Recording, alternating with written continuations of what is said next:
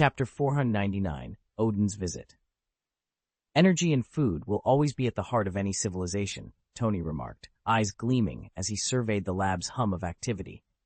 Damien leaned forward. It makes sense that the arc reactor is strictly for Blue Star's own use, not for export.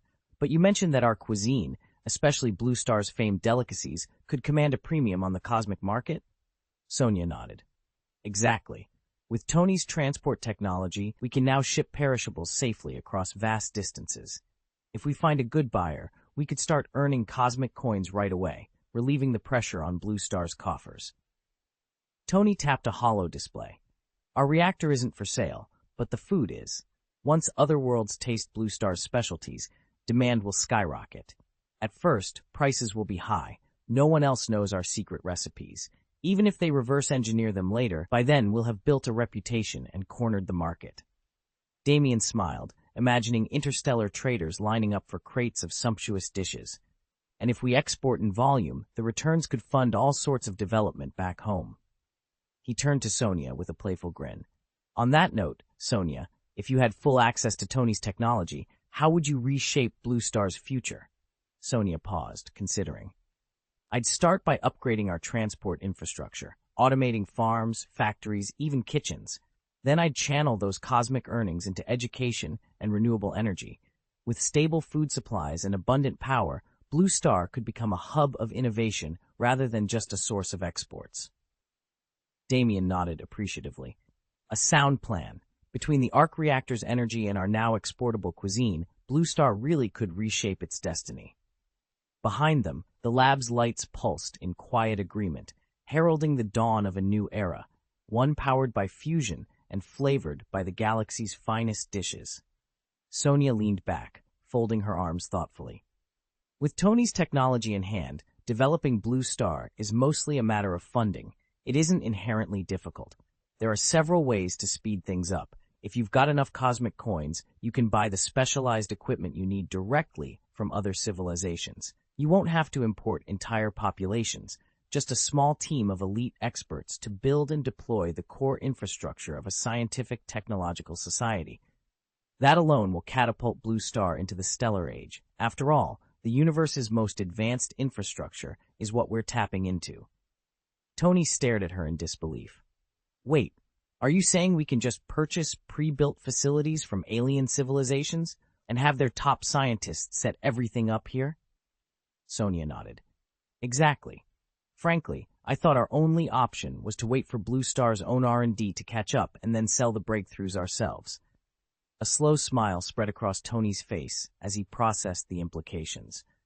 For the first time, genuine excitement lit up his eyes. I hadn't pressed for details, so Sonia only offered me a few broad guidelines.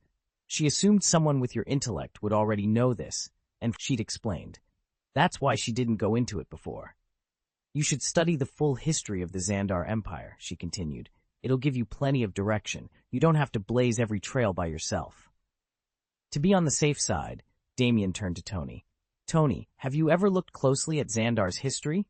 Tony flushed at Miss Sonia's implied criticism. Well, Jarvis, have you thoroughly reviewed Xandar's historical records? Jarvis's calm, measured voice replied, Sir, while certain early chronicles contain gaps, the major events, the Treaty of Athalorn, Emperor Thalorin's unification campaigns, and the subsequent Golden Era, are well documented. I can compile and summarize the most pertinent records for you. Damien nodded. Sonia was right. A solid grounding in Xandar's past would point him toward the right next steps. He didn't have to figure everything out alone. Damien leaned back in his chair. It's on the holo screen. Tony, I've done the research you asked for, but don't blame me for not digging any deeper. He tapped a few commands. I only accessed the public layer of the Xandar Empire's database. Probing the inner files would have triggered the heart of the world's countermeasures, and we'd risk being hacked in return. Jarvis's calm, synthesized voice responded. Correct. The online records cover Xandar's history from the discovery of the heart of the world up through the Empire's founding. Even then, Xandar was already a super civilization, but there's nothing about the civilization's true origin, no foundational documents, no pre-Empire data. Damien offered a wry grin. And you didn't tell me to go after Nova armor blueprints. so I focused strictly on practical tech. I followed your instructions exactly. Jarvis sounded almost sheepish. Indeed, you executed the mission parameters flawlessly, but now we still don't know where Xandar's story begins. Do you have any idea where such records might be hidden? Damien stared at the flickering display. Not yet, but if they exist, they're buried deep in Xandar's core archives, far beyond a simple surface scan. Damien's eyes narrowed as he absorbed Jarvis's words. No wonder he'd been so preoccupied with figuring out how to earn more cosmic coins. Jarvis had never mentioned any of this before. In hindsight, it was almost unforgivable that his own AI hadn't thought to probe the Xandar Empire's archives. Even the most advanced artificial intelligence is powerless when faced with a super-optic brain. They sell them, Jarvis clarified. There are 13 volumes in total, the first 6, the next 6, and a final 13th edition. The opening 6 are 1. The Origin of Xandar, 2. Xandar Split, 3. Xandar Civil War, 4. Xandar Dark Ages, 5. Xandar United, 6. Xandar Rise. The following 6 cover Xandar's galactic expansion and breakthroughs. 7. Xandar Interstellar Development. 8. Xandar Interstellar Colonization. 9. The Pinnacle of Cosmic Civilization and Technology, the Terror of the Kree Empire. 10. The Rebirth of Xandar Concept. 11. The Mining of Xandar Energy. 12. The Origin of the Xandar Super-Optic Brain. And the ultimate volume is the Birth of the Xandar Empire. At Damien's command, Jarvis linked to the cosmic communicator and tapped into the stellar network. Within seconds, the relevant records materialized on Damien's holo display. Finally, he had the blueprint he needed to amass cosmic coins, and perhaps to unlock Xandar's deepest secrets. Chapter 8. The Birth of the Xandar Empire. Long before Xandar rose to prominence, its civilization had no grand designs of galactic peace. In fact, early records, scarred by notes of conquest and colonization, tell a starkly different story. It was only after encountering the full terror of the Kree Empire that Xandar abandoned its old doctrines, racing to catch up technologically and militarily. From that crucible emerged the Xandar Empire as we know it. Damien leaned over the ancient tomes sprawled across the laboratory's central table. Jarvis's soft voice crackled through the speakers. "Sir, I'm detecting references to pre-imperial Kree colonies. They were sprawling well before Xandar established its hegemony." Damien frowned. So the Kree Empire was already a galactic superpower by the time Xandar turned away from conquest? Precisely, Jarvis confirmed. These volumes claim much of what we know, but they were compiled by later Xandarian historians. We cannot trust every word. Tony Stark, leaning against the console with a drink in hand, grinned. Well then, let's get our hands on more of these volumes and cross-reference them. He tapped a holographic menu. Just order a batch. Have them sent straight to Void Island. Jarvis hesitated. Banner is currently free to travel. He could reclaim them himself. Tony waved a dismissive hand. Bruce's schedule is open, but he's been buried in quantum theory. Better to ship copies for now. Let him pore over them at his leisure. And when I have time, I'll dive in myself. Damien watched the flickering light of the display, imagining the dusty corridors of Xandar's archives. These texts, though possibly tainted by Imperial propaganda, held the keys to a pivotal era in cosmic history. He tapped a command on the console. Order placed. 3 sets of complete volumes, expedited shipment to Void Island. Very good, sir, Jarvis replied. As the lab's holoscreen dimmed, Damien closed his eyes. The story of 2 empires, one born of ambition, the other of terror, was only just beginning to unfold before them. And somewhere in those forged pages lay truths powerful enough to reshape their understanding of the universe. Chapter 8. Jarvis tapped a few keys on his sleek console and leaned back. Order placed, he announced to the empty lab.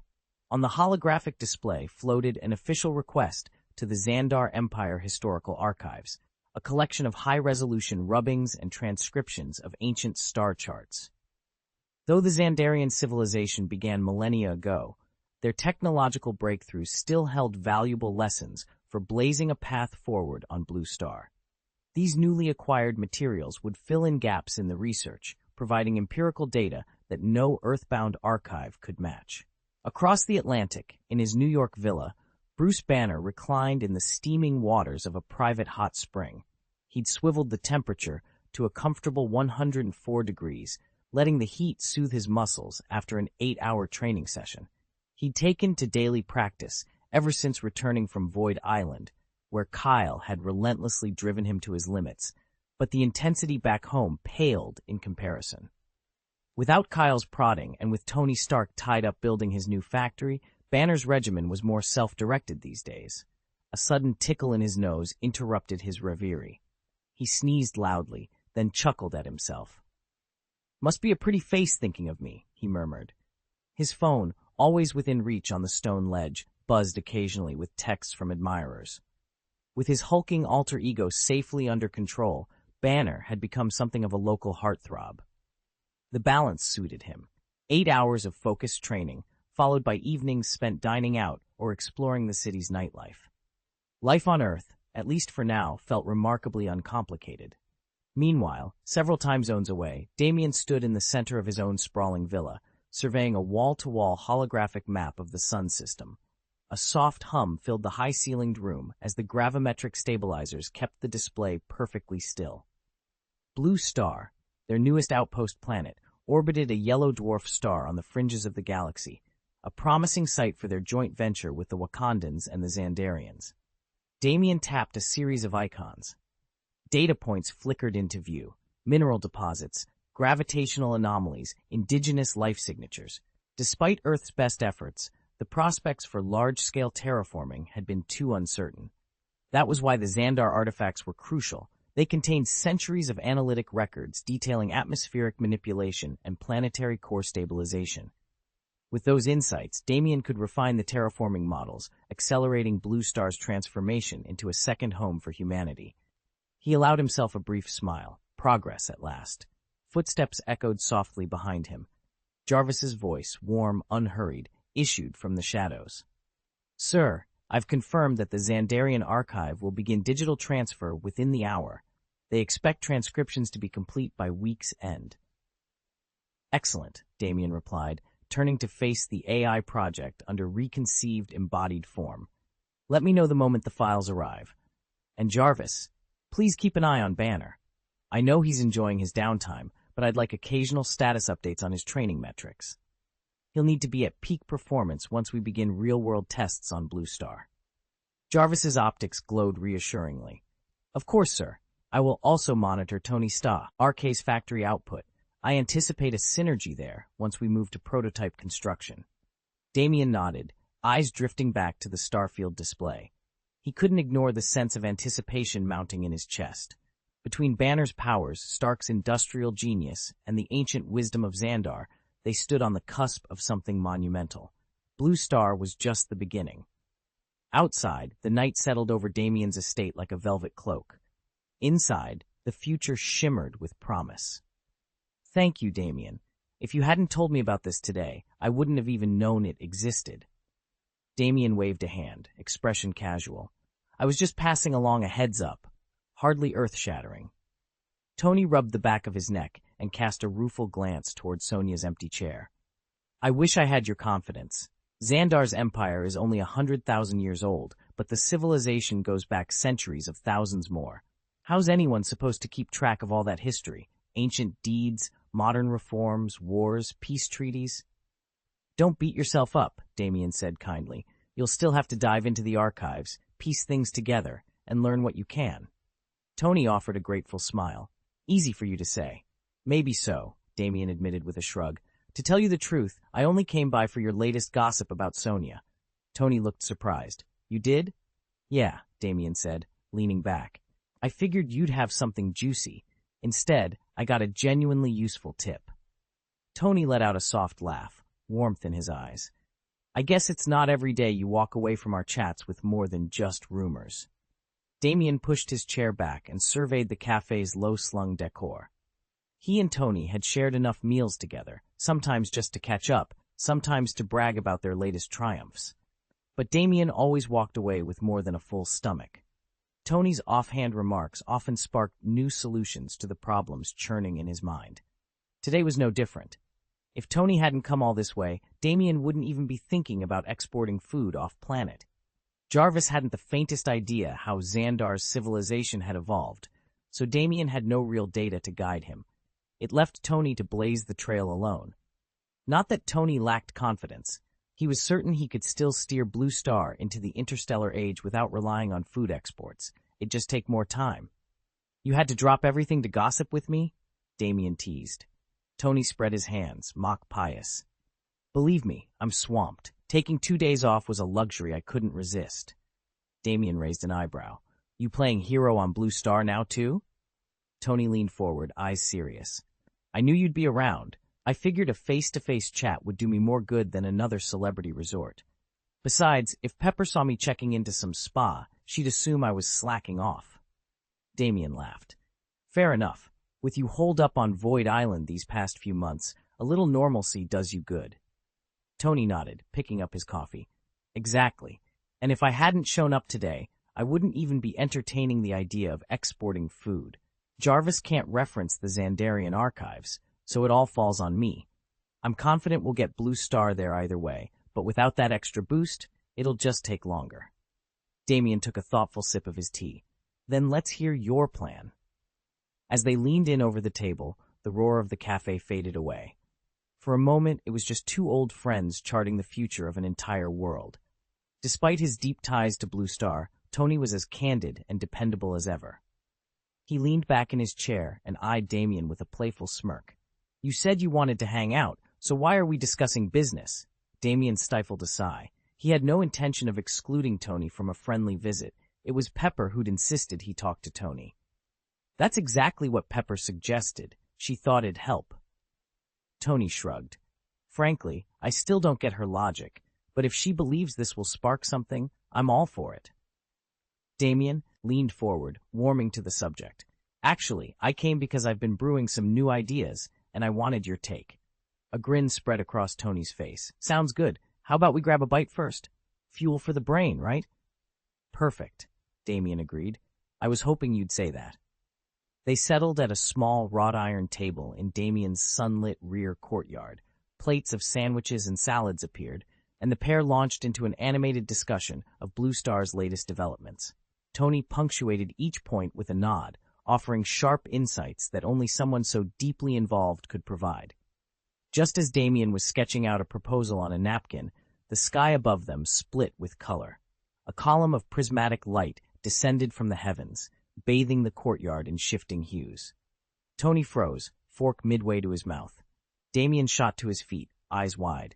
Before either of them could move, the rainbow beam coalesced into a solid shaft of light, planting itself firmly in the center of the courtyard. The air hummed with energy. Damien swallowed hard. "Mister," Tony greeted Odin with a broad smile as the demigod strode onto the terrace. "Odin, you're positively buoyant today." Odin threw back his head and laughed, then, without a second thought, clambered up onto the great oak table. "Well, I have every reason to be. Now that I'm free of state duties, why wouldn't I be in the highest of spirits?" Tony rapped the table to get Odin's attention. "Still, why arrive via the Rainbow Bridge? You know that thing scorches the earth whenever it lands." Damien, once known as Harvey, leaned forward, eyes fixed on the otherwise immaculate lawn. In the center, a ring of singed turf had baked into an ugly crater. He ran a hand through his hair. "Ah, you left a mark. Let me know what it'll cost to repair." Odin's laughter faded. He hopped down from the table and inspected the damage, clearly regretting his exuberant entrance. "No need for that," he said, glancing at Damien. "Next time, just teleport directly here. And please, hold off on the Rainbow Bridge. It's a bit harsh on the environment." Damien offered a rueful smile. "Understood." He wasn't overly upset by the blast mark, but he appreciated Odin's concern. Tony folded his arms. "Even without the bridge, you're still welcome anytime. Just leave the fireworks at home." Odin grinned and clapped Damien on the shoulder. "Deal. Now, who's up for a celebratory feast?" Damien's bank balance had swelled even further thanks to Stark Industries' booming profits, so money was the last thing on his mind. What did catch his attention, however, was the state of his once pristine lawn, now a tangle of footprints and churned earth courtesy of Odin's unannounced arrival. He offered the Allfather a wry look. Approaching Cassidon, Damien cleared his throat. "Cassidon, I asked you here because there's something important I want to discuss." Seeing that Cassidon remained unruffled, Odin let out a relieved sigh, sank onto a nearby bench, and began sampling the refreshments Damien had laid out. Tony Stark, who'd been watching quietly from the garden's edge, spoke up. "Everything all right in Asgard, Odin?" His tone was curious but respectful. After all, the All-Father's affairs were never mundane. Odin's lips curved into a smile. "Nothing to report, but smooth sailing. Thor and Loki were a bit rusty when they first took the reins, but they've quickly proven themselves." Damien noted the genuine warmth in Odin's voice, and recalled how impressed the god had always been with Tony. The inventor's genius, whether applied to the Void Cult or the Blue Star Initiative in the Nine Realms, had earned him no small measure of respect. Damien leaned forward, ready to hear what the Allfather had come to propose. Damien stepped into the dimly lit hall, where Odin sat upon his throne, his one good eye gleaming in the torchlight. "You've come because of Hela," Odin said without preamble. Damien inclined his head. "I hoped you'd say that. I need your counsel." Odin leaned forward. "Speak then." Damien drew a breath. "I'm planning to fake my own death to draw Hela out. Once she believes I'm gone, I'll lift the seal and restore her power. Then she'll have no reason to hide." Odin's brow furrowed. "Hela can sense whether you live or die. Your bloodline is too strong. She would know instantly if you still breathe." "And that's exactly my problem," Damien admitted. "No matter what illusion I weave, she'll feel me. Even if I break her seals, she'll stay in the shadows as long as she knows I'm alive." Odin regarded him thoughtfully. "If you cannot pretend death, why not embrace it for a moment? Let Gao Tianzun bring you back afterward." Damien frowned. "I considered that. Gao Tianzun's power to resurrect is formidable. He's revived dozens, maybe hundreds already. But I'm not certain he can handle someone of my lineage. Immortals of my blood carry a different burden." Odin's one eye narrowed. "You doubt his skill, and yet, if you cannot fool Hela any other way, you leave yourself no choice. What alternatives do you propose?" Damien hesitated, the torchlight flickering across his tense features. "None so far. I fear that without a true death, Hela will remain sealed indefinitely, and the balance of the realms will hang by a thread." Odin's gaze grew distant, as if weighing the fate of worlds. At last he spoke, voice low and grave. "Then you must decide. Will you stake your life on Gao's promise, or will you seek another path, one that even gods dare not tread?" He sat back, leaving Damien to wrestle with a choice no hero should ever face. Chapter 500 Summit of the Supreme Mim. A cold wind swept across the observation terrace, where the realm's most powerful gathered beneath a swirling sky. Odin, Allfather of the Nine Worlds, stood atop a marble dais flanked Pasadin the Voidwalker and Tony of the Arcane Council. Across from them, Damien, a young prodigy of surprising renown, watched both allies and rivals with sharp, calculating eyes. Odin turned to Damien and Pasadin. "Gao Tianzun's raw strength may not match ours," he said, voice resonant, "but underestimate his tactical prowess at your own peril." Pasadin nodded. "Naturally, we respect him, but your unease is understandable. We need to be certain his counsel will secure our victory." "Agreed," Damien replied. "Let us hear him out in full." With a gesture, he activated the soul brand he'd forged, a sigil that would compel any bound to appear before him. A faint, pulsating glow spread across his palm, beckoning Gao. Moments later, an elder figure materialized in a ripple of mist. Clad in robes the color of thunderclouds, Gao Tianzun inclined his head in deference. Despite the years etched into his face, his cobalt blue eyes shone with ageless clarity. Odin offered a respectful bow. "Gao Tianzun, your insight is invaluable. We seek your assessment of this stratagem." He gestured toward Damien, who began to outline their plan on a hovering crystal slate. Pasadin's ceremonial blade hummed at his side. "Once we lure Hela across the border of the Nethervoid, we'll seal her within a binding circle of banefire. Even her might cannot withstand its convergence of light and shadow." A hush fell. Odin glanced at Damien. "You're certain this ruse can draw her out?" Damien met his gaze steadily. "Hela covets challenges. She cannot ignore an arcane beacon of this magnitude. And with your permission to enlist Gao's resurrection rites, there is no risk of permanent loss, should any of us fall." Odin's lips curved into a wry smile. "I appreciate your enthusiasm for my survival. Even if I do perish, Gao Tianzun's revival spells are among the few in existence." Tony, who had remained silent until now, frowned in genuine bewilderment. "I don't follow. You're planning to tempt the death goddess herself, then risk your own lives, knowing full well there's a backup plan to bring you back. Why push this so far? Gao Tianzun stepped forward, voice calm and measured. Madame Hela is neither reckless nor dull-witted. She has dwelt in the underrealms for eons, honing both her cruelty and her cunning. If we rely solely on spectacle, she may recognize the trap before she crosses the threshold. Kassadin frowned. Then what do you propose? Gao's eyes gleamed with ancient fire. We must weave a personal affront into our ruse, a phantom claim that the All-Father himself seeks to strip her of her underworld dominion. Provocation must feel genuine, laden with betrayal and vengeance. Only then will she storm the portal in wrath, blinded by fury. A charged silence followed. Odin's expression darkened with resolve. So be it. We will cast the lie that I plan to usurp her throne in hell, invoke every throne room whisper and every secret I've ever shared with her, make it impossible for her to resist. Damien inclined his head. Then we begin preparations at once. Mercy and Mercy's shadow alike shall guide our spellcraft. Tony exhaled slowly, rubbing his temples. You're a reckless lot, but if it brings an end to Hela's tyranny, I'll stand by you. With the plan set, Odin's laughter, like crackling thunder, echoed across the terrace. In that moment, the summit of the Supreme became the stage for an audacious gamble to lure death herself into a cage of their making. And though the skies darkened above, the fire of their combined will burned brighter still. Chapter 12. A Prophecy of Return. Odin sat at the head of the war table, the morning light of Asgard gleaming off his armor. Across from him stood Damien, his cloak draped over one shoulder, eyes fixed on the All-Father's solemn expression. It's a long story. Odin, Egan, his voice low and steady. But to be blunt, after I fall, Hela will certainly return. Damien's brow furrowed. You mean that if you die, she'll be free? Exactly. Odin leaned forward, his fingers interlaced. Her resurgence will test Thor and Loki in ways they've never known. It will be a calamity devised to shape them, to force them to shoulder true responsibility. Should they survive, Asgard's folk will finally place their trust in the two princes. Yet, whether I live or die, this disaster is bound to come. We must face this dark chapter head-on. He paused, gathering the weight of confession. I caused this. In my ambition to conquer the 9 realms, I overlooked Hela's education and moral guidance. I failed to temper her power with compassion, and that mistake unleashed a catastrophe. Damien leaned forward, voice quiet but intense. You foresaw all this?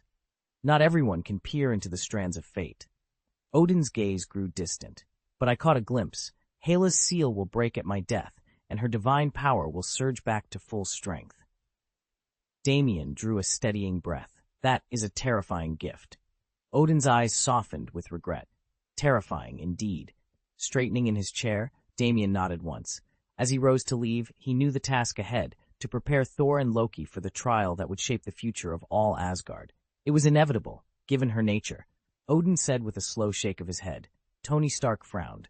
But I thought Hela wasn't as powerful as you. Don't Thor and Loki stand a chance against her? Odin's expression darkened. They might find a way, but Asgard would pay dearly. The realm would survive in name only, its glory reduced to ruins. Tony glanced at Damien. What about Kassadin? He can foresee the future. Surely he knows Asgard's true destiny. Odin sighed. Prophecies can only take us so far. If I fall, none of us will be able to help. Damien stepped forward. I'm not a seer, he said quietly. I don't have visions of what's to come. I only remember, because I lived it once. I know how Ragnarok unfolds and what happens to Asgard. Tony exchanged a startled look with Odin. Damien continued. Should I die, the only one with both the motivation and the power to challenge Hela would be Surtur. But I'm not going down just yet. Wenali, I intend to fake my own death. Buy us the time we need to prepare. A charged silence fell over the hall as each of them weighed the gravity of what Damien had just revealed and the risks they were all about to take. Damien staggered to his feet, every muscle screaming in protest. I'm not done yet, he growled. Odin regarded him with calm, measured eyes. Good.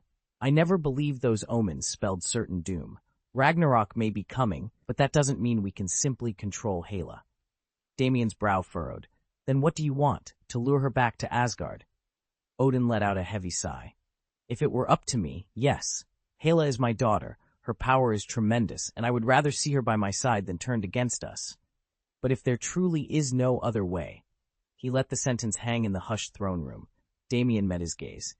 "You'd have me kill her." Odin's jaw tightened. "If you can slay Gao Tianzun, you can strip Hela of her immortality. I don't want to ask it of you, but if she stands against Asgard, it may be the only path left." Silence followed as Damien absorbed the Allfather's confession, his deepest hope and his darkest fear laid bare. Then, with resolve hardening in his chest, Damien nodded. "Tell me what to do." Damien's footsteps echoed through the vast chamber as he confronted the Allfather. "I can break Gao Tianzun," he began, voice steady, "but your daughter's immortality, I'm not so certain I can undo that." Odin's single eye gleamed in the dim light. "Gao Tianzun draws his life from pure cosmic energy," he said. "If you can block and erode that source completely, he will finally succumb. Your daughter, however, is bound to Asgard's own divine blessing. As long as Asgard endures, even if it falls, her essence will be recreated in time." Damien frowned. "Then there's no way to sever her blessing?" A shadow of solemnity crossed Odin's features. "I can attempt it," he admitted, "but I cannot promise success." Damien's jaw tightened. In another life, equipped with more hero template abilities like Vel'Koz's Eye of the Void, he'd be sure to snuff out every fragment of that divine power and end her unlife forever. But without that void sight, he couldn't risk a half-measured strike. He exhaled slowly. "Very well," he said at last. "We'll see what can be done, and discuss our next move when the time comes. If that fails, we'll have no choice but to seal it." Odin inclined his head, fully aware that Kassadin spoke without illusion.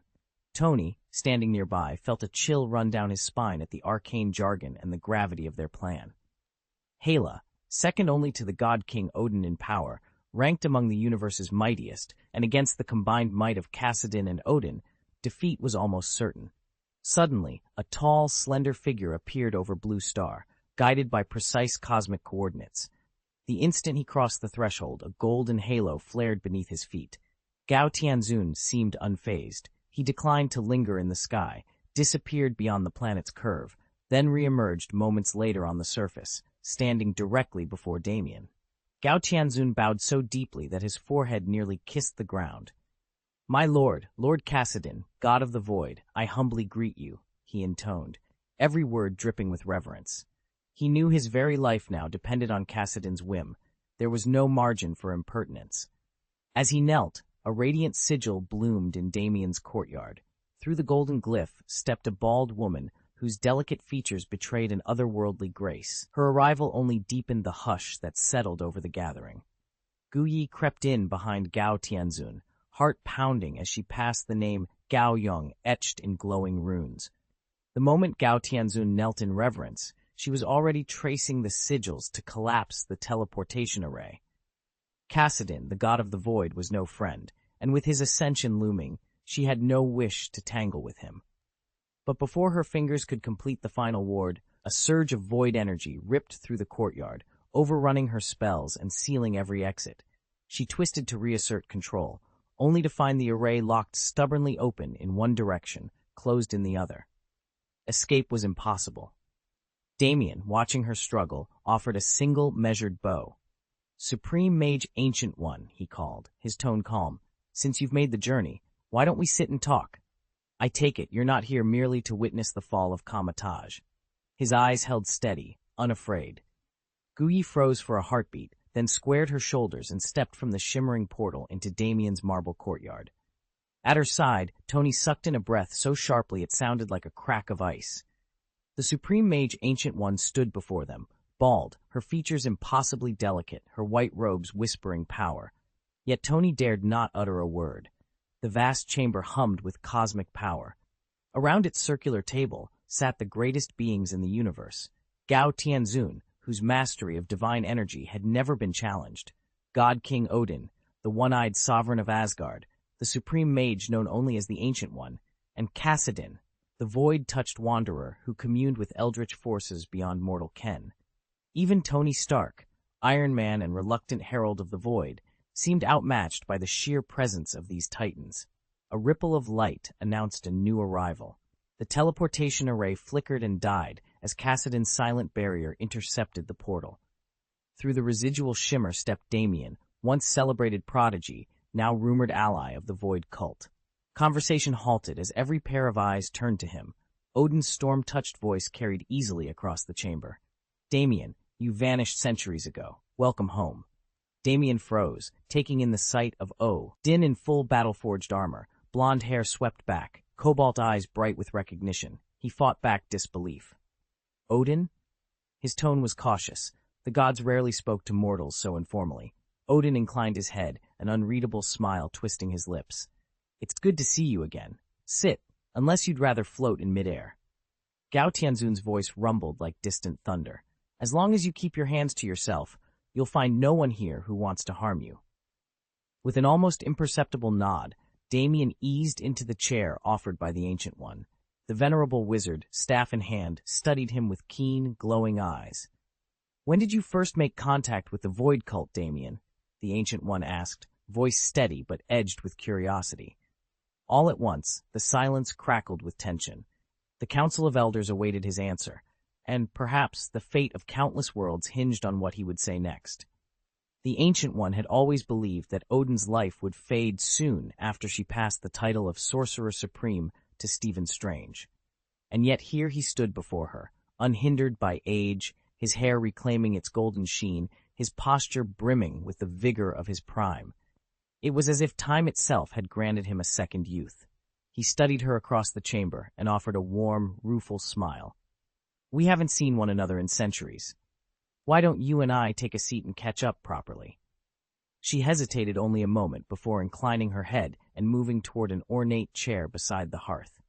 Standing nearby, Damien felt their two gazes settle on him. He cleared his throat. "Mind if I sit too?" Odin's eyes drifted to Damien. Then he swept his hand toward an empty seat. "By all means." Damien slid onto the cushion, and the Ancient One, once she'd received the same unspoken permission, took her place at the opposite end of the circle, deliberately leaving a little distance between herself and Damien. She folded her hands on her lap, her expression both measured and curious. "Odin," she began, her voice low and steady, "there is something I have come to ask you."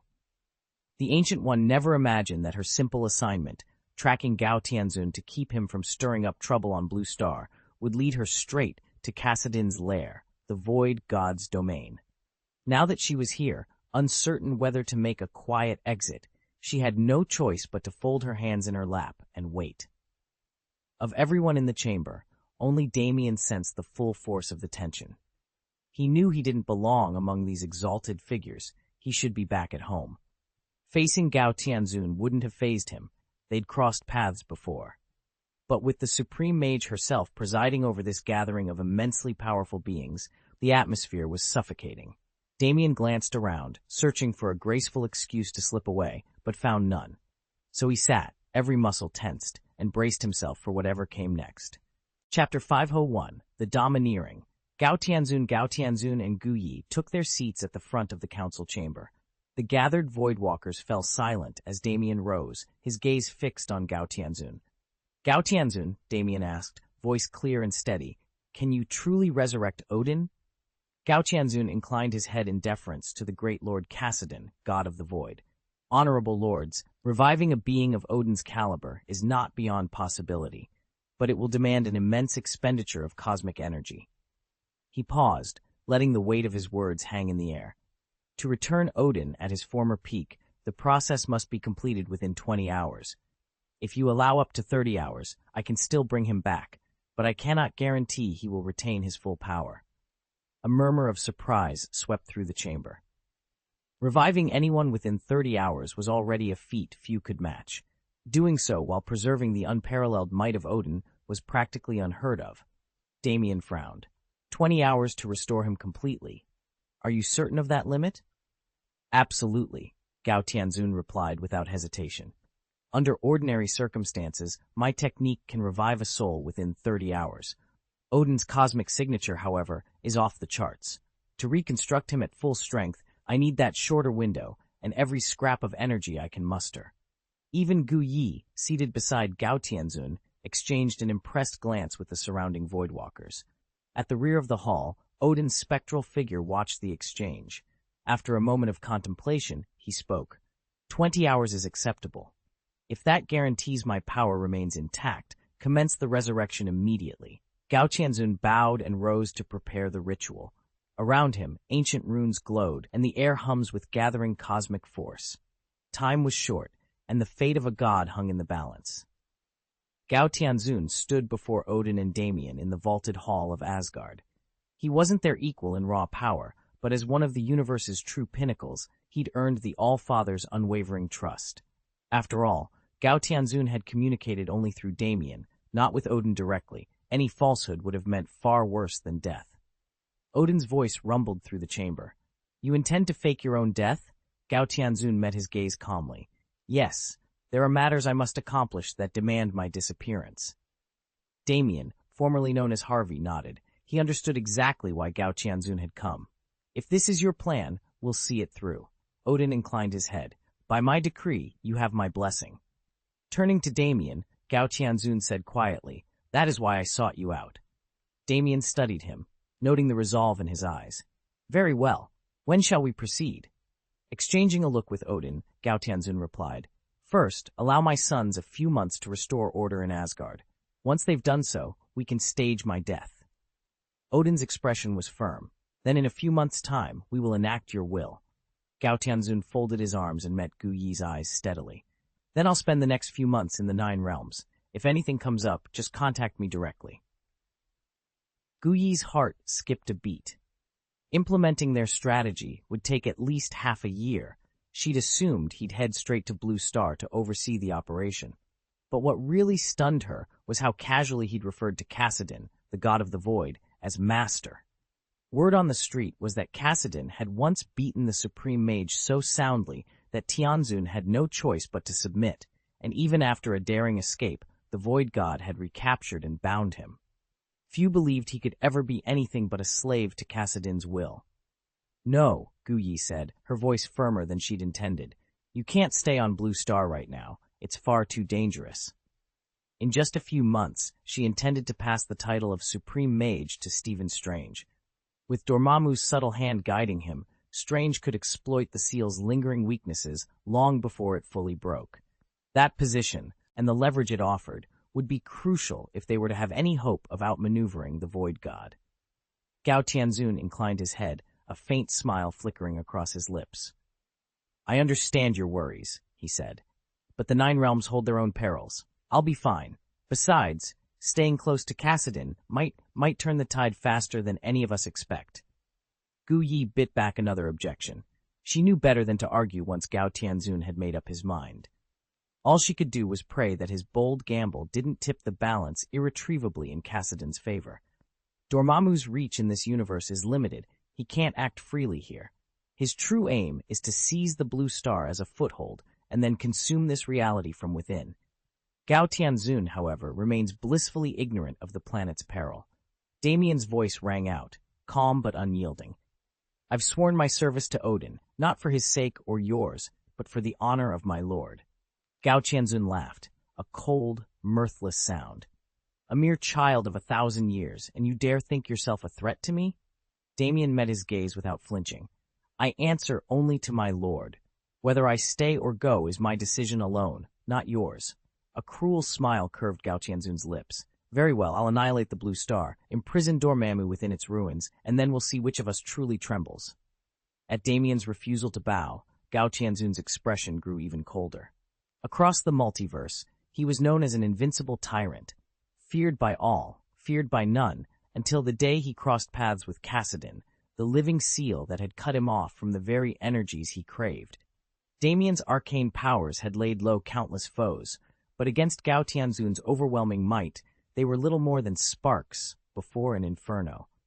Damien drifted through the endless tapestry of multiverses as easily as a fish swims through water. For him, leaping across space and time was second nature.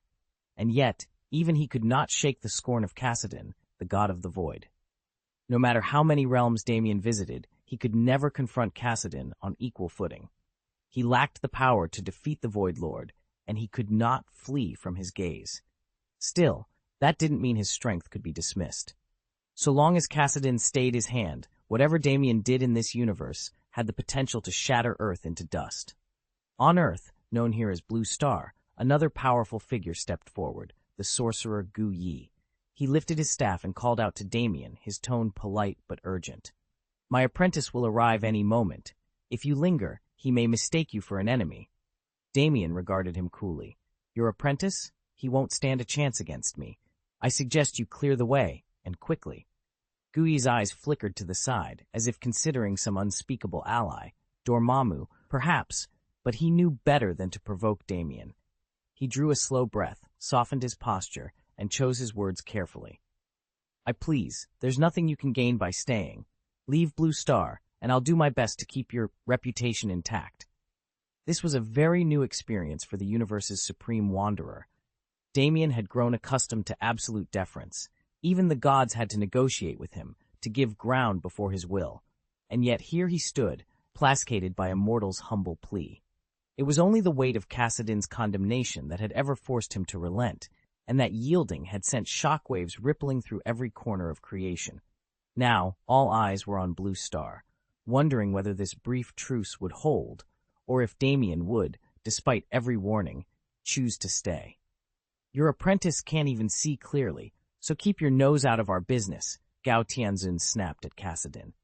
I won't lay a finger on Blue Star, but if someone's looking for death, that's their own fault. He spoke with absolute authority. Just moments earlier, Gao Tianzun had misjudged his footing and accidentally collided with Cassidin, the god of the void. Offend him so much as once more, and you'd be lucky to walk away Ali, v. From the sidelines, Damien felt the air grow thick with tension. He didn't know who Dormammu was, but from the fear in Gao Tianzun's voice when he mentioned Gu Yi, it was clear that Dormammu was the one name Gu Yi dreaded above all others. All right, Cassidin said with a cool drawl. My fake death can wait a little longer. No need to be dramatic, Odin interjected, stepping forward to calm the situation. Gao Tianzun, why don't you return to Saga Star and get some rest? Odin offered a conciliatory nod. He knew better than to meet Gao Tianzun's power head-on, just as he understood why Cassidin had forced Gao Tianzun into submission, even though he himself lacked the leverage to do the same. Damien's voice rang out, calm and measured. Blue Star answers to Odin. As a member of the Void God cult, Odin claims the 9 realms as well. I'll drop in from time to time, but destroying the realms isn't negotiable. Across the shifting void, Cassidin, the god of the void, nodded once. Very well, until we meet again. Damien inclined his head. Your will is my command. With a final glance, Cassidin's form dissolved. I'm leaving now. Odin, seek me on Sakar if you wish to speak further. Behind Damien, Master Gao Tianzun, the Ancient One, emerged from the shadows. He gave Cassidin's fading silhouette a single, appraising look. Child, yielding today doesn't mean I'm afraid of you. His eyes flicked to Odin. Be careful how you threaten others. You're not the only one who can warp time and traverse the cosmos. His tone was cool, almost dismissive. Though the Ancient One had bested countless mystical foes, he knew there were beings in this universe's material realm who could stand against even him. Without another word, Gao Tianzun stepped into the courtyard and vanished, as if swallowed by the air itself. Thank you both, his voice echoed just once, then fell silent. Damien watched the spot where the Ancient One had stood, then turned to Gu Yi. The elder's cutting rebuke still hung in the air, leaving them both momentarily speechless. Damien already knew who had disrupted their enemy's scheme, so he turned and offered his thanks. Thank you. Honestly, Gao Tianzun couldn't make a move while Cassidin is stationed on Blue Star. Odin nodded in agreement. Exactly. Gao Tianzun's real plan was only to wait here for word about me, then rush in to help complete my suspended animation protocol. He doesn't want to be running back and forth across the realms. Damien added, he's been choking under the yoke of forced servitude. If you simply ordered him to leave, he'd only grow more resentful. Odin went on to clarify the harsh threat Gao Tianzun had issued earlier. He certainly has the power to act on it, but that doesn't mean he'll dare. In his own territory, Gao Tianzun can stir up as much trouble as he likes. So long as Cassidin remains indifferent, nothing happens. But Cassidin has declared the 9 realms to be under the Void Cult's protection. Without Cassidin's explicit permission, Gao Tianzun wouldn't risk a direct assault on Blue Star. Even though everyone knows he's Cassidin's slave, he won't cross that line. Damien exhaled, relief softening his features. Then, for the moment at least, we're safe. Damien stepped forward alongside Odin and Gao Tianzun, though neither of them spoke to him with command or condescension. He could tell that his last remark had sounded far too much like an order, and no wonder Gao Tianzun had bristled so visibly. "My apologies," Damien said quietly, lowering his gaze. "I never intended to upset you or derail the plan." Odin waved a hand, dismissing the tension. "You're the guardian of the Blue Star magical realm," he reminded him gently. "Of course you resist the idea of anyone, let alone him, staying behind. I understand. I won't press you further." Damien offered a grateful nod to Odin, then turned to the Ancient One, known in some circles as Kassadin. The old sage inclined his head, as if weighing unspoken thanks. Garrulous praise was unnecessary. Everyone heeded renew Gao Tianzun's reputation. With an immortal lifespan and power beyond reckoning, Gao Tianzun could traverse the multiverse at will, slipping between realities like water through fingers. He strode barefoot across worlds without a second thought for the soles of his feet. Should he ever offend one of this universe's gods, all he'd have to do was vanish into another realm, wait out centuries, even millennia, and return when the danger had passed. Time itself was his greatest ally. Any opponent determined enough to pursue him would eventually falter long before he did. That ending endurance was Gao Tianzun's ultimate shield. Tony, sitting off to the side, had now witnessed Gao Tianzun's ruthless power firsthand. After all, Gao Tianzun was no ordinary adversary, but an ancient being whose existence spanned billions of years. Just because Kassadin, the god of the void, could subdue him, didn't mean every cosmic heavyweight stood a chance.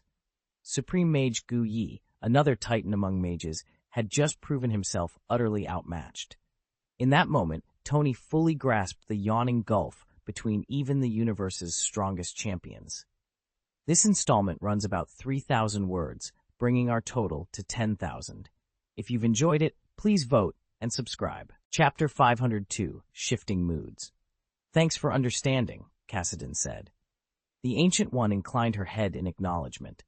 Present at their earlier gathering had been none other than Tony Stark, but it was clear that figures like Odin, Gao Tianzun, and Kassadin himself, the formidable god of the void, were in a league of their own. Each of them had existed for at least 10,000 years. By comparison, the Ancient One's own lifespan of barely 1,000 years made her the junior partner. Kassadin's power, in particular, lay far beyond her reach. Any attempt to trace his personal timestream revealed only an immense, dark star. Everything else was lost to the void. She knew he drifted through Blue Star from time to time, yet without following the faint trail of Gao Tianzun's aura, she never would have encountered him.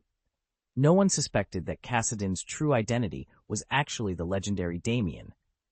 "Kassadin harbors no ill will toward Blue Star," she continued, offering reassurance. "So there's no need for alarm." Odin stroked his long beard thoughtfully. "Ancient One, have you finally discovered the heir?"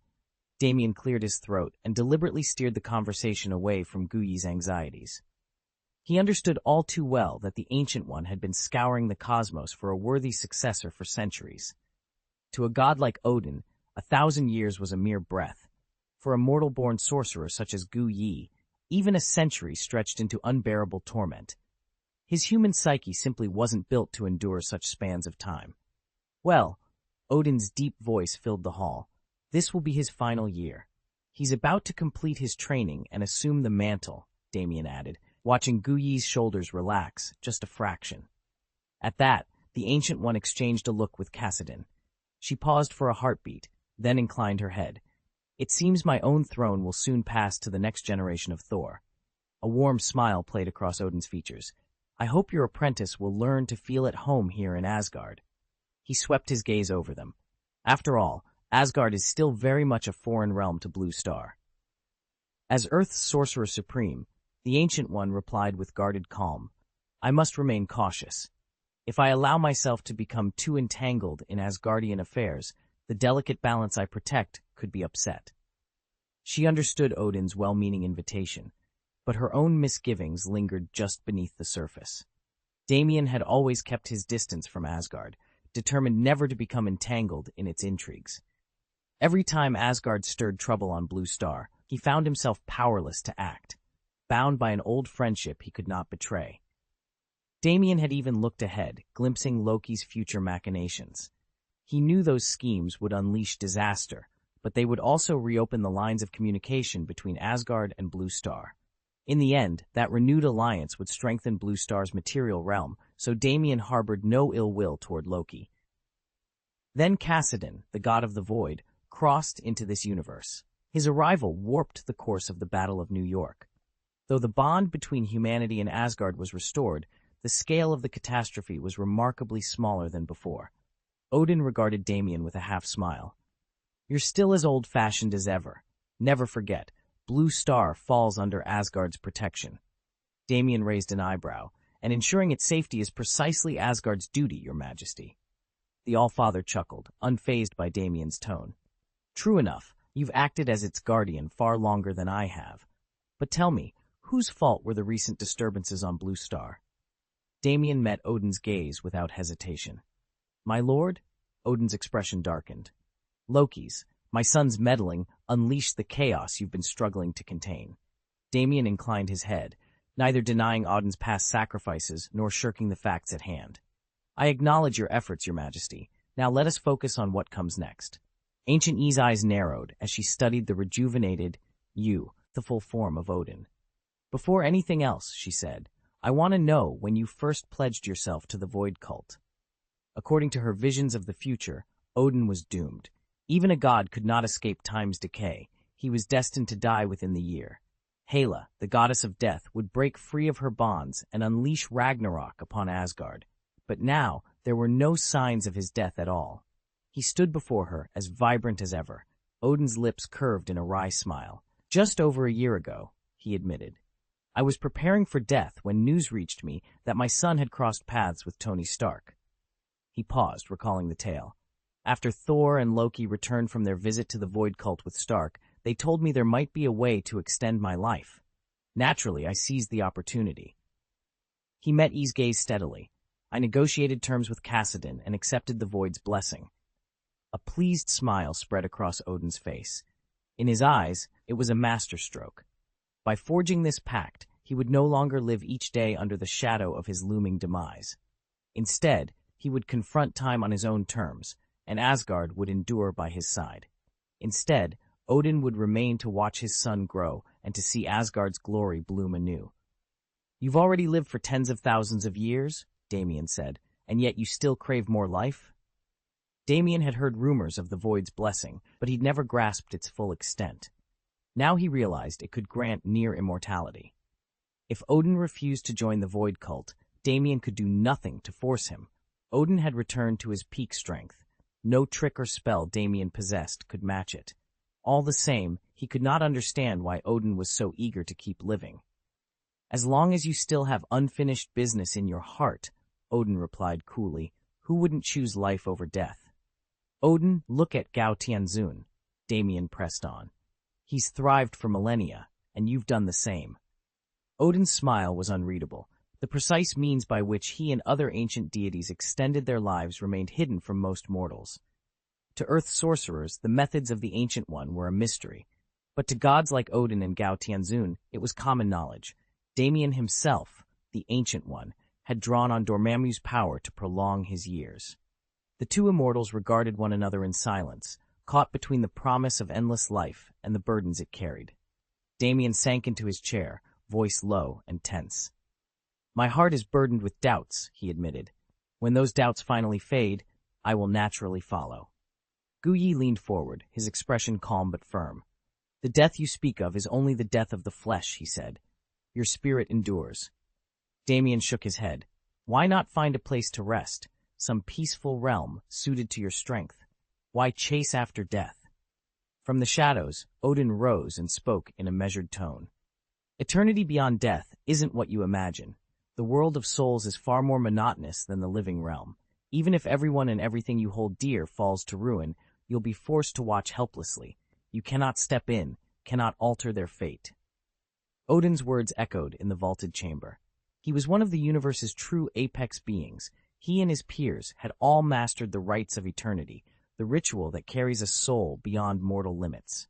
and every soul has its appointed destination. In Odin's case, his father, King Bor, founded the Hall of Valor for just this purpose.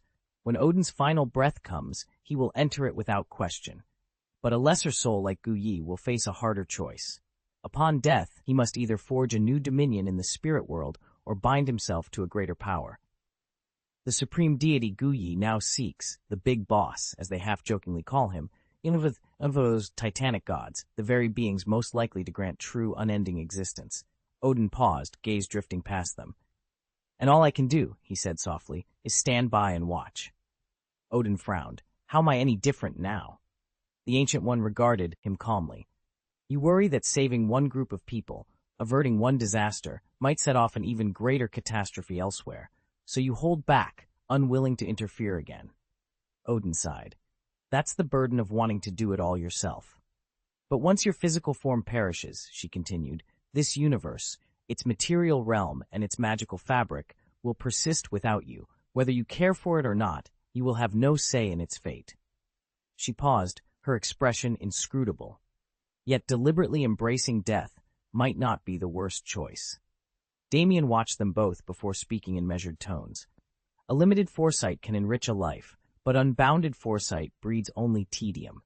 Some futures become impossible to change when your strength falls short, as if destiny itself has already been written. Your mastery of the time stone lets you peer into past and future alike, yet it devours your very curiosity about what lies ahead. It's not that you cannot rekindle Gu Yi's will to live, you simply choose not to. Since it's your choice, I can only respect it." Odin listened as Kassadin called the pursuit of death a noble path, fully grasping the Void Lord's meaning. He had no intention of leading the Ancient One into the void, yet he couldn't deny the logic. Blessed by Dormammu, she had siphoned power from the dark dimension to prolong her life, and now she sought to deceive her dark benefactor. Thwarting Dormammu's invasion of the physical realm was a worthy goal, but betrayal was betrayal. To Kassadin, who embodied the void, the Ancient One's audacity in betraying Dormammu suggested she might one day turn against him as well. The Ancient One didn't depart. Instead, she fixed her gaze on the two immortals and asked, "I have a question for both of you.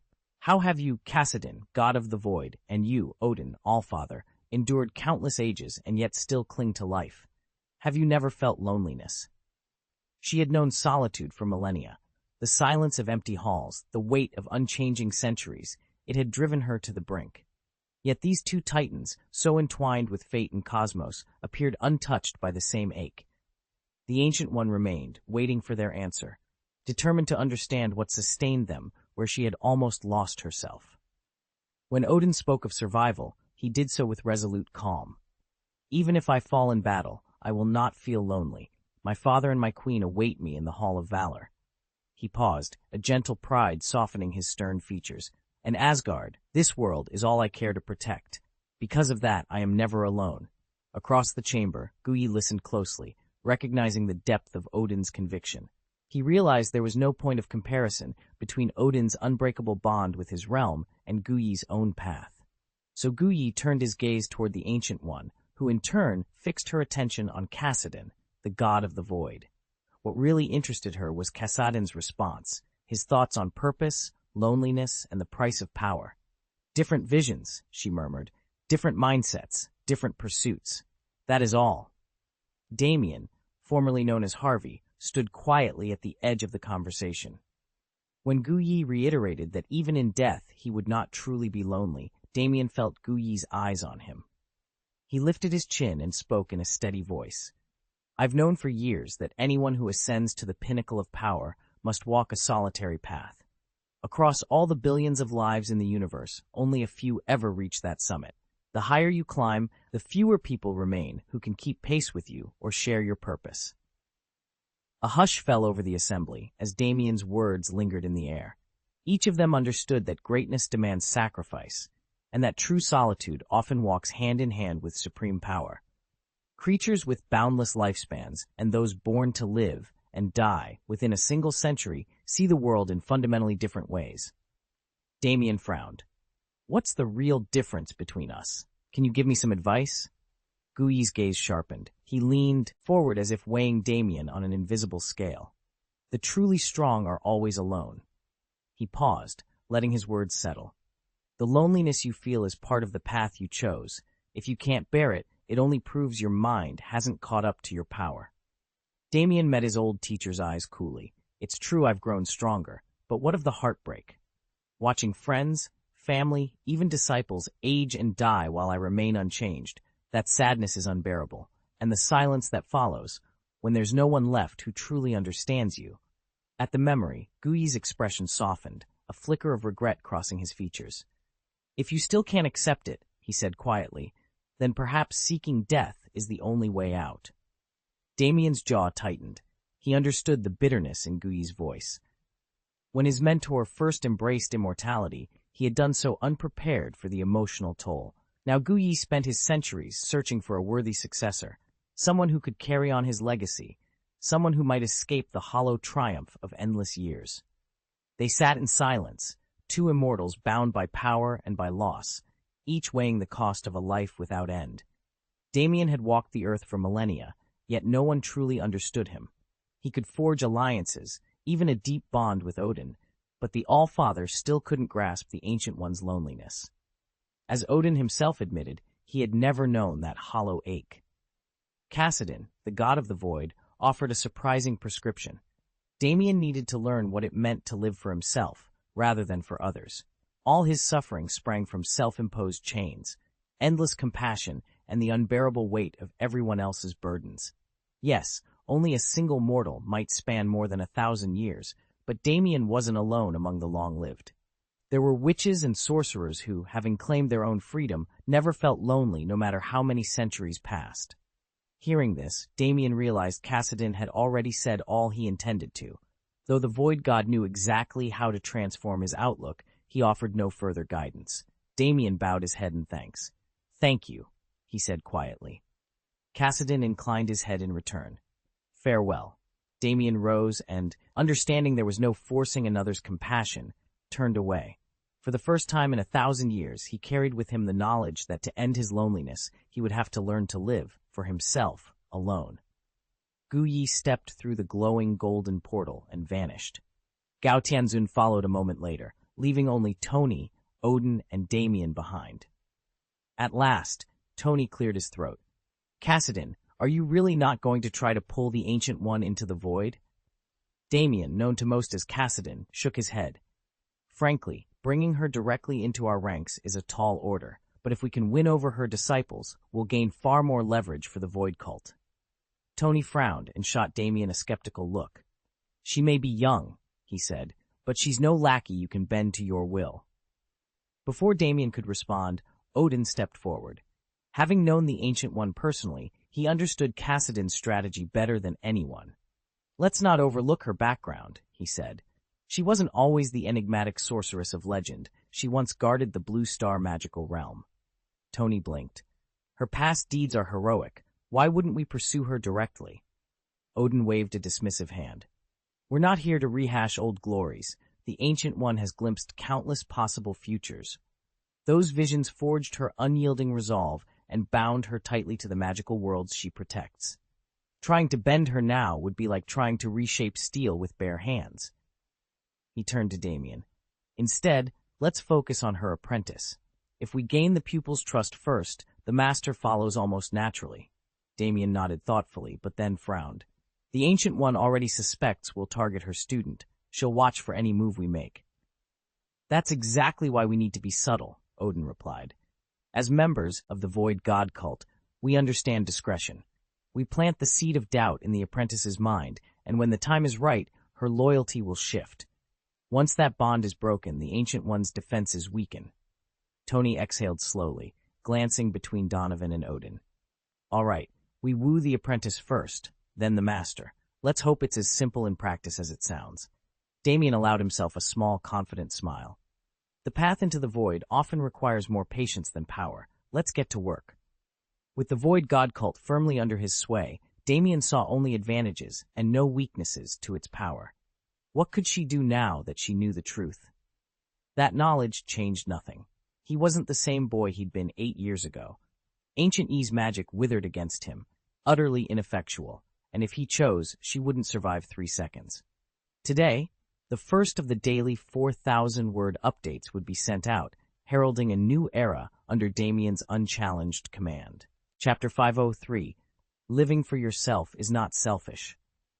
It's hard enough to shape your own fate, Odin said with a heavy sigh. Controlling what happens after you die is an entirely different matter. Damien stood nearby, frowning. He'd always admired the Ancient One's mastery of the mystic arts, but even the Ancient One was subject to forces beyond his control once his life ended. Kassadin nodded in agreement, his eyes distant. Tony, ever restless, shifted from foot to foot. So what exactly went wrong with the Ancient One? He asked. His voice carried a mixture of curiosity and unease. Odin exchanged a look with Kassadin before replying, "It wasn't a simple failure of skill or will. He deliberately embraced death." Tony's brow furrowed. "Why would he do that? He has so much power. Why seek death?" Kassadin stepped forward, his face grim. "You know of Gu Yi's death-seeking obsession? The Ancient One's struggle was similar. Over centuries, he bore witness to untold suffering, war, betrayal, the endless cycle of souls lost and found. In the end, he believed that by surrendering to death he'd break the cycle entirely. He thought it the only way to find peace." A hush fell over the group. Even Tony, who thrived on challenges, seemed at a loss for words. Damien exchanged a glance with Tony. "So he sacrificed himself for an ideal, one he believed would help others?" he asked softly. Odin nodded. "Yes, but in doing so, he denied himself the chance to live, to grow, to continue guiding those who still needed him. That's why I say, living for yourself isn't selfish, it's essential. Only by valuing our own lives can we hope to help anyone else." Tony rubbed his chin thoughtfully. "Then our job is clear. We fight to preserve life, our own and everyone else's. That's the only answer." As the others fell silent, Damien felt a new resolve take hold. Survival wasn't merely about enduring. It was about cherishing each breath, each choice, and most important, fighting for the chance to make a difference. Here's a polished, idiomatic rewrite with Harvey renamed to Damien and clarified as male. Put simply, Gu Yi's perspective and life experience can't keep pace with the power she wields, power that has long since outgrown the understanding of most beings. She's confined herself to Blue Star, refusing to venture into the wider universe. As a result, the Ancient One's worldview has remained virtually unchanged for centuries. She lived for 1,000 years, and the instant she chose her successor, she welcomed death. Damien felt the curious gazes of Tony Stark and Odin upon him. He hesitated, then decided to lay out the unvarnished truth. Gu Yi is one of the most formidable entities in the known cosmos. There are few opponents beyond her reach. Her sight penetrates countless mystical realms. She's unearthed the secrets of hidden magical worlds and intercepted terrifying interdimensional demons before they could breach our reality. And yet, despite all that power, the Ancient One never left Blue Star. She never explored distant star systems or forged bonds with alien civilizations. Perhaps human lifespans seem too brief, too precarious. She's witnessed life end time and again, and in the end, she chose not to outlive her own legacy. Lifespans across the cosmos vary wildly. Some beings live 200 years with ease, others endure for millennia, and a rare few survive tens of thousands or even millions of years. With the Ancient One's teleportation mastery, he could have ventured to distant civilizations, forging alliances and gathering knowledge, all while safeguarding Earth. Yet Damien remains tethered to his home world. Earth may be the place where he grew up, but it has also become his prison. "I understand," Odin murmured, realization dawning in his eyes. Tony Stark leaned forward, piecing together the same epiphany. Odin had heard tales of the Ancient One's past exploits, but the motives behind those deeds had always remained elusive. Tony, despite his genius, had only scratched the surface. It was Kassadin, who had studied both the Ancient One's history and his present, that truly grasped his complex fate. No wonder he knew every hidden corner of the Ancient One's story. If you want to keep your zest for life, you must learn to live for yourself. Damien's tone was calm but insistent as he met Tony's eyes. "Living for yourself isn't the same as being selfish," he continued. "It means treating yourself with compassion, and only when you've filled your own cup can you truly help others." He paused, choosing his words. "When you focus on your own dreams, they become clearer. You accomplish one goal, and a new one naturally takes its place. A thoughtful expression crossed his face. That's how hope endures, no matter how many years pass. He leaned forward. As long as you nurture that hope, you'll never slip into the mindset that everything's against you or fall into the abyss of despair. Damien held Tony's gaze. At first, people who don't live for themselves might not notice anything's missing, but over time, that emptiness grows. Learning to live with both foresight and hindsight leads you down very different paths. Because I decided early on to pursue my own aspirations, I've never looked back with regret or depression. It wasn't until much later that I realized how much of my life had been spent living for others and how hollow that felt. Cassidon turned to Tony, his gaze serious. When protection is taken to the extreme, it can backfire. Those you once shielded may one day seek your downfall. Tony offered a wry smile. I understand. That's exactly what I'm doing now. Loki might grasp that truth, but I'm not convinced Thor does. Odin stroked his beard thoughtfully. I once lived by that same creed, live for yourself, to safeguard my family and restore Asgard's former glory. Still, every heart beats to its own rhythm. You can't force another's convictions. Cassidon nodded. That's why I appreciate Soul's pure, unguarded innocence right now. Odin gave a knowing smile. Experience will shape him in time. Don't rush it. Let nature take its course. Cassidon leaned back. Besides, you're still here. You have the power and the years ahead to watch over him, to guide him as he grows. Damien laughed softly. You're absolutely right. He rose from his seat. Well then, I should return to Asgard. Pausing at the doorway, a playful glint in his eye, he added, and I haven't even told my wife about my plan to fake my death. Damien stood in the moonlit courtyard, determination in his voice. I'll inform her first. After that, I'll carve out some time to go to Saga Star and iron out the details with Gao Tianzun. And once that's settled, I'll come back here, catch up with you properly. Odin folded his arms and gave him a wry grin. Next time you call on me, bring gifts and give me a heads up. Don't teleport here unannounced. You need my permission. Damien chuckled. Understood. Truth be told, I hesitated when I arrived on Blue Star. I didn't want to intrude until I knew you were safe.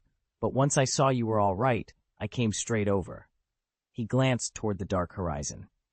If I'd shown up on Void Island without warning, I'd have risked Miss Sonia's wrath, and I don't need her making trouble for me back in Asgard. Then, until next time, Odin said, inclining his head. In the next heartbeat, he shimmered out of sight, leaving the courtyard silent again. Tony let out a soft whistle, admiration, and a hint of envy in his eyes. To teleport freely across the realms was a gift few could claim. Barely moments later, Gao Tianzun appeared beside them, fresh from Saga Star. The journey had taken him mere minutes, and as if summoned by the shifting energies between worlds, Gu Yi materialized in a flash, his origins a mystery, but his presence unmistakable. Even legends like Odin and Cassidon can instantly descend to any corner of the cosmos. Space teleportation is almost a rite of passage for top-tier experts, one Damien knew well. He caught Tony staring at him with undisguised envy and offered a teasing smile. You'll learn it someday, Damien said, just not yet. Tony's eyes widened. You really mean it? You'll teach me? Damien shook his head. I'd love to, but in your current state, you couldn't master it. Not yet. Why not? Tony pressed. What's so special about your teleportation? It wasn't arrogance that flickered in Damien's eyes, but simple truth. My ability comes from deep knowledge of void magic. I draw power straight from the void itself. Once you've stored enough of that power, traveling millions of light years in an instant becomes straightforward, but you can't rush it. He paused, letting Tony absorb the weight of his words. And don't mistake it for a simple jump through space. Void teleportation is an immensely destructive force. When I rematerialize at my destination, the release of raw void energy is enough to obliterate an entire planet. That kind of power demands patience, discipline, and above all, time to cultivate. Tony swallowed, both awed and intimidated. He nodded slowly, determination flaring in his gaze. Damien returned the look with a confident grin. Keep training, he said. One day, you'll be ready. Tony's grasp of the void was still too weak to learn Cassidon's advanced techniques. He could only manage the simplest form of spatial teleportation, an ability that consumed minimal energy. If I can't master your signature moves, Tony said, brushing a lock of dark hair from his eyes. "I'd be grateful just to learn basic teleportation." Far from disappointed, Tony's eyes gleamed with determination. During his void blessing, he'd witnessed a frightening display of power and understood that Cassidon's method of slipping through the void was leagues beyond the spatial jumps practiced by the supreme sorcerer Gao Tianzun, or even the god king Odin. Unable to contain his curiosity, Tony hesitated, then asked, "By the way, is Cassidon the same Dormammu that Gao Tianzun warned about? If Guyi is that worried, he must be terrifyingly strong." Damien met Tony's eager expression, then shook his head.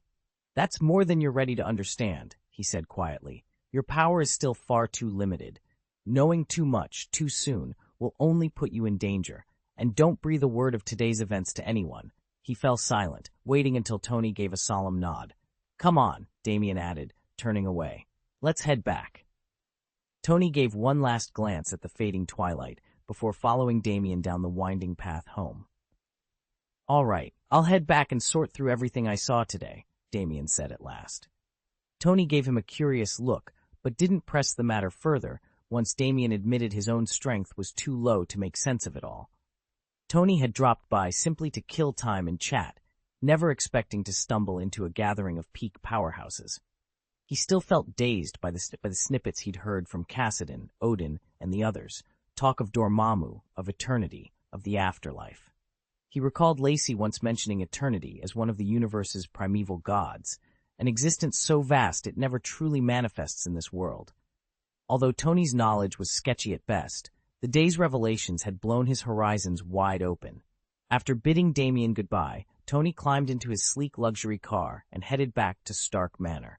Damien, meanwhile, waved him off and called in a cleaning crew before retreating to his villa for a well-deserved evening of leisure. He'd only intended to lend Odin a hand and reach out to Gao Tianzun. Recruiting Guyi had been a surprise, but he wasn't about to let it spoil his weekend. High above the earth in the sanctum of Kamartaj, the Ancient One paused in contemplation. For centuries he'd wondered, do those who attain true power inevitably find themselves alone? Damien understood the idea well enough on an intellectual level, but truly accepting it in his heart proved far more difficult. Even Odin, the very pinnacle of power, never seemed lonely. That, he realized, was the paradox of strength. Everything springs from one's own choices, and solitude isn't an unchangeable destiny. Yet when he compared himself to the greats, God King Odin, Cassidon the Void God, and Gao Tianzun, the differences were striking. Gao Tianzun, a member of the Universal Council of Elders, counts among his closest allies ancient monsters who have lived for countless millennia. He rules the lawless land of Saga with unbridled arrogance and confidence, so content in his dominion that happiness is second nature to him. God King Odin created the realm of Asgard and surrounded himself with a powerful, loving family.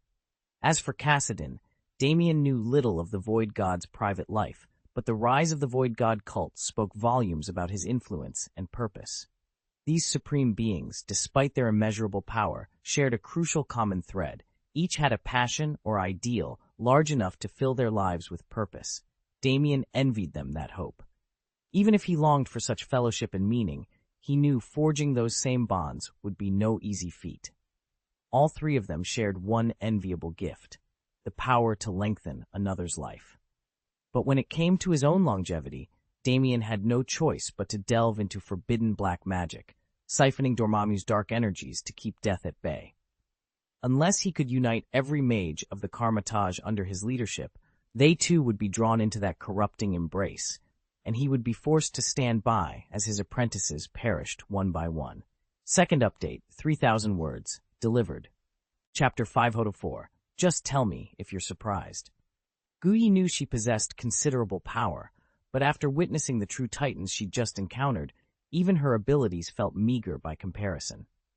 Odin himself had once been as limited as she was, his lifespan finite, destined to fade away after tens of thousands of years. It was only through Cassidon's intervention, the god of the void, that he was resurrected. In much the same way, Guyi understood that as long as she refused death's embrace, she could outlive any ordinary being for another 10 millennia or more. Yet she couldn't decide whether clinging to life through taboos and forbidden rites was a gift or a curse. Lying on her bed, Guyi stared up at the ceiling and replayed her past in her mind. She'd performed countless uncelebrated yet glorious deeds, driving back demons from other dimensions, thwarting monstrous invasions of Blue Star. Yet intertwined with those triumphs were darker actions she could never reveal to outsiders, deeds that haunted her quietly beneath a calm exterior.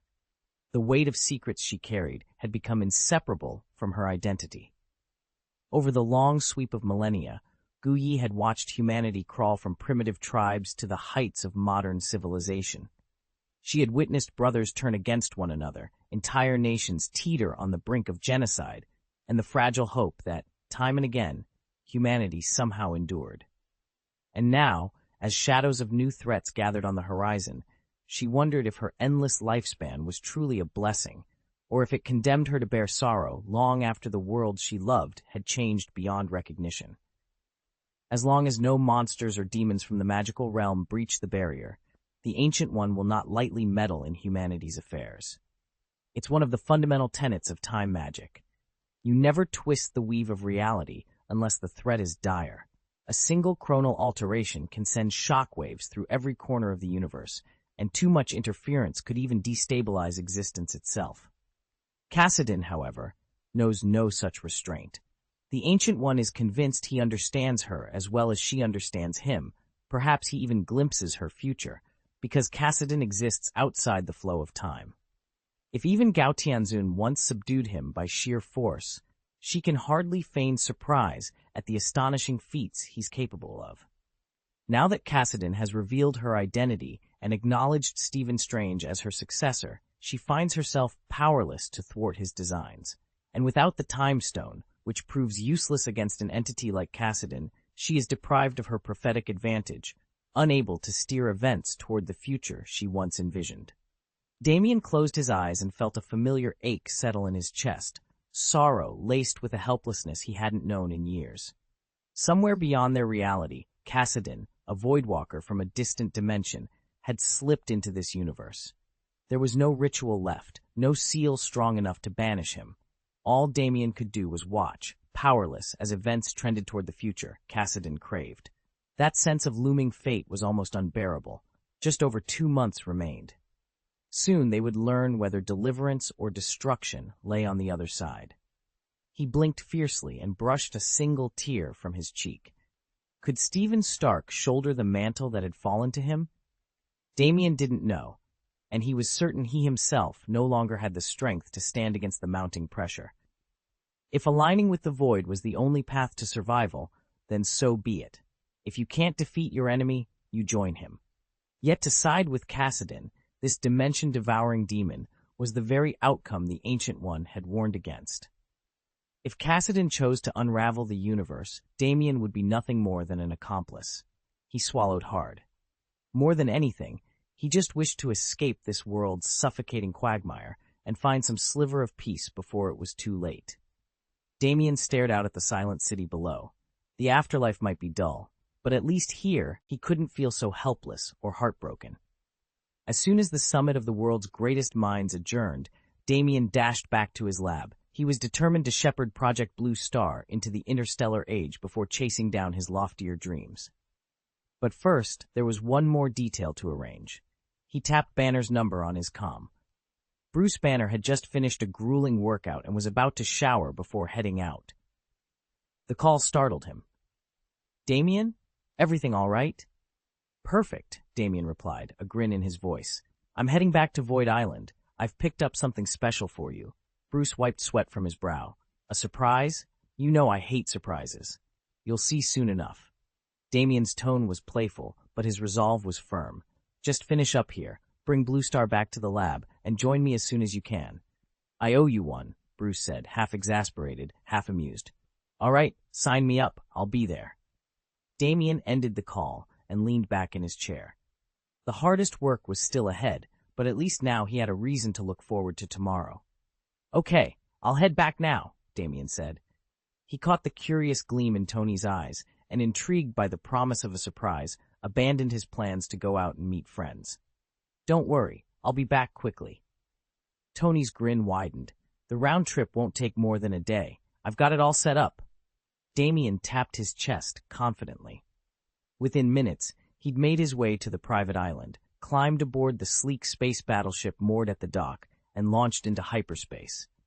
At full throttle, he threaded the vessel through a chain of wormholes.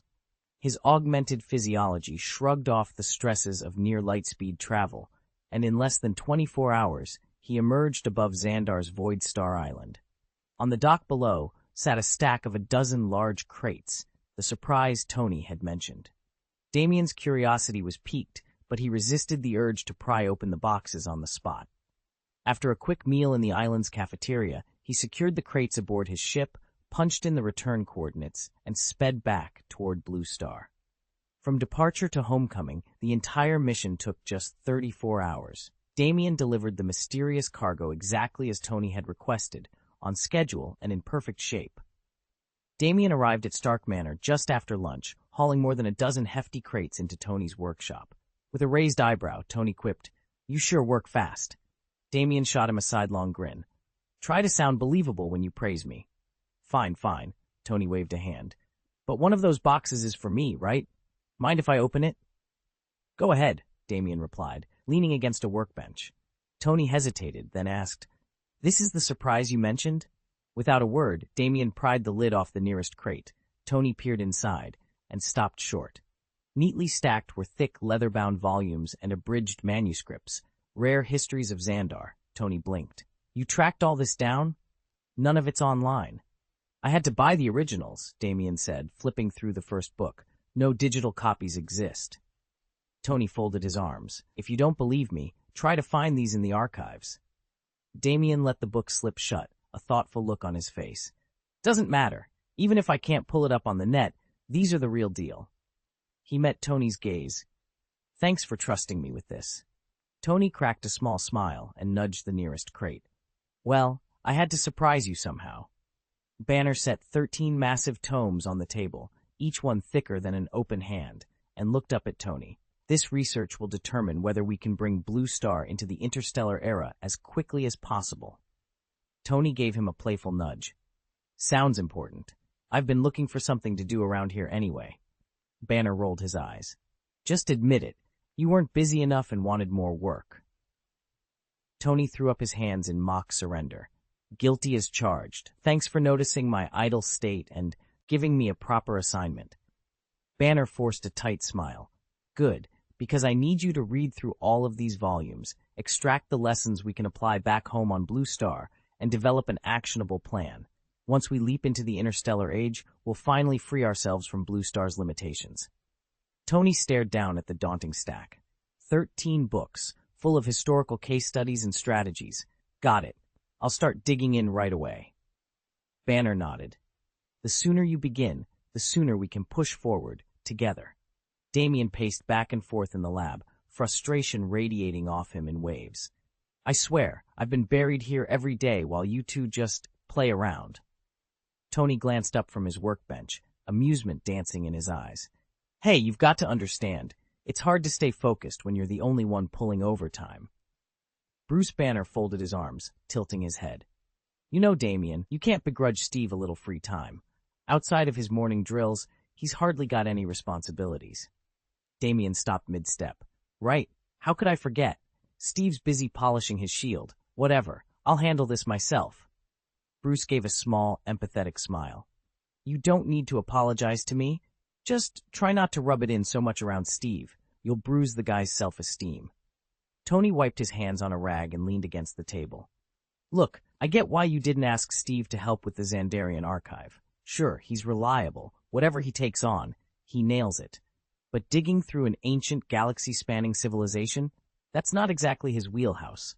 He could learn it eventually, but by then, we'd be dust." Damien conceded the point with a nod. "Fair enough. But what about you, Tony? Any bright ideas on how we tackle this before Fury kills us for stalling?" Tony grinned and tapped his temple. "Leave that to me. Let's just say I've got a few upgrades in mind, ones that don't require a PhD in alien archaeology to use." Bruce rolled his eyes good-naturedly. "Just don't blow anything up in the process." Genius. The three shared a glance, an unspoken bond of teamwork and friendly rivalry passing between them. They'd hit the books, clear the archives, and save the day, again. And whether it was muscle, brains, or brute force tech, they each knew exactly what they brought to the table. "Don't you think you need to study this yourself?" Damien asked, though he already suspected Tony would try to offload the work onto Jarvis. He was simply checking Tony's reaction. If Tony planned to have Jarvis read and summarize the files, there was no point in Damien studying them at all. Tony frowned. "What, you think I can't handle it? These are the historical records of the Xandarian civilization." "I'll ask Jarvis to comb through the archives and pull out the most relevant cases," Damien replied, "but I'll be studying them carefully myself, too." Tony bristled, feeling as if Damien doubted him. "Hey, relax. I wasn't questioning your judgment, just making conversation." "All right," Damien conceded. "I'll dive in and study the material thoroughly." Tony crossed his arms. "So, what's our deadline?" Seeing Tony's skepticism, Damien hurried to clarify. "Let me spend tonight gauging how long it takes to get through the book. Then we can agree on a realistic timeline." Tony gave a curt nod, but kept his own counsel. He knew the history of Xandar was far denser than Damien realized, and that truly mastering it would demand far more time than any quick estimate suggested. Damien's days were a blur of meetings, calculations, and late-night prototypes. From sunrise to sundown, he was chained to his workbench. By evening, after he'd seen to Pepper's needs, there was still one more task he couldn't avoid. He needed to master Blue Star's next development phase, and fast. Logically, the quickest route would be to ask Sonia to walk him through it. But Sonia had her doubts. She was convinced that any genius bright enough to design Blue Star from scratch wouldn't need a lesson on its next iteration. Damn, Ian fought the urge to argue. Pride wouldn't teach him the missing piece. Embarrassed to admit he was stuck, he swallowed his pride and knocked on Sonia's office door. Sonia looked up from her work, eyebrow raised. "You need my help?" He offered a wry smile. "I'd rather eat crow than admit this, but yes." Her skepticism melted into reluctant amusement. "All right, let's see where you're getting tripped up." As they pored over his schematics, Damien felt a wave of gratitude, mixed with relief, wash over him. He hadn't expected to learn anything new, but Sonia's fresh perspective uncovered a subtle flaw in his algorithm. Later that night, as he reported back to Pepper, Damien couldn't help but praise Sonia's insight. He just hoped Bruce Banner didn't find out how much fuss he'd made. If Banner caught wind of Damien's wounded ego and how he dragged himself to Sonia's door, he'd never let him hear the end of it. Author's note: this is part 3 of the serial, adding 3,000 new words for a total of 10,000 so far. If you enjoyed the chapter, please vote, subscribe, and stay tuned for the next update. Chapter 505, The State of the Universe. Bruce Banner returned to his villa with a stack of hefty tomes, intent on studying them thoroughly. Tony Stark, for his part, refused to tackle this alone. He knew that any critical decision benefited from a chorus of brilliant minds rather than a lone genius. Besides, the deeper they delved into Xandarian history, the more likely they were to uncover technologies that could be reverse-engineered or even imported directly to Earth. Whether they chose to develop these innovations in Stark Labs or simply purchase them, one thing was clear. Every advantage that could accelerate Earth's progress had to be pursued. That evening, after a spirited night with Pepper Potts, Tony vanished from their quarters. Pepper, ready for some well-deserved rest, was surprised to find him missing from the bed. A quick search through the mansion led her to the study, where she discovered him hunched over an enormous leather-bound volume titled The Origins of Xandar. The book was several inches thick, its pages crammed with ornate diagrams and tightly set text. "Tony, what are you doing?" Pepper asked, leaning over his shoulder to get a better look at the sprawling chart he was tracing with his finger. Damien sank deeper into his chair, eyes fixed on the massive tome before him. "I'm studying the history of the Xandarian civilization," he said, tracing a line of text with his finger. From the doorway, Pepper's voice drifted in. "Sorry, did I interrupt you?" He glanced up and waved her off. "No, you haven't disturbed me. Feel free to stay. No need to sneak off to another room just to watch." She stepped closer, her brow knitting in concern. "But why this? Why dive into Xandar's archives when you should be resting?" Damien closed the book with a soft thud. "Because even when I ought to be asleep, I can't stop researching. This volume covers Xandar's rise, from its earliest scattered settlements to the unified empire. He tapped the cover. If we understand how they evolved, maybe we can apply those lessons to Blue Star's development. Pepper crossed her arms. You're exhausted after your daytime work. Shouldn't you let Jarvis handle the heavy lifting? Scan everything into the database? A slow grin appeared on Damien's face. You're right. That would save a lot of time. She smiled back. Then let's get Jarvis on it. Anything to help Blue Star move forward. Damien nodded, already picturing the AI's next steps. On it. Damien sat at his work table, eyes fixed on the scrolling records. Miss Potts, I've already started reviewing the logs. Jarvis's calm, synthesized tone filled the lab. Precisely. You cannot shortcut knowledge and experience. I understand, Damien said, leaning back, but the only way to avoid a disastrous miscalculation is to learn as much as I can. Pepper Potts checked the time on her wrist display. You should get some sleep. You've got a full day tomorrow. Damien waved off her concern. I'm fine. I've trained myself on 4 hours of sleep. Research keeps me sharp. Pepper sighed, then stepped forward to press a gentle kiss to his cheek. All right. Just promise me you won't burn out. Good night, Damien replied, offering her a reassuring smile. Once Pepper left the lab, Damien returned to the holographic data hovering before him. Leading the advancement of an entire civilization wasn't a matter of raw enthusiasm or the occasional show of force. Even if he poured in cosmic credits and alien technology to catapult society forward by centuries, he knew such rapid progress carried hidden costs, cultural upheaval, socio-political fractures, unforeseen dependencies. He tapped a few more commands into the console and settled in for another hour of work, determined to chart a smarter, more sustainable course. When Damien discovered that a multi-volume history existed on the origins of Xandarian civilization, he knew he had to delve into it. He suspected, and the sales figures confirmed, that most Xandarians paid little attention to their own deep, storied past. Yet every wielding civilization needs scholars who understand yesterday's triumphs and failures, people who can draw lessons from history to guide a brighter tomorrow. Damien was captivated by the rise and fall of Xandar's great houses, its breakthroughs in science and philosophy, even its internal conflicts. Fortunately, Jarvis stood ready to help. Whenever Damien encountered an unfamiliar name or event, Jarvis would quickly pore through archives and present a concise biography or timeline. Damien could then return to his reading without losing momentum. 2 months passed in a blur of work and study. By day, Damien oversaw the rapid expansion of the Space Communicator Factory. New production lines were installed, quality checks refined, logistics retooled, and by night he immersed himself in ancient annals. Although mass production of the communicators would still take time, the foundations were solid. Meanwhile, Damien had managed to complete only 4 volumes of the history books. Each chapter sparked fresh questions, and each answer led to another mystery waiting to be unraveled.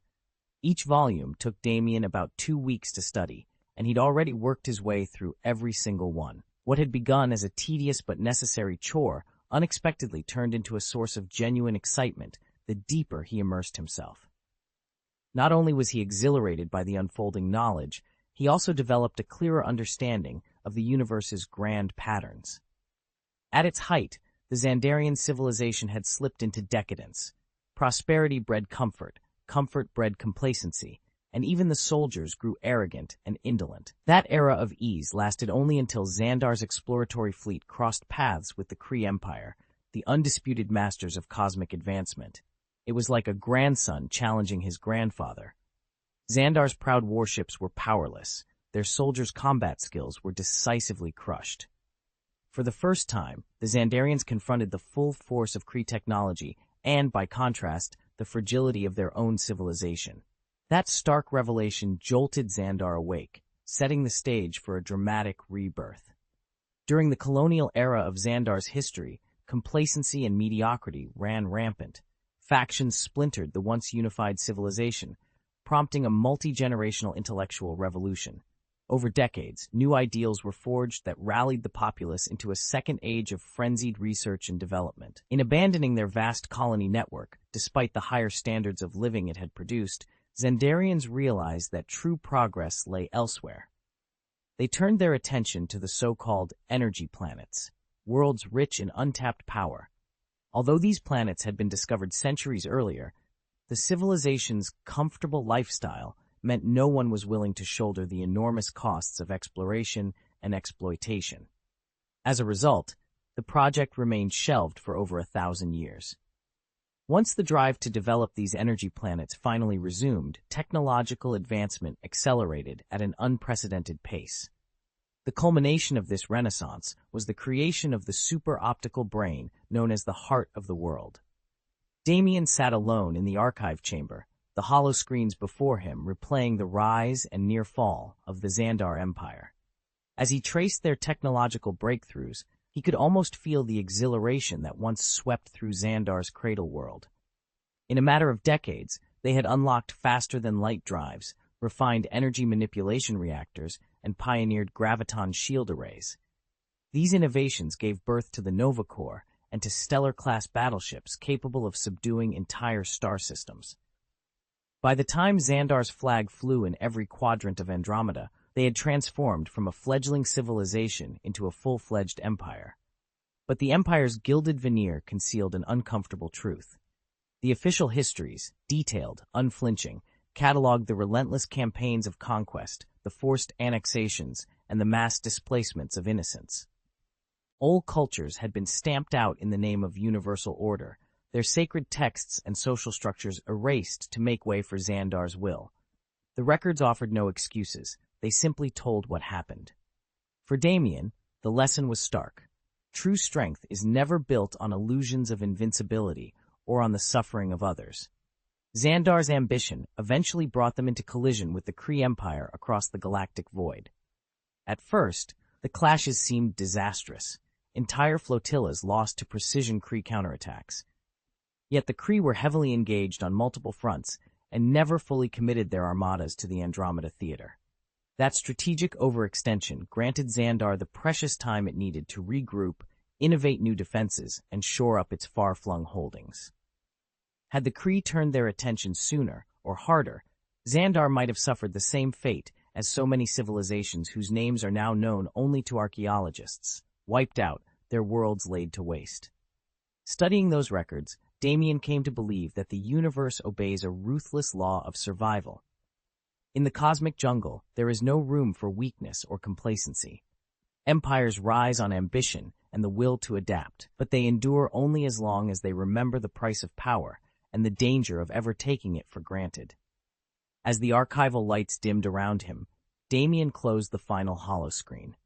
He carried Xandar's triumphs and its atrocities with him, determined that his own path would be guided by both their successes and their mistakes.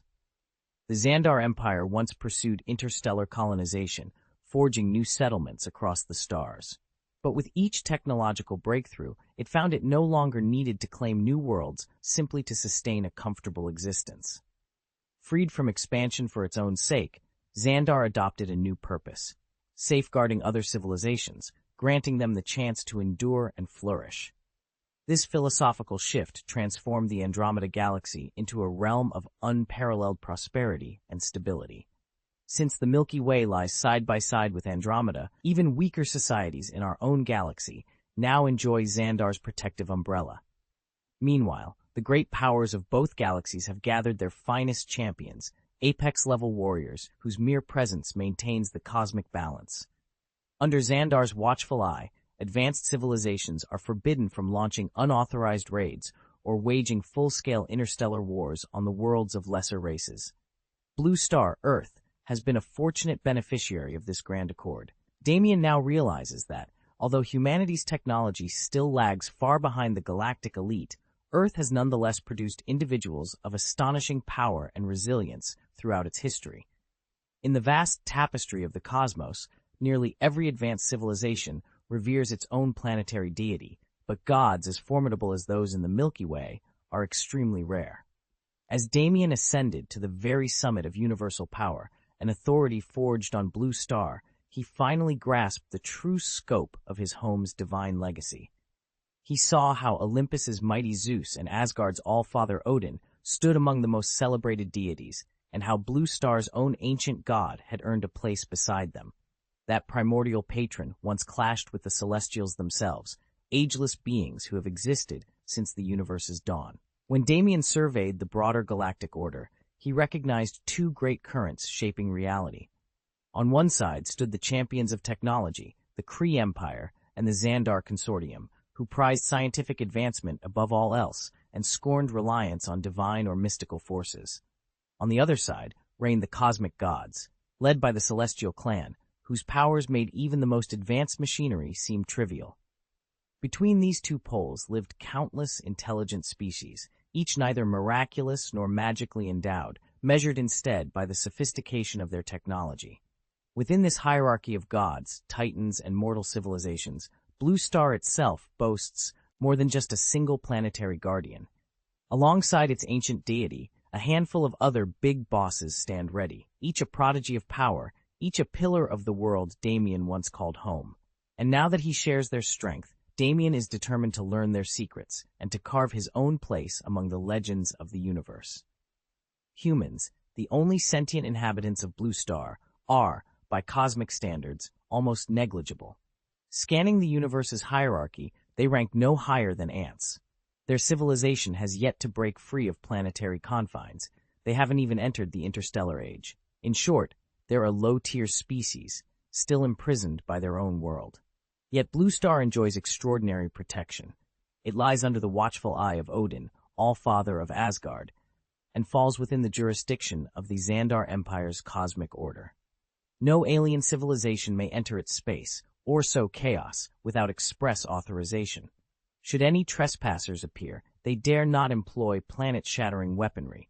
If they did, the Nova Corps would annihilate them on the spot. Warships like the Xandarian flagship Stellar Sun would reduce them to stardust before they could even cry for mercy. When the Chitauri struck Blue Star, they did so not by sailing star lanes, but by exploiting the space gem's ability to transmit forces across vast distances. If they'd attempted a conventional invasion equipped with mass destruction arms, the moment they violated Xandar's cosmic mandate, the Nova Legion, or even the Stellar Sun, would have descended upon them and ended the threat instantly. Unless a being stands at the very apex of the universe, even the mightiest gods think twice before provoking the Xandar Empire. Compared to Xandar, virtually every other power, divine or otherwise, is as an unruly younger brother. Damien now understands why Ronan the Accuser never dared launch a full-scale assault on Xandar. Only after seizing the power gem, one of the Infinity Stones, and channeling its thunderous force did Ronan feel strong enough to strike. Even then, he opted for a covert raid on Xandar Prime rather than marching the entire Kree Armada into open war. He knew what any strategist would. If the universe's two great cosmic empires clashed in an all-out conflict, the only likely outcome would be mutual ruin. At best, the victors might endure, but their civilization would be crippled for generations. And then there's Lord Kassadin, the god of the void. Damien finally understands why tales of Kassadin send chills through Xandar's technomancers. His mastery of void-based technology far outstrips even Xandar's greatest innovations. More than a warlord, Kassadin is the founder of the Void God cult, and his power may yet eclipse that of any empire in the cosmos. Damien settled back in his seat, mulling over everything he'd learned since joining the Void cult. On the one hand, being under its wing meant a steady supply of food and protection, no more scrambling for scraps or watching every shadow for assassins. On the other, he knew all too well how treacherous a patron could be. One wrong move, and they'd cut you off, cheat you out of your dues, or even deliver you to your enemies. It was a delicate balance of power and gratitude. He'd digested all that knowledge and come to one conclusion: he had to talk to Tony Stark. Tony's creation vision was more than a marvel of engineering. He was proof that understanding the universe's hidden patterns wasn't just academic. If you couldn't read the currents of fate, you were always one step behind. Damien needed Vision's insight to stay ahead of his own destiny. As he navigated the long road up to Stark Manor, Damien ran through his talking points, what questions he'd ask, what warnings he'd share. Then, without warning, the sky cracked open with iridescent light. A rainbow bridge formed overhead, and through it strode two familiar figures, Thor and Loki. Damien parked on the gravel drive and bounded out of the car. Grinning, he wrapped an arm around each of them, his relief palpable. It had been at least 6 months since their last adventure together, enough time for the ache of missing them to grow almost unbearable. "Thor, Loki, it's great to see you," he said, his voice warm. Thor merely smiled, seemingly unfazed by Damien's enthusiastic shoulder hug. Loki, ever the trickster, offered a sly smirk. "Damien," Thor rumbled in greeting. Loki inclined his head, eyes glinting. The reunion was easy, comfortable, as if no time had passed at all. And in that moment, Damien felt ready for whatever came next. Damien felt the full weight of Banner's embrace settle onto his shoulders. He trembled under the pressure and instinctively pushed back. A shockwave rippled outward at ground level, flattening the grass in a circular swath around them. Damien rolled his eyes. "Banner, are you trying to crush my bones?" He spoke half in jest, half in warning. Damien had spent countless hours honing his strength just so he wouldn't break himself in friendly or not-so-friendly sparring sessions. Banner's cheeks colored slightly. "I got carried away. Sorry." He stepped back, offering a sheepish grin. "We hardly ever get a day off together. Why don't we head inside and talk?" Thor, standing nearby, laughed. He hadn't noticed any harm in Banner's hug. "A day off? That's a rare treat." Banner exchanged a curious look with Damien. "Busy, you say? With?" Thor clapped his hands together. "Why not let Tony and Steve in on it? I'm sure they're in the dark, too." A thoughtful silence followed. Damien and Banner shared a glance, each weighing whether to pull Iron Man and Captain America into their little secret. Then Damien nodded. "All right, let's get them involved, carefully."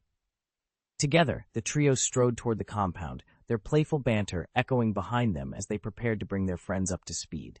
"It looks like the chapter text didn't come through. Could you please paste the full machine-translated passage you'd like rewritten? Once I have the text, I'll revise it into a smooth, idiomatic English version with Damien, male, as the protagonist." Chapter 506, Hela, is about to awaken. Thor stepped out of the shimmering rainbow bridge onto the Avengers' villa lawn, leaving a nasty gash in the grass. Inside, Damien looked up from his datapad and raised an eyebrow. "Why are you being so cryptic, Thor? Are you bringing good news or bad?" he asked, narrowing his eyes. Thor flashed him a disarming grin. "I wouldn't subject you all to this if it were bad. I merely thought it was time for us to reunite, catch up on old times." At that, Damien's wariness melted away. He exchanged a look with Steve over by the window, then nodded. "All right," he said. "Let's hear it." In the corner, Tony Stark stepped forward just as Loki emerged behind Thor, his expression unreadable. Tony glanced outside at the torn-up lawn and muttered, "Sounds like we're about to find out what Kassadin was warning us about. Odin's plan is finally in motion." "That's exactly why I've called you," Thor announced, turning back to his friends. "The time has come for us to confront Hela, the goddess of death. We need to know who or what she really is and how powerful her awakening will be." Tony cracked his knuckles. "Well then, shall we get started?" he asked, eyes alight with both curiosity and caution. Early May 2016, Tony Stark stood in his workshop, tools in hand, determined to act as if he knew nothing. Kassadin's warning still rang in his ears. Whatever had happened that day must remain a secret. A distant rumble announced the arrival of guests.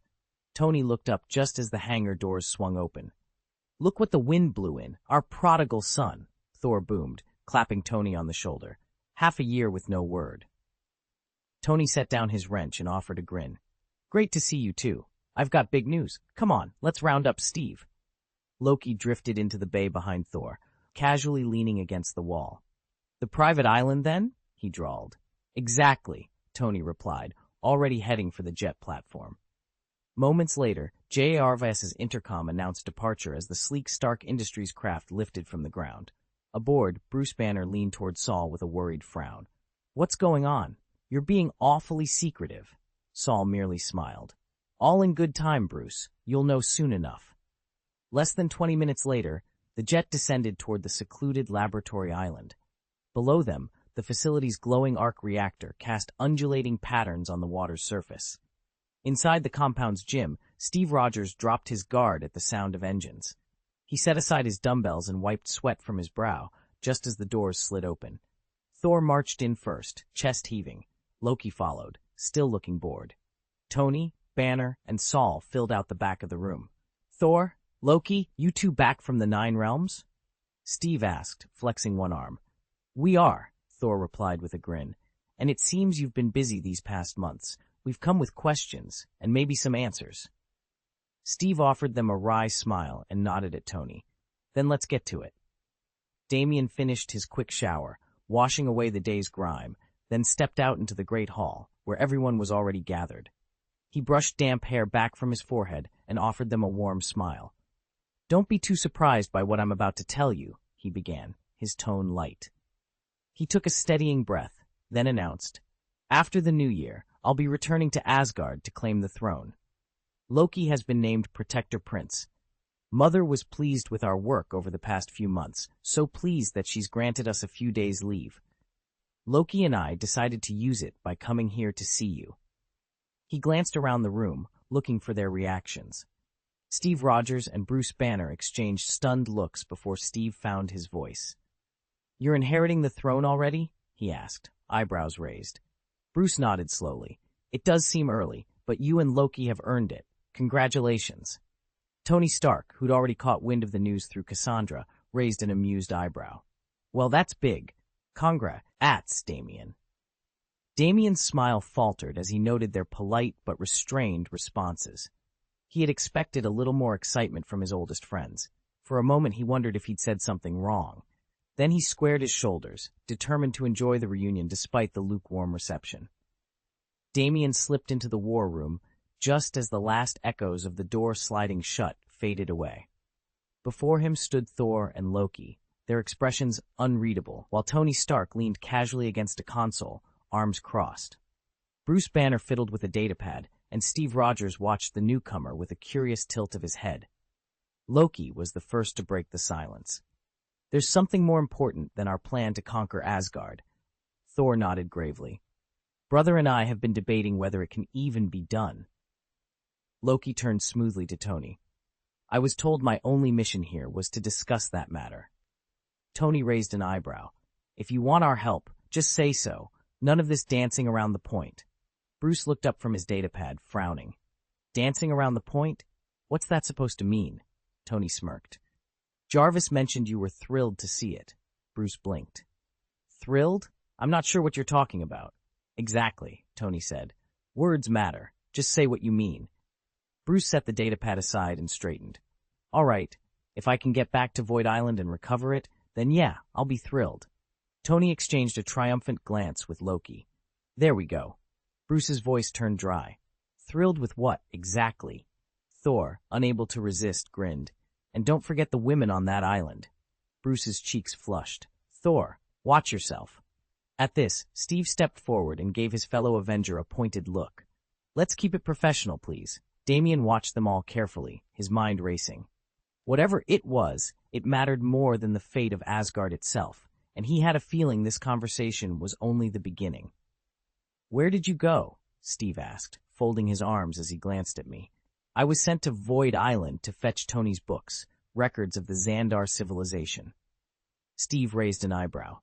You actually read through them all? I shrugged. At first, I thought it was pointless, but the more I read, the more fascinating Xandar became. By the end, I realized how much I'd learned, and I genuinely enjoyed it.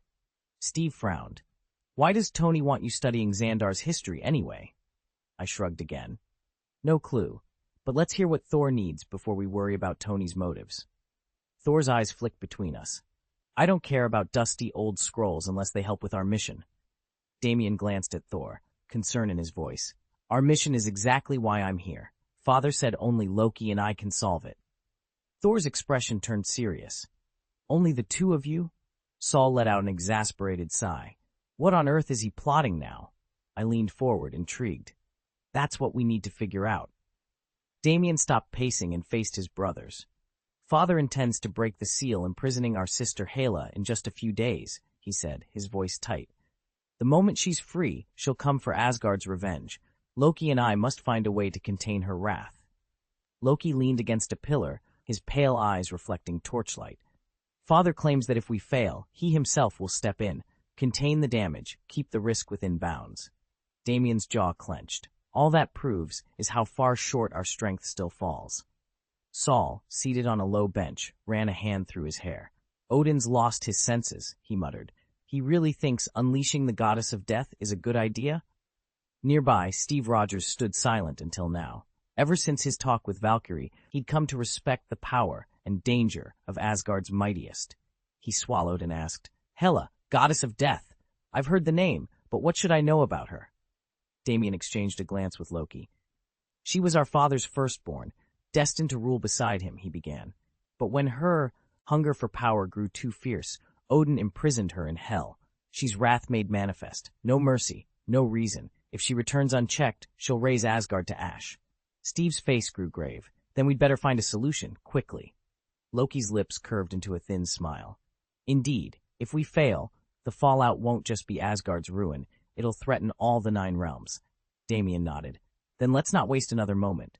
Together, they turned toward the war table at the chamber's center, the weight of what lay ahead pressing down on them all. Is she really that powerful? Pietro hovered at the edge of the briefing room, curiosity written across his face as he watched Steve's stunned expression. Who exactly are we dealing with? Tony Stark sat up. Her name's Hela, the Asgardian goddess of death. She's Odin's eldest daughter, Thor and Loki's sister, and commander of Asgard's Valkyrie legions. In terms of raw power, she ranks just below Odin himself, and she's effectively immortal. Bruce Banner, noticing Pietro's puzzled look, nodded. Exactly. If the Void Lord Kassadin hadn't intervened, she would have wiped us out. Pietro's eyes widened. So she's even more dangerous than Captain Marvel? Banner shook his head. Captain Marvel is virtually unstoppable, but her abilities are pretty straightforward. Hela, on the other hand, is an ancient conqueror who thrives on destruction. She's ruthless, unpredictable, and her powers run far deeper than mere strength. Wouldn't it be far too risky to unleash Hela, the goddess of death? Pietro's face went pale the moment the idea was raised. Risky doesn't even begin to cover it, he said, voice tight with concern. Bruce Banner nodded thoughtfully. We have free reign in Asgard's vault, right? Why not pull out a few enchanted relics and send her back to the underworld? Tony Stark folded his arms. You know Odin's real motive here is to push Thor and Loki to their limits. He even faked his own death and willingly placed his fate in Odin's hands, clearly so he could watch his sons fight. Sure, there are dozens of formidable weapons up there, but they're far from surgical. You unleash them on Hela, and you might just blow half the planet to bits in the process. If Hela falls but Earth is reduced to rubble, Tony continued, we've lost the war, even if we win the battle. Loki, who had been quietly listening, stepped forward, the casket of ancient winters clutched in his hand. I could unleash an ice age so brutal it would freeze every ocean solid, he said, a hint of frustration in his tone. But an immortal like Hela, she barely notices. Immortality can be infuriatingly unfair. The room fell silent as the heroes exchanged uneasy glances. Devising a strategy that would defeat the goddess of death and spare the world in the process was proving to be their most daunting challenge yet. Early that morning, Odin and Frigga had summoned Damien and Thor to the throne room with a startling announcement. They planned to fake their own deaths. According to Odin's design, he would appear cold and lifeless for at least 10 hours, long enough for Damien and Thor to face whatever vengeance Hela unleashed without tipping her off. After 1,000 years of exile, Hela's fury was unimaginable. Damien and Thor were confident they could stand toe-to-toe with her in combat, but they had no guarantee they could contain the battle's scope or protect bystanders. With time running out, the brothers sought out Tony Stark and the other Avengers. They didn't need reinforcements on the front lines. They needed a team to manage the battlefield, direct evacuations, coordinate emergency response, maintain perimeter defenses, and keep civilian casualties to an absolute minimum. Tony leaned forward, eyes bright behind his shades. So you're asking us to handle crowd control, shield anyone caught in the crossfire, and adapt on the fly? That's it, Damien replied. We'll engage Hela, draw her focus, and buy as much time as we can. You guys keep the battlefield from collapsing. Tony cracked a confident grin. Consider it done. The Avengers dispersed at once, mobilizing tech, med teams, and rescue units, all determined to keep innocents safe under the looming shadow of Hela's wrath. Damien glanced over at Loki, determination in his eyes. Father has made one thing clear. Hela must never be allowed to return to Asgard. The longer she remains there, the more her power will grow. Soon enough, she could even rival him in strength. Asgard cannot be our battleground. He paused, letting the weight of his words sink in. But that doesn't mean we have to fight on Blue Star either. Loki inclined his head, thoughtful. Very well. If not Asgard, and not Blue Star, where then? Damien exhaled. That's exactly why we need more minds on this. Come with me. We'll take this question to Tony and the others. Together, the two brothers made their way to Stark Tower's strategy room, ready to weigh every possible world before choosing the next stage of their war. Chapter 507. Everything is going according to plan. Steve Rogers stared at the war table's hollow projection, brows drawn together. If the All-Father himself is watching the battlefield, do we really need to intervene? Tony Stark shook his head. Steve, there's no point in acting while Odin oversees the fight. We'll wait. Thor lowered his hammer onto the table, the metal ringing softly. My father will remain dead for 10 hours before Gao Tianzun can resurrect him. In other words, we have a precious 10-hour window once his plan is in motion. Steve's eyes brightened with resolve. During that window, we confront. Thor nodded. Exactly. Our primary objective is to subdue Hela and bring her back to Asgard. If Odin returns prematurely, his divine might will simply overwhelm her. Even if she agrees to stand down, it will be only a temporary delay. Tony leaned forward. So the only foolproof solution is to seal her again? The Prince of Asgard's face darkened. Sealing is our last resort. I would rather she abandon her cruelty of her own free will, but if Hela cannot be reasoned with, we will have no choice. Steve exchanged a look with Tony. All right, we strike swiftly, coordinate our teams, and make every second count. Tony activated the chrono display. Then let's make sure these 10 hours aren't wasted. Damien stared at the star map hovering before him. Blue Star made the most sense as the battleground.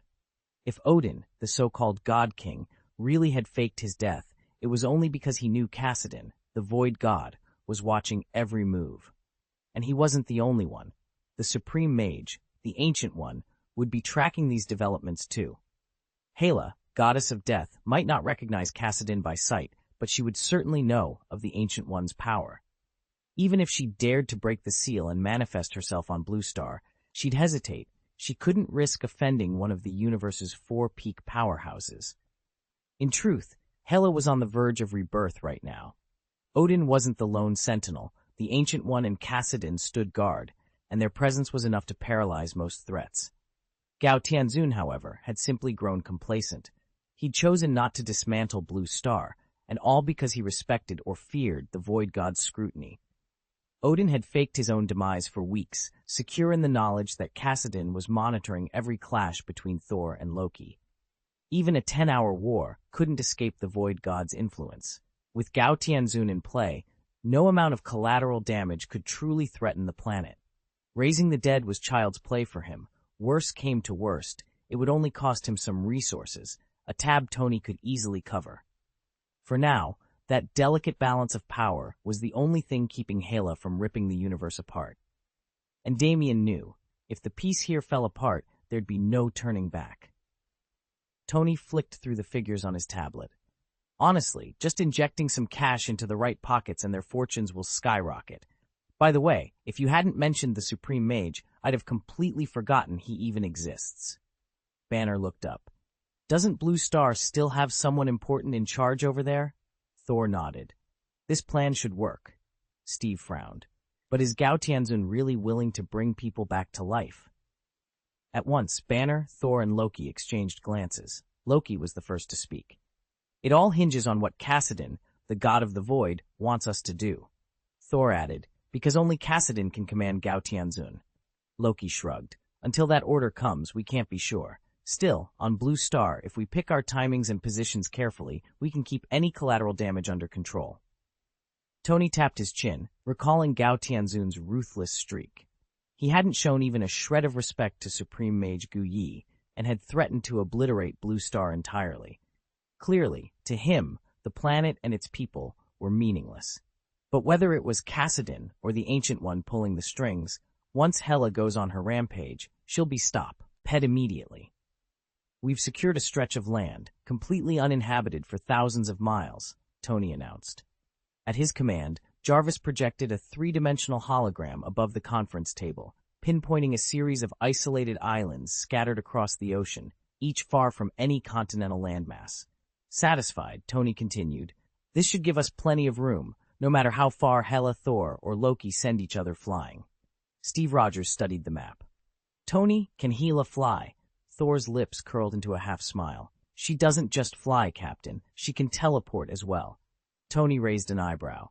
"Teleportation, of course. Nothing short of an Asgardian elite's toolkit."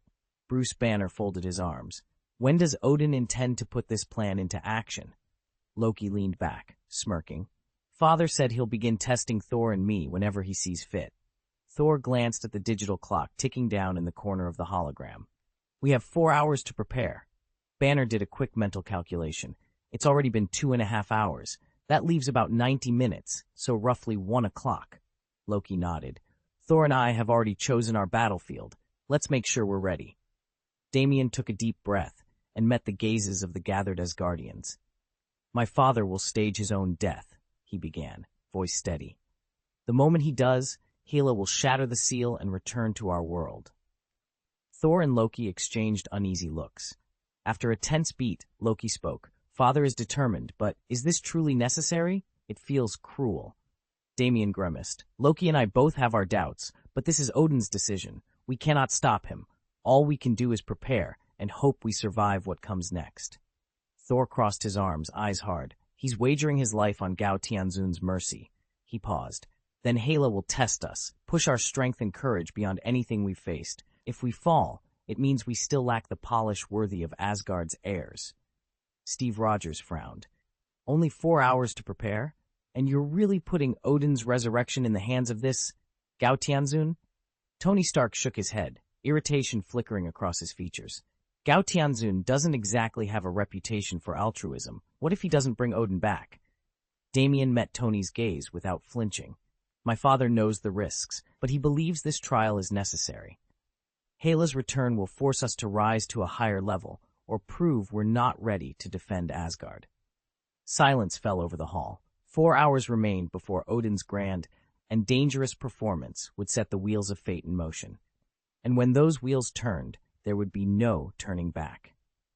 As a primordial monster who has ruled the lawless reaches of Sakar for billions of years, Gao Tianzun breaking his word comes as no surprise. "There's always risk," he reminded them. "But since we're faking a death, I'm sure they've accounted for that," Tony replied. "Let's not worry. We need to pick a location. Time's running out." Thor and Loki scanned the horizon, then pointed to the small island farthest from the continental shelf. "Jarvis has traced this 30-square-kilometer isle to its governing nation, and even crunched the numbers on what it would cost to acquire it." "Thor, Loki, you two head there first," Tony ordered. "Bruce, Steve, and I will take the battleship and observe the fight from a safe distance. Pietro, Wanda, Paige, get to the nearest city and lay low. If the battlefield spreads, disperse immediately on my signal." Tony tapped the coordinates into his HUD, gave a firm nod, and signaled the team to split up. "Why are we evacuating?" Pietro asked, frowning as he watched the crew prepare lifeboats. "Because we want to see this battle up close," Tony replied with a grin. "I mean, who wouldn't want front-row seats to a clash between the universe's heaviest hitters?" Pietro's eyes lit up. "Can you fly us into position?" Tony's expression grew serious. "If the battlefield expands and the warship takes a direct hit, we might have to jump into the fray ourselves." "All right," Pietro said, folding his arms. "But you've got to promise you won't get in our way, and that you can make it back to shore safely on your own." Tony chuckled. "Evacuations and rescues are kind of our thing. Playing to your strengths is what makes a hero." He shot Pietro a knowing look. "Deal. I'll organize the evacuation." Pietro grinned. "Great, but can I at least watch the live feed?" "Sure, just tell Jarvis." Tony tapped his chest plate. "He'll stream it straight to your HUD." Tony shrugged apologetically. "Sorry for pulling you into this." Nearby, Thor observed as Tony began issuing evacuation orders. Their father might have wanted them to handle things alone, but Tony was determined to help, however he could. But the real reason Damien, Tony, and Steve stayed within eyeshot was to step in if things went sideways. Even a few extra seconds can turn the tide of battle. Damien glanced at Tony. We're family, right? Besides, you two haven't faced Hela yet. Tony shrugged with a grin. Until you throw down with someone, you can't say who's stronger. Steve folded his arms. Exactly. It's too soon to pick winners or losers. Tony leaned forward. And you two are the new guardians of the 9 realms now. Might as well prove you deserve the title. Thor and Loki exchanged a serious look, then rocketed skyward. Almost at once, Jarvis's holographic display flickered to life, projecting their flight path straight from the cosmic communicator. Tony tapped the floating map. You really think they can take on Hela, the goddess of death? Steve watched the dotted line stretch into the heavens, concern in his eyes. Let's hope they can. Damien perched on the edge of the holotable, listening intently as Tony Stark outlined their odds against Hela. Tony tapped at the shimmering projection of her sealed prison. Hela's at her most dangerous when she's in Asgard, and she'd be even stronger there, Tony said. But after centuries bound beneath Vanaheim, she won't spring back at full power the instant her seal shatters. Bruce Banner leaned back, arms folded, a confident smile playing on his lips. That gives Thor and Loki a fighting chance, he observed. If they press the attack early, they might just force her back under. Steve Rogers frowned. And if they don't? Tony shrugged. Then we reseal her or banish her back to Asgard for good. We have contingency measures in place. Steve's eyes flicked over the team. Does everyone feel comfortable with that plan? Bruce's grin widened. More than comfortable, and if they still can't handle her. He stood, his posture shifting, a barely contained power humming beneath his skin. I'll step in myself. Silence fell. Even Tony looked surprised. You're saying you can take on Hela? Tony asked. Banner met his gaze without flinching. Since joining the Void Cult, I've discovered strengths I never knew I had. I just need the chance to prove it.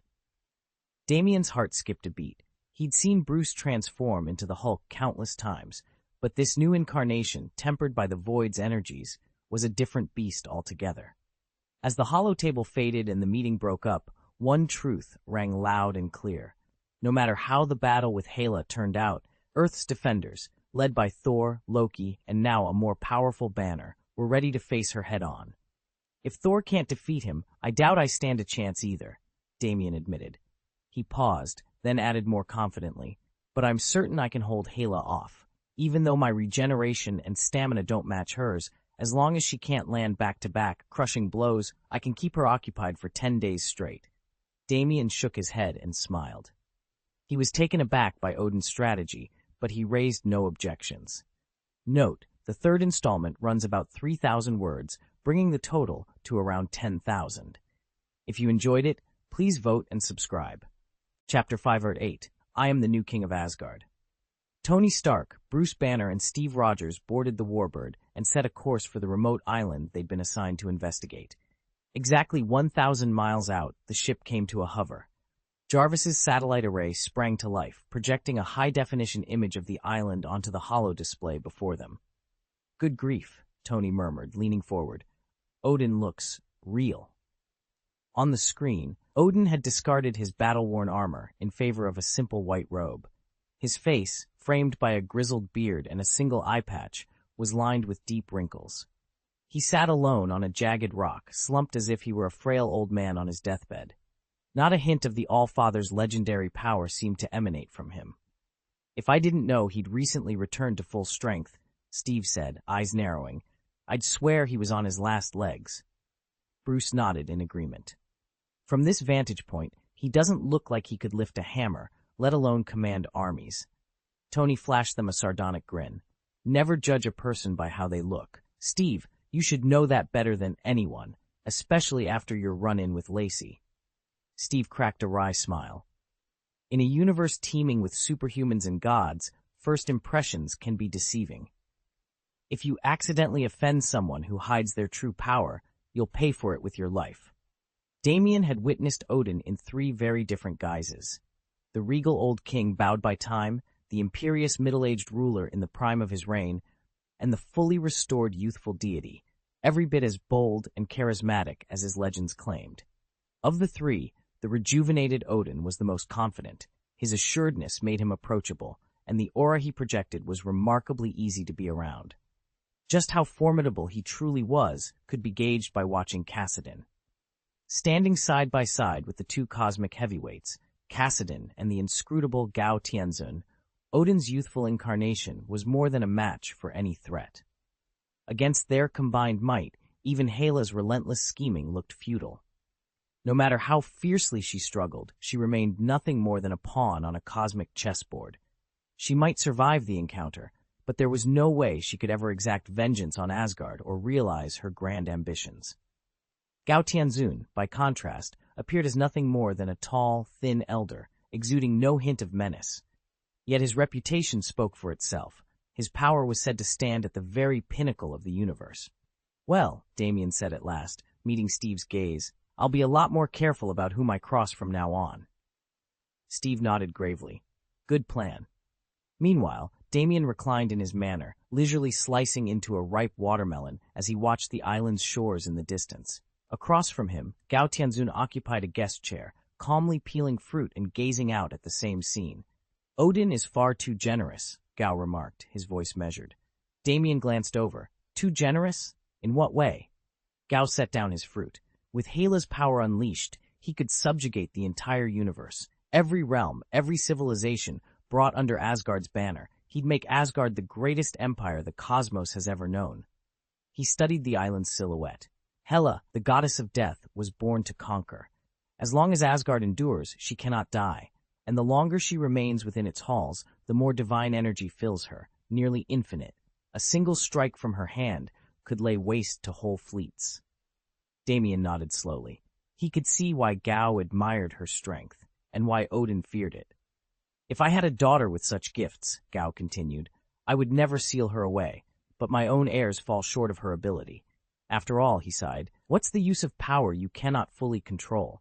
And let's not forget the scope of destruction she could unleash." "Those Olympians won't just stand by idly," Kassadin warned. "They may not be able to take down Hela at her peak, but they can always hire someone stronger." Damien's expression stayed calm. "My lord, do you think Olympus has already aligned with the Void Cult?" Gao Tianzun studied Kassadin for a moment. He had suspected as much, but confirmation was crucial, especially if Zeus was involved. He couldn't risk offending the Thunderer without knowing where his loyalties lay. "It's far easier to sway Zeus than Odin," he admitted at last. "True," Kassadin replied, "but Zeus, despite his might, lacks honor. He has no code of ethics, no pride as a true titan. He shirks responsibility as the head of the pantheon. If he were to join the Void Cult, he'd be nothing but an unstable wild card." Damien shook his head. "That sounds exactly like him. Zeus values his own skin above all else and has no moral compass to speak of. We'll see his selfishness exposed soon enough, once the whole god-killer gear affair unfolds." Gao Tianzun, who famously views all life as mere insects, never hesitates to involve himself in any matter within his domain of Saga. In earlier days, news that someone had slain a god or dared to challenge Zeus's authority would have prompted the Thunderer to act immediately and decisively. But those days are gone. After years of grand assemblies and ceaseless politicking, Zeus's spirit has been worn down. He's lost the daring and ambition that once set him apart, reduced now to picking on the weak rather than standing up to true threats. A genuinely powerful being must know when to yield and when to stand firm. Over an immortal lifetime, one inevitably faces conflicts that demand more than brute strength. They call for pride, principle, and courage. Without these virtues, a strong creature simply drifts on whichever way the wind blows. "I understand, my lord," Kassadin replied, bowing his head. Gao Tianzun's lips curved into a rare smile. Of all the Void Cult members, Kassadin was the only one whose orders he'd follow without hesitation. The others might be capable enough to pose a threat. At best, he could kill them, but there was no reason to fear them. Even Odin, who knew the proper etiquette, made his way to Gao Tianzun only after careful consultation, earning the warlord's grudging respect rather than annoyance. Damien stood silently, his gaze locked on the tiny island below. When Gao Tianzun muttered, "If this were Zeus, an overblown bully with no sense of honor, that would be bad luck for anyone who had to deal with him," Damien made no reply. He simply watched. The island lay just 30 square kilometers in size. its rocky cliffs meeting the restless sea. At its center, Odin stood with Thor and Loki, the trio of Asgard's heirs, summoned as witnesses to what was about to unfold. Odin spoke in a firm, measured tone. "I will remain here to observe. Kassadin and Gao Tianzun will be watching from above. You three are my successors. If you can resolve this without my direct intervention, then prove yourselves." With those words hanging in the salt-churned air, Odin raised his arms, closed his eyes, and radiated a brilliant golden light. In an instant, he dissolved into shimmering particles, his life given willingly to open the path. Less than 10 seconds later, the air above the island crackled and warped. A wormhole the color of dark emerald split the sky, its edges sizzling like molten glass. An almost tangible sense of dread surged outward. The very atmosphere shifted. Clouds gathered in swirling bands overhead, gusts of wind whipped up from the sea, and the promise of a downpour hung heavy on the breeze. Thor's hammer materialized in his grasp with a crack of thunder. Beside him, Loki's armor snapped into place, the sleek plates cropping up along his arms and torso. The two brothers exchanged a solemn glance before turning their attention back to the churning vortex above them. Down on the cliff's edge, Damien tightened his grip on the edge of the rocky outcrop, readying himself for whatever might emerge from that ominous green gateway. The fate of the island, and perhaps of Asgard itself, hinged on what came next. They all knew that Hela wasn't the strongest opponent they Nathorns had ever faced, but she was undoubtedly the most dangerous. A woman with wild, tangled hair and a palpable aura of darkness stepped out of the swirling green portal. "After so many years of life, and at last you perish." Her voice dripped with mock pity. "What a shame. I was looking forward to taking him on a proper ride." Thor and Loki both stiffened. The faint echoes of Odin's power still lingered in the air, but the black-haired woman's sardonic smile told them she hadn't been impressed. A cold pressure settled over the brothers, forcing them to narrow their eyes. Thor drew himself up, bristling at her words. "You are Hela?" The goddess of death inclined her head. "I am she." Thor squared his shoulders. "I am Thor, son of Odin." Hela's lips curved in amusement. "Is that so? You don't look the part." Loki stepped forward, his voice low but steady. "And I am Loki, son of Odin." At that, Hela's eyebrows shot up. She surveyed them both, as if sizing up children. "Then you must be the eldest, my father's first daughter?" Loki exchanged a quick glance with Thor. He knew exactly why Odin had orchestrated this confrontation, to bring Hela back into Asgard's fold. "Perhaps," Loki answered, his tone smooth, "but that is a conversation best had through proper channels." The chill in Hela's grin deepened. Asgard, or what was left of it, was about to learn just how determined she could be. Although Loki knew that words alone would be unlikely to sway Hela, he was determined to try. After all, it had been Odin's dying wish. He squared his shoulders and met his sister's cold gaze. "If you want to play the family card," Hela taunted, "you're sounding just like father." Loki held her stare. "Father is dead," he replied quietly. At that, a cruel smile curved Hela's lips. "Then kneel," she commanded. "Only when you bow will I grant you the courtesy of speech." She swept her dark hair from her shoulders and looked down at the two brothers in the ruined throne room. With Odin gone, no one in Asgard could challenge her power. She was now its rightful ruler. Thor's jaw tightened as he exchanged a glance with Loki.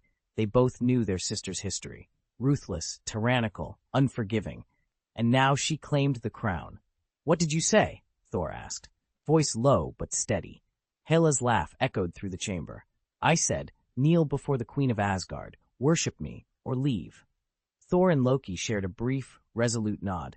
They understood that no words would satisfy Hela, only steel would decide the day. Thor fell silent, his eyes narrowing. With a mighty heave, he hurled Mjolnir straight at Hela. The enchanted hammer carved a streak of crackling lightning through the air and landed squarely in her open palm. "My foolish brothers," Hela sneered, amusement flickering in her gaze. "You have no idea what adversary you're up against. Clearly father never saw fit to warn you of my true power." Effortlessly, she crushed her hand around the handle, determined to shatter the Uru metal and demonstrate her superiority. In that instant, Thor was enveloped in a surge of golden thunder. With a flash of blinding light, he reappeared beside her, his hand clamped firmly on Mjolnir's shaft. The hammer trembled in his grip, unleashing a thunderous roar that blossomed into a 100-meter column of molten lightning reaching skyward. The blast struck Hela head-on, sending her hurtling 200 meters through the air before she bobbed back into the sky, wings beating furiously. Hovering in midair, she stared at her brother with wide-eyed disbelief, the fiery glow of the thunderstorm reflecting in her eyes. Damien's heart raced as the seal shattered beneath his spell. Before him stood a towering figure wreathed in stormlight. "You've only just broken the seal," Thor Odinson declared, his voice rumbling like distant thunder. "Your power is still fledgling, far weaker than I anticipated." He lifted Mjolnir, its head crackling with raw electricity. "I am Thor, god of thunder, newly crowned king of Asgard and lord of the 9 realms, the rightful heir to my father's throne." Damien met his gaze, every muscle tensed. Clouds roiled overhead, pregnant with wrath. Lightning forked across the sky, illuminating Thor's golden eyes. "You have no idea what enemy you face," Thor thundered. "Are you prepared to endure the full force of my judgment?" At his command, the world itself seemed to bow to the storm. Lightning danced along Thor's armor, each bolt a living spear of light. The heavens split open in a deafening crack, and the wind screamed as though the sky were tearing in two. Dark clouds churned, heavy with impending doom, veins of electric fire threading through them like hungry snakes. Below, the sea rose in furious swells, waves crashing against the island's cliffs in a deafening roar. Damien felt the hairs on his arms stand on end. Almost 2 years had passed since he'd sworn himself to the Void God cult, 2 years of training in shadows and forbidden rites. He tasted the salt spray on his lips and felt the surge of power he'd fought so hard to master. Now, face to face with a god, he would see if that dark promise was enough. He squared his shoulders, raising his hand to meet the storm. "I don't fear your thunder," he said, voice steady despite the gale. "I am ready." Damien, or as the realms still knew him, Thor, had spent nearly 2 years in isolation on Void Island, relentlessly pushing himself to his limits. He honed every skill, hunted down every weakness, and in the process unlocked one evolution after another, 180 in total. The power of the Thunder God now pulsed through him in its fullest form, each trial of strength and endurance tempering his flesh and spirit into something far beyond his former self. He sensed it keenly. This new Thor was incomparable to the one who'd first learned to call down lightning. Only by facing a truly formidable opponent could he measure his progress, and until today none had stepped forward. Yet now he knew, without doubt, that he could defeat Hela, freshly freed from her seal and eager to prove herself. "I admit I underestimated you, Thor," Hela said as she approached, her voice taut with restrained power. "That's why your ambush worked." Thor's skin crackled with electric light as he unfurled a triumphant grin. "I only wanted you to show me just how dangerous you truly are," he replied. "Otherwise, you'd never have the courage to speak so boldly." Hela's lips tightened. Standing before her brother, ablaze with thunderous energy, she recognized that she had misread him, but she refused to let that hesitation cost her the fight. Bracing herself, she clasped her gauntlets and began donning her enchanted armor, every motion a promise. Their reckoning was only just beginning. Loki slipped silently behind Hela. In his outstretched palm, the crackling void coalesced into a compact sphere of power. With a swift motion, he drove it into her back. The void's force exploded in dozens of concussive pulses, each one piercing deep into Hela's flesh. She staggered under the unexpected attack, hurtling forward across the rocky ground. Normally, Hela's regenerative gift would have closed such wounds in an instant, but this alien energy seeped through her veins like poison, dulling her healing factor and leaving her open to further assault. As she tumbled headlong, Thor struck. In a flash of golden light, he became living thunder, his form streaking through the air like a bolt. High above Hela, he raised Mjolnir, channeling every ounce of his strength into a single, devastating blow. The hammer met her with a thunderous crack, shattering bone beneath bone. A scream tore from Hela's throat as pain seared through her body, her eyes rolling back like falling stars. Boom! The impact drove Hela through the island's crust, gouging a jagged crater in the earth. The ground shuddered violently beneath them. Thor planted his feet at the rim of the newly formed pit and thrust Mjolnir skyward. Dark clouds swirled overhead as golden lightning gathered at the hammer's head. With a roar, a pillar of divine thunder tore from the heavens, descending to meet him in a torrent of raw power. The thunderbolt didn't just strike, it twisted into a living serpent of crackling energy that slithered across the island's surface, its luminous coils swallowing the sea in brilliant light. In the next instant, a deafening roar shattered the air as the lightning smashed into the water, blasting a vast crater open in the ocean floor. Seawater surged back in with ferocious speed, sending shockwaves rippling through the restless waves. From a rocky overlook, Steve Rogers, Tony Stark, and Bruce Banner watched in stunned silence. Tony's jaw dropped. When did Thor get this powerful? Steve's eyes were wide with realization. He's Odin's direct heir. His potential was always off the charts. It's just that he's never truly unleashed the god of thunder within him. Bruce added quietly, the blessing from the void, it must have triggered some kind of evolution in his powers. Tony shook his head in disbelief, turning to his friends. This isn't Thor holding back. It's Thor in his truest form. He's like an avenging angel out there. High above the churning sea, Thor stood unbowed, lightning crackling in his hair and eyes blazing with ancient authority. Below him, the others could only watch as the god of thunder unveiled the full scope of his might. Chapter X, The Blessing of the Void. It had been less than 2 years since Damien pledged himself to the Void God cult, yet his ascendancy was nothing short of miraculous. In that brief span, he'd undergone just under 200 evolutions, a modest tally by cult standards, where centuries of devotion often translated into millennia of transformations. Still, no one had ever matched the caliber of Damien's breakthroughs. His new forms unlocked unprecedented abilities, his raw strength outstripped disciples with triple his ascensions, and his latent potential remained virtually limitless. Whispers rippled through the ranks. You couldn't judge power solely by evolution count. Damien carried a unique void blessing, an untested fusion of cosmic might and bloodline purity that set him leagues above every other member. Watching from the shadows was Tony, the cult's master technomancer. Famed for blending arcane ritual with cutting-edge machinery, Tony had long harbored a singular ambition, to bridge the yawning gap between mortal invention and divine heritage. For years, he dreamed of crafting devices that could replicate or even surpass the godlike prowess granted by an exalted bloodline.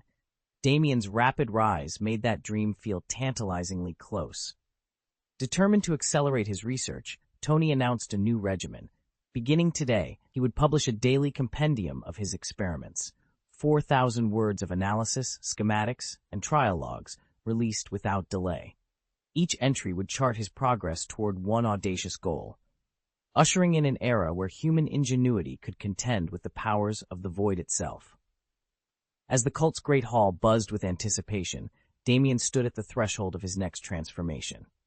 With the void's whisper in his veins and Tony's mechanical marvels at his side, the very boundaries of power trembled, poised to be rewritten. Chapter 509. As long as I'm here, you will never get ahead. Damien stood on the observation ledge alongside Gao Tianzun, his eyes fixed on the battlefield below.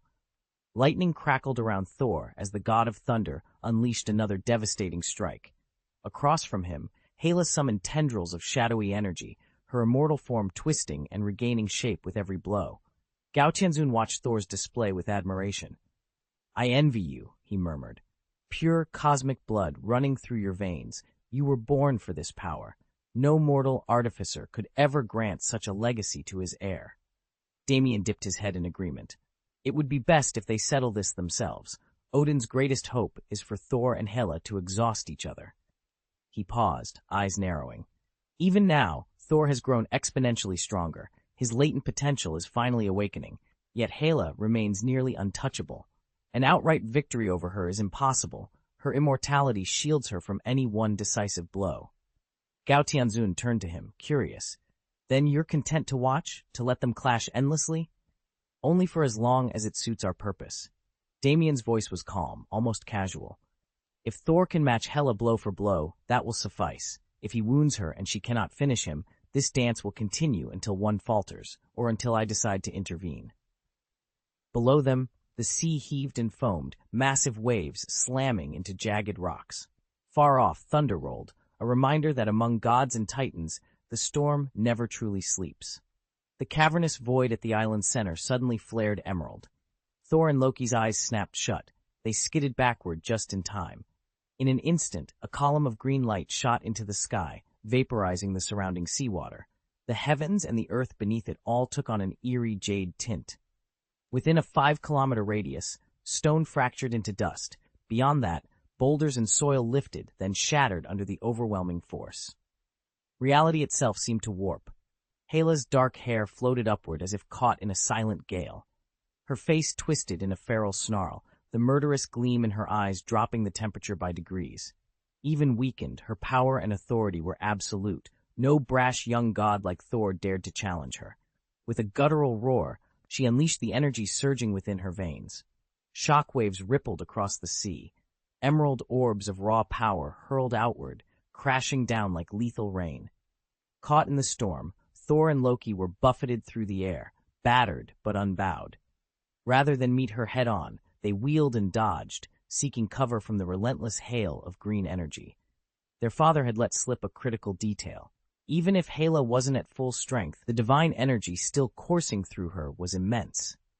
They couldn't afford a head-on clash that would burn through their own reserves, or they'd be annihilated.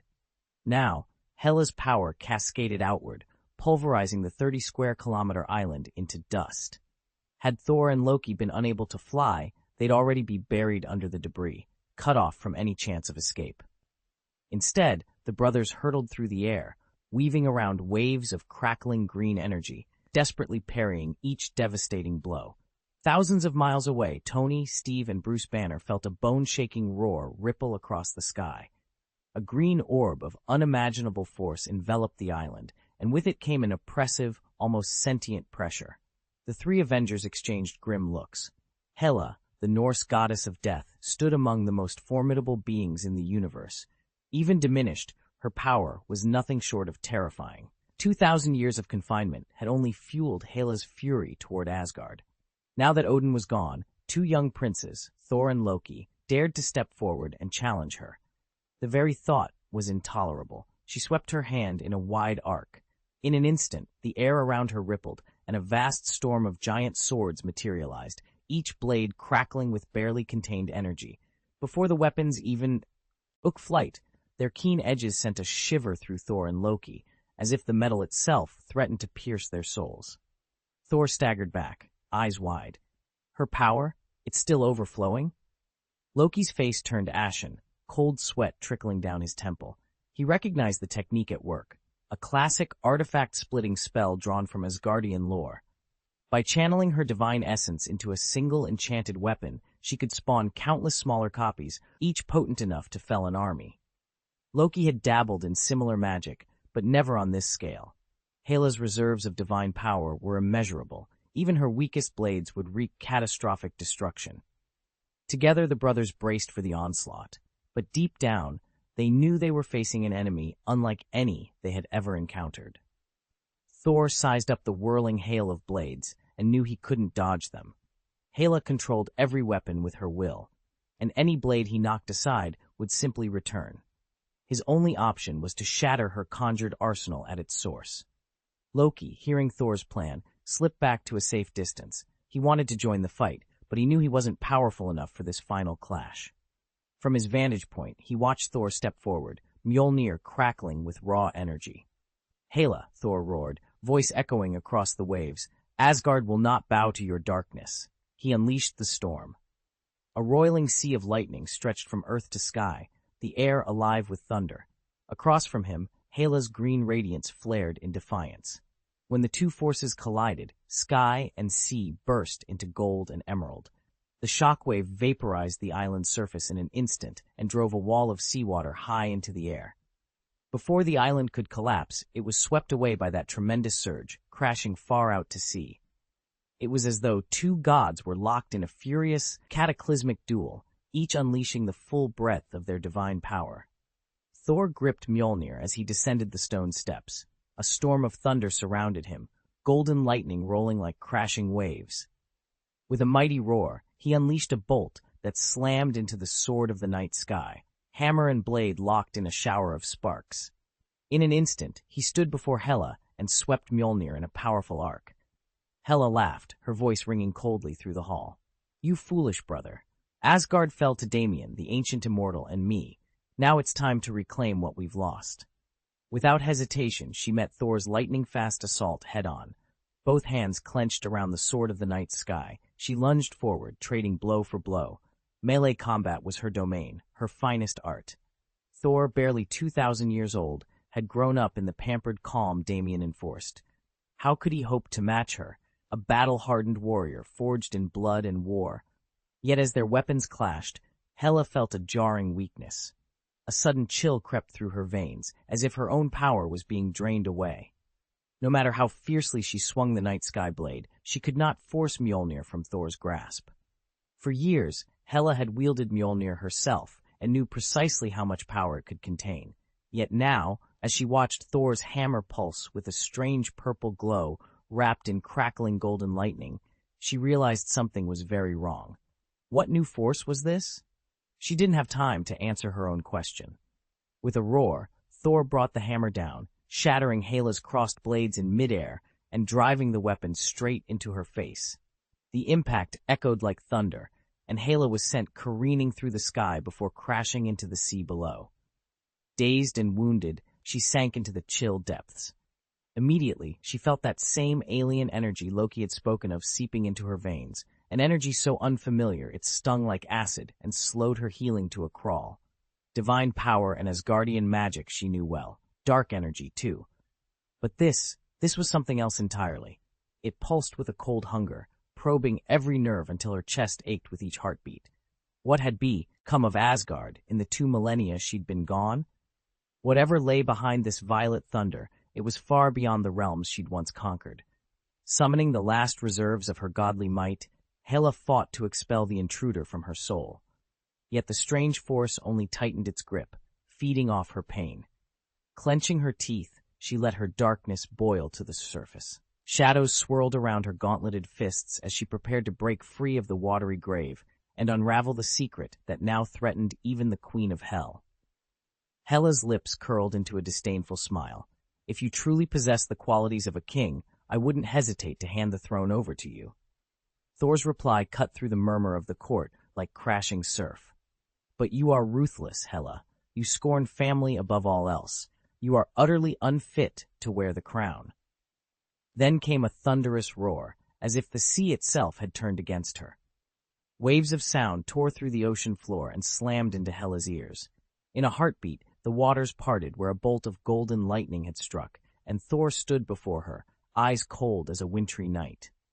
In that instant, she saw the same unyielding fury she'd once witnessed in Odin, her banisher and architect of her exile. Thor spoke without a trace of pity. Your immortality makes you hard to kill, but it doesn't spare you from pain.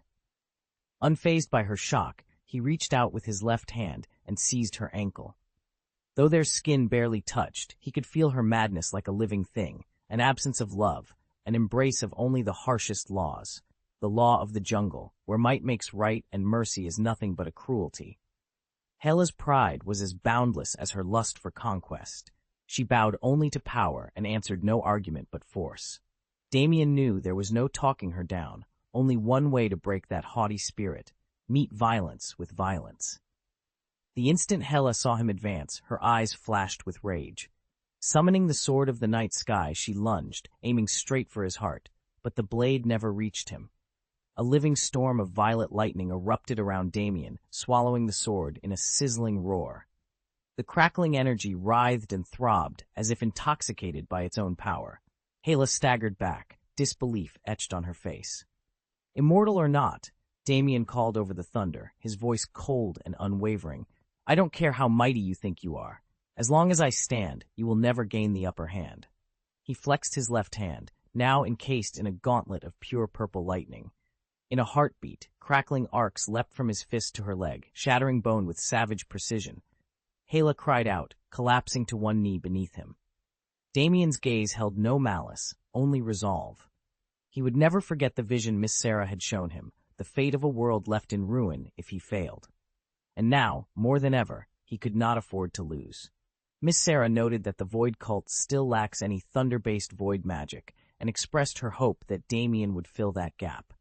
In doing so, She essentially laid out a path for him to advance his void magic research, challenging him to develop his own signature technique, void-swallowing thunder, capable of absorbing external energies and converting them into his own strength. This completes the second 3,000-word update. Chapter 510, Thor's terrifying trump card. A sickening crack echoed across the battlefield as Thor's gauntleted fist closed around Hela's forearm. She screamed, pure agony ripping through her bones, and reflexively summoned every ounce of her divine power into a blinding emerald blast meant to drive him back.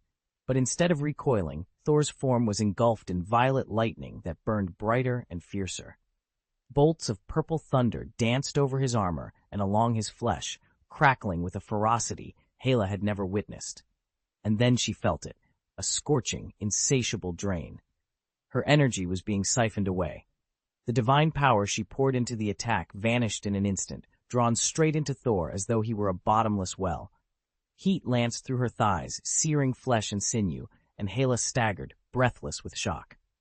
She clutched her cracked arm, staring at Thor in frantic disbelief. What kind of power is this?" she gasped, voice trembling between anger and fear. Even Odin's might could at best bind her. But now, before Thor's relentless storm, her very essence was being consumed. Lightning arced around him like living fire as he advanced, hammer in hand, and Hela realized with cold dread that she faced more than a god. She faced a force that threatened to swallow her whole. Thor's left hand crackled with a corrupted storm, as violet lightning snaked around Hela's body, tearing flesh and siphoning off her divine power. With each strike, the energy surged back into Thor, amplifying the tempest in his palm. His eyes glowed with an unholy purple light, and the noble aura he once carried twisted into something savage and bloodthirsty. Bolts of dark thunder shot skyward, ripping through the clouds and unleashing a tempest that churned the ocean for hundreds of miles. The roar of thunder filled the air, each crash announcing Thor's growing might. Above them, the sky took on a bruised purple hue, a portent of doom. From a jagged cliff below, Loki watched with mounting alarm.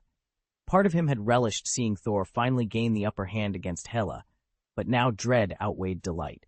He shouted up at his brother, "Thor, cease this at once!" Thor's laughter rolled like thunder, but Loki pressed on. "You're breaking the commandments. The void cult forbids the consumption of living beings." Hela's screams of agony cut through the storm. In that moment, Loki understood what was happening.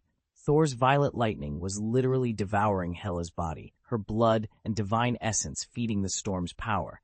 If Thor finished her, his strength would become unmatched, but at the price of his own soul, for consuming the living was the gravest of heresies. Loki's heart pounded. He had to stop this, or watch the once righteous god of thunder become something far more terrifying than any enemy they had ever faced. Loki felt like an ant on a hot griddle, desperate to intervene, but terrified of getting too close. Thor's body was crackling with strange void-infused lightning that threatened to consume anyone who approached. Gathering what courage he had, Loki tilted his head back and bellowed to the heavens, "Lord Kassadin, the god of the void, please, we need your power." As he screamed, Thor underwent a rapid, frightening evolution. Dark energies writhed around him, and every bolt of thunder born from the void grew wilder, more uncontrollable. Far above the battlefield in Stark Tower's control room, Tony Stark, Bruce Banner, and Steve Rogers watched through Jarvis's satellite feeds. None of them could fully grasp what was unfolding, but Loki's frantic cries sent a clear message. Something had gone terribly wrong. Without warning, the sea's surface roiled. A roiling black vortex tore open the sky, and through its depths emerged a figure clad in white robes and golden armor. Kassadin, the void god himself, stepped forth. He raised an arm, and two glowing spheres of void energy materialized in his palm before streaking down to the ocean floor like falling stars. When those spheres struck, streams inky darkness shot out, wrapping around Thor and Hela alike. The constricting void tendrils severed Thor's surging power in an instant, halting his transformation mid-roar. On a distant cliff, Sol, who had watched the entire spectacle with cool detachment, suddenly sharpened her gaze. The calm that had cloaked her moments before was gone, replaced by eyes as clear and keen as a blade's edge. Hela's divine power was draining away at an alarming rate. Though nothing was physically devouring her, shock coursed through every fiber of her being. She stared at Thor as if he were a monster, and in that moment the thunder god himself smirked to think that even the goddess of death could look upon him with fear. From high above came Loki's urgent, pleading voice. "Great Lord Kassadin, the god of the void. My brother Thor has just encountered an enemy far beyond our usual strength. This is the first time I've unleashed my trump card, and I know nothing of its consequences. I meant no disrespect to the commandments. I beg your forgiveness. This is my first and only transgression." At Loki's words, Damien's senses snapped back. Could that trump card really have violated the sacred laws? Thor glanced at his own hands and felt it. Void energy, rolling through him like molten lightning, far stronger, far more refined than ever before. In the span of a heartbeat, his power had evolved again and again, leaving him trembling as if struck by actual thunderbolts. Damien stared down at Thor, his voice low and controlled. "Thor, I should have finished you when I had the chance." Loki's barely audible plea died on Damien's lips as he continued.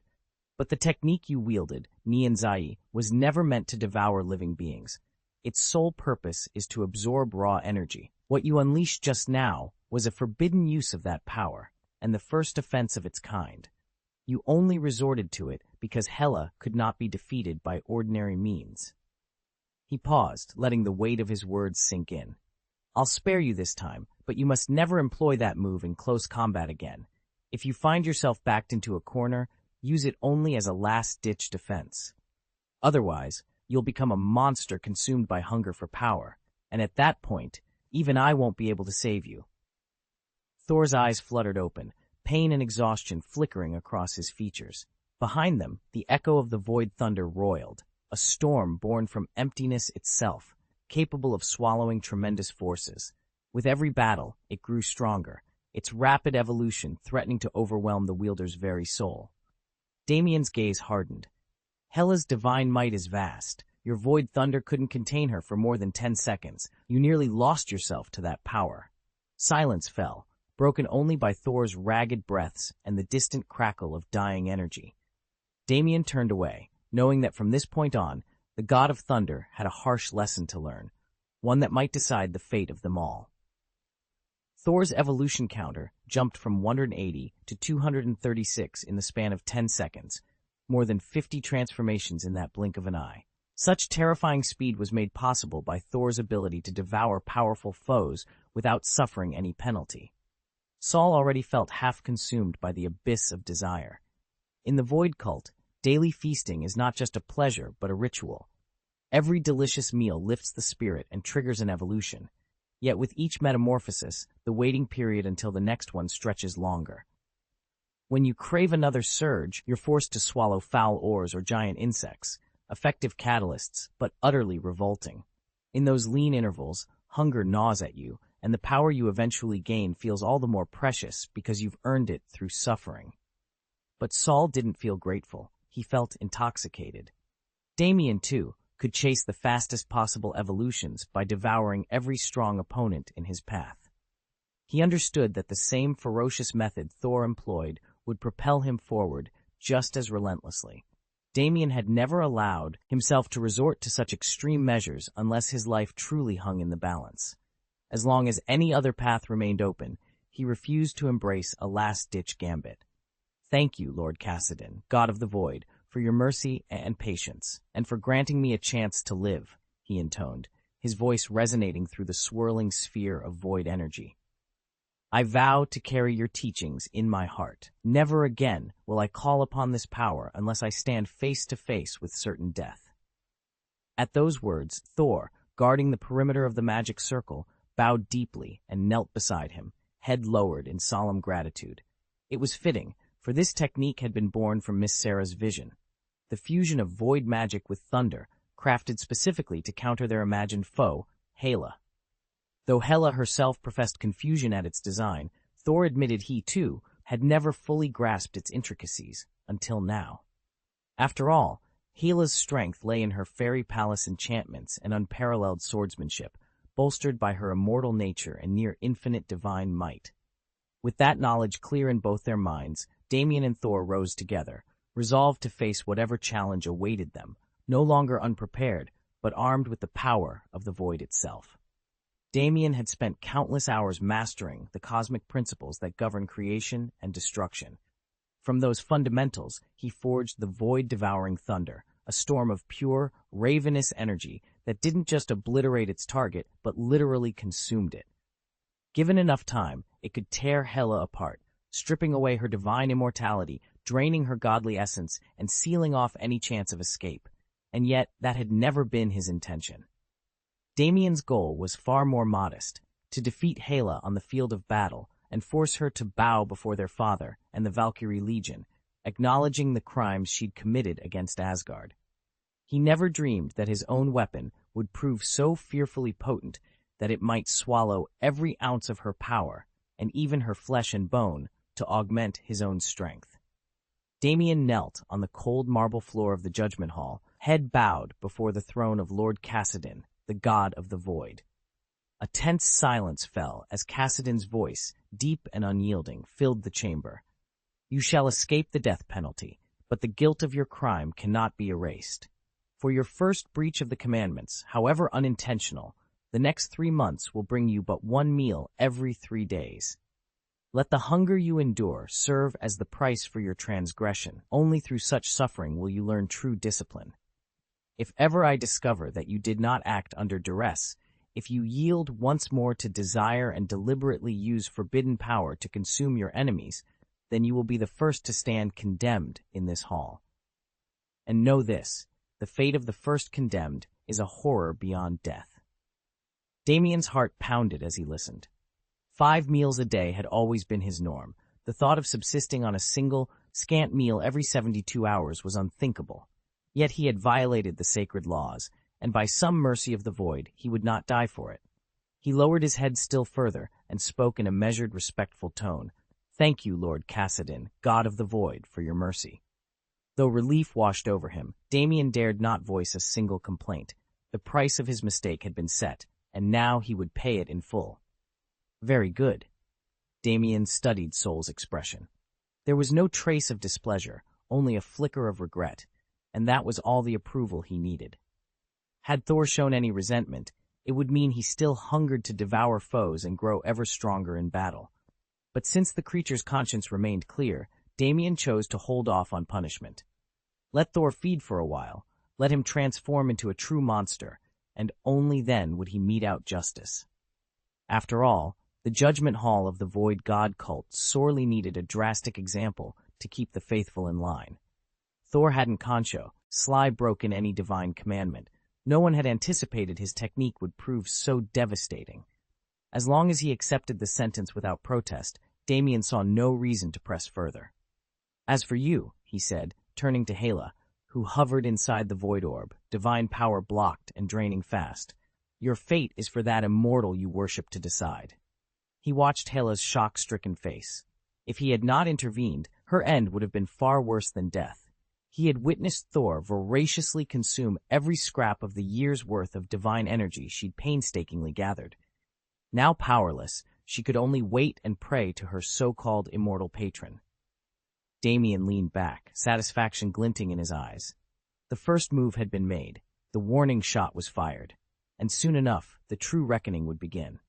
This confinement was nothing like a simple seal. From the moment Odin bound her, Hela felt only resentment, never fear.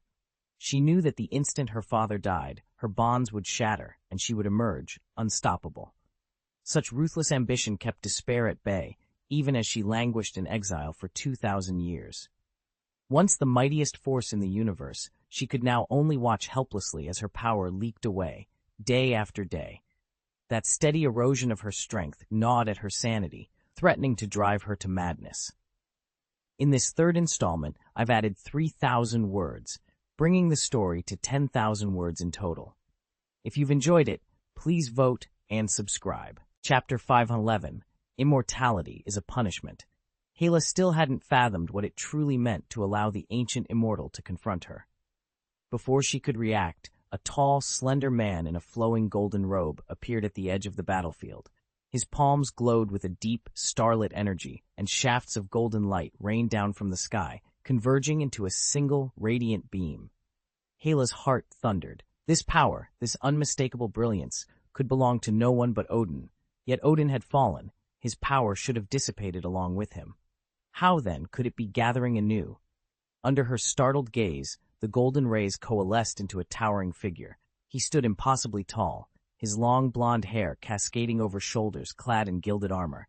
His face was handsome, regal, every inch the king she remembered. Hela's knees shook. If she hadn't understood before, she did now. Odin's death had not been a mere accident or foul play, but a deliberate sacrifice. And this mysterious elder, she didn't recognize him, had the power to bring him back. The scattered remnants of Odin's divine essence swept back into his body, swirling around his chest. Then, in a single thunderous heartbeat, those familiar blue eyes snapped open. A hush fell over the realm as Odin drew his first breath in ages. Immortality, it seemed, was his verdict. Odin stared out at the shattered remains of the islands and the roiling sea beyond, once peaceful shores now wiped clean. Above the chaos, he saw Thor and Hela, bound in chains of crackling void energy, held fast by Kassadin's power. "What's happened here?" Odin murmured, his brow furrowed. "Did my son win the battle?" He remembered what had occurred moments ago, his own death, the Hall of Valor, the long-awaited reunion with his father, Kingbor, only to be resurrected by Gao Tianzun before he could exchange a single word. He'd assumed that with his return assured, Thor and Loki's clash with Hela would resolve itself. Either Thor would prevail, or 10 hours of delay followed by his own resurrection would tip the scales. And if Thor had faltered, he'd expected Kassadin to intervene on his side. Yet here they were.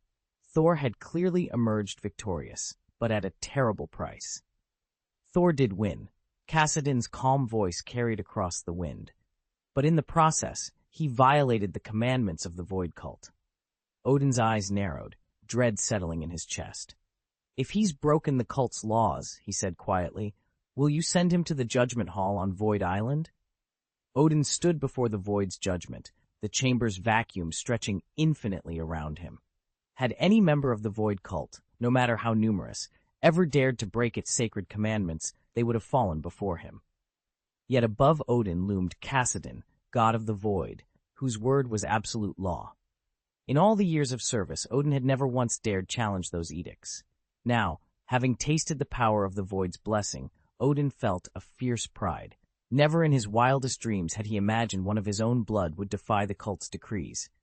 Even if Thor emerged victorious, Odin knew he would find no joy in that triumph. "That is only right," he murmured. Kassadin's hollow voice echoed through the void. Thor's transgression was not born of arrogance or malice, but of necessity. He sought only to preserve his own power and to defend his royal realm from Hela, goddess of death. A pause followed, as though the void itself held its breath. "Let him live," Kassadin finally declared. "Subject him to a mild penance and remind him that the wrath of the Void Cult is not to be underestimated." Behind Odin, Damien bowed his head in relief. "Thank you, Kassadin, god of the Void, for your mercy." Odin turned his gaze to the glowing orb at the chamber's center, where Thor knelt, head bent in remorse yet unbowed in spirit. Gratitude softened Odin's stern features. He nodded in understanding, accepting the verdict both for his son and for the sanctity of the Void. Chapter X. Odin's voice rang through the hall with unyielding authority. "Tie. Hela has no ties to the Void Cult. This is Asgard's affair. See to it however you deem fit." Damien inclined his head in acknowledgement. His resolve was ironclad. Without another word, a swirling void rift opened before him. He stepped across the threshold, and in an instant vanished. At the same moment, the obsidian sphere imprisoning Thor and Hela collapsed in on itself, releasing them both. High above, the godslayer Gao Tianzun spared them a cold, measured glance. He turned his back on Sol, offered no explanation, and departed into the rafters in complete silence. Freed from the sphere's grasp, Hela staggered to her feet. She caught sight of Kassadin, the dreaded Void Lord, whose mere presence warped the air around him. A chill ran through her veins. As the echo of his departure faded, her own divine power surged back into her, a reminder of everything at stake. While Odin still lived, her grand ambitions remained impossible. Worse yet, Thor, her brutal, unpredictable brother, stood free at her side. She could only imagine how he would punish her if she tried to defy the All-Father. Desperation flared within her. Drawing on the last reserves of her magic, Hela rent open a private space fold at her fingertips, a shimmering portal back to the Nine Realms. Hope bloomed in her chest as the gateway flickered to life. But before she could step through, a spear of pure shadow descended from above with a thunderous crack. The eternal spear drove clean through her torso, pinning her against the jagged seabed. A gasp of agony escaped her as blood welled at her lips. Hela's scream echoed through the ocean's depths. Pinned, mortally wounded, she was left impotent on the cold, unyielding seafloor. Odin stood on the shore, staring down at Hela as the eternal spear held her fast to the seabed. Though she was his daughter, he'd never been able to bring himself to end her life. He knew that if she died completely, all of Asgard would perish with her. Until recently, his body had grown so old and frail that he dared not summon more than a fraction of his power. Had he tried otherwise, he would already be dead. Now, however, youth and strength had returned to him, and with them, a ruthless clarity. He had allowed Hela to break free of her prison, only to challenge his two sons, testing how they'd respond. Whatever Hela attempted, whether she triumphed over Thor or Loki or fell in defeat, she would remain trapped inside the cage Odin had prepared. "I'll decide your fate soon enough," he told her coldly. Then he turned to Thor. "What became of you after the battle? Why break our code once victory was in your grasp?" Odin's eyes softened ever so slightly as he looked at his eldest. Though Thor inherited his blood and limitless potential, the All-Father refused to mold him into anyone's substitute. Both Thor and Loki must forge their own destinies, walking paths only they could choose. With that in mind, Odin simply waited for answers, for resolve, and for the moment to pass final judgment. Damien wasn't sure if Thor and Loki could defeat Hela, even if they teamed up. Still, he trusted Thor, and believed that now was the moment to act, so he set his plan in motion. Had he thought there was any chance of failure, he would have waited. "My trump card, the void-swallowing thunder," Thor admitted, "was created to devour energy, but it can consume living beings too. I never expected it to be this powerful," Thor continued, his voice low as he replayed the battle's final seconds. "This was its first true test in combat. I nearly swallowed Hela whole just now.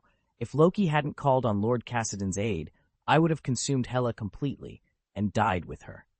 At Loki's frantic shout, the air around them warped into a ravenous zone. Any creature stepping inside would be obliterated by the void-swallowing thunder, leaving no trace. Realizing the mortal danger, Loki immediately summoned Lord Cassidan, god of the void, to save them both. Thankfully, Lord Cassidan took pity on Damien and intervened just in time. Had the flow of time slowed, by even one more minute, his father Odin would have been resurrected into the present world. And even Odin himself, pleading for his son's life, could have been dismissed by Cassidan, god of the void, who answers to no one.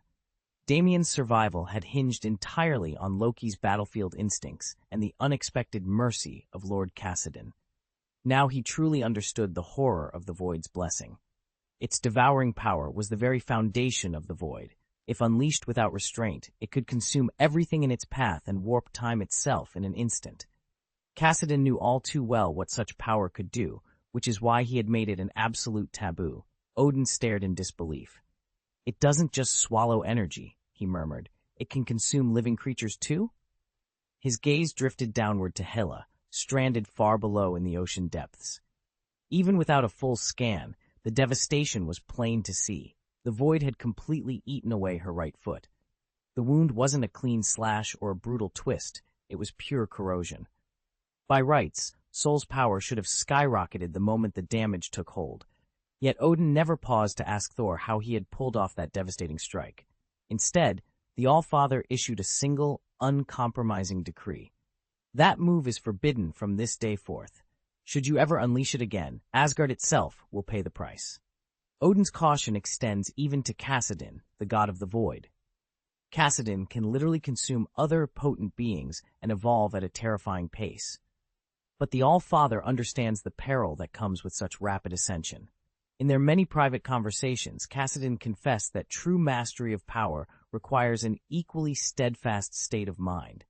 When one's mentality lags behind newfound strength, agony is the inevitable consequence, just as Damien has learned all too well. The gulf between Damien's raw power and his limited experience leaves him racked with pain, yearning for death as a final release. This is why the cult of the Void God insists, above all, on self-discipline. In the Void God's faith, freedom means limitless potential, for good or ill. Without the iron will to rein in ambition and desire, even the most powerful can be devoured by their own hunger. Damien stood apart, reflecting on what he just witnessed and the lesson it drove home. In this universe, power can lift you toward your ideals, but only so far. If you let desire run unchecked, if you abandon all ethics, you risk stepping into an abyss where malice blooms unchecked. The cosmos may reward the strong, yet even true strength requires self-respect and moral boundaries. At that moment, Loki dove toward Thor and threw his arms around him, frantic relief flooding his features. Only minutes ago, Thor's eyes had glowed with a terrifying, otherworldly rage, as if he'd fallen into darkness itself. The blessing of the void was immense, but perilous. Its temple's very teachings warned that one must master desire rather than be mastered by it. "Brother," Loki murmured, his fingers gently stroking the back of Thor's head, "you saved my life. Thank you." Thor felt the sincerity in Loki's touch and, with a soft exhale, returned the embrace, his large hand resting reassuringly on Loki's shoulder. In that quiet moment, they both understood. No power, however vast, could ever replace the strength found in compassion and self-control. Thor's words were simple, but the gratitude behind them was unmistakable. By mastering the void-swallowing thunder technique, he now felt ready to challenge any energy-wielding warrior at the pinnacle of the universe. Yet this power came at the highest price, a life for a life. With it, he could consume even the strongest foes, victory or death aside. Even Kassadin, the god of the void, would personally oversee his passing. Today, Lord Kassadin had spared him for a mere accidental offense, an act of mercy beyond measure.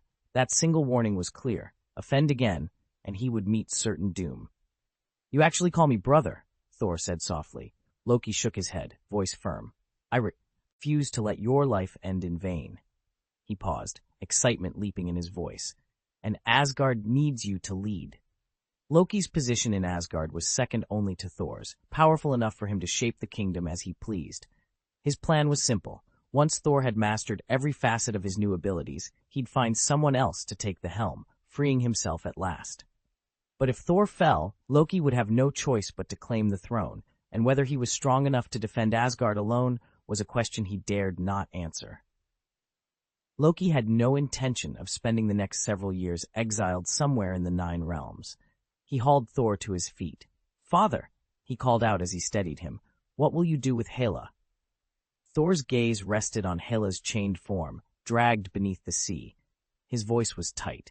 "She won't simply surrender 2,000 years of vengeance." Loki studied his brother's troubled face. Once, he'd been a heedless rebel, shouting at a mother who adored him, desperate for his parents' approval. But over time, he'd come to recognize Odin's unwavering faith in him, and Frigga's infinite patience had calmed his darkest impulses. More than anything, he'd grown to love Asgard and to honor his father's rule. Something in Hela's defiance, though, felt profoundly different. "The two of you have earned the right to decide her fate," he said. "Tell me what you think." High atop the throne, Odin regarded his sons in turn. He drew in a steady breath and prepared to deliver his judgment. Damien leaned forward, voice calm but firm. "I propose we seal Hela's divine power and return her to Asgard to atone for her crimes. If she truly seeks redemption, we can still grant her mercy there." Saul considered the suggestion and nodded. Allowing her to remain in Asgard under supervision might help her grow stronger in spirit and strengthen our defenses at the same time. Another counselor cleared his throat. "With respect, I believe it's far safer to exile her to Blue Star with her power sealed. That way she can no longer threaten any realm." Loki's lips curved into a wry smile. "Exile to Blue Star? You're being overly generous. 2,000 years have passed, and she has shown no hint of remorse. Whether she's gone for centuries more means nothing if her heart remains unchanged." Thor rested his hammer on the ground, weighing their arguments. If Hela could truly abandon her conspiracies, If she could forgo her lust for power, her dreams of ruling Asgard, then the galaxy, then the universe, then returning her home might be worth the risk. But expecting that sort of transformation is wishful thinking. After 2,000 years without repentance, another exile won't make any difference. Odin's voice echoed through the marble hall. In the past, sending him to the Blue Star was an act of mercy. Even then, his hunger for power was unstoppable. One day he would learn what it meant to wield such ambition. He paused, gaze drifting over the assembled gods. Now, let him pursue that ambition from afar. Let us watch how his drive, untethered, might ultimately serve Asgard. His tone darkened. All his life, his resentment and desire for supremacy have gone unrealized.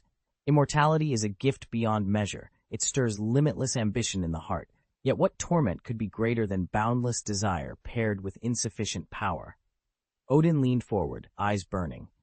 If he truly repents, we will welcome him home. If not, his exile shall be eternal. Loki frowned, stepping into the torchlight. Do you honestly believe he can change? Chapter 5:12. The Disadvantages of Immortality. Thor sat on the rocky shore of the sunken city, hammer in hand, his brow creased with worry. Across from him, Loki's expression was unreadable as he weighed the stakes. To defeat Hela, Thor would have to unleash the forbidden trump card, but even that might not be enough. I cannot face her directly, Loki admitted, voice low. Her power is too vast, yet this isn't a permanent stalemate. With time, I can learn to wield the void's taboo energy more fully.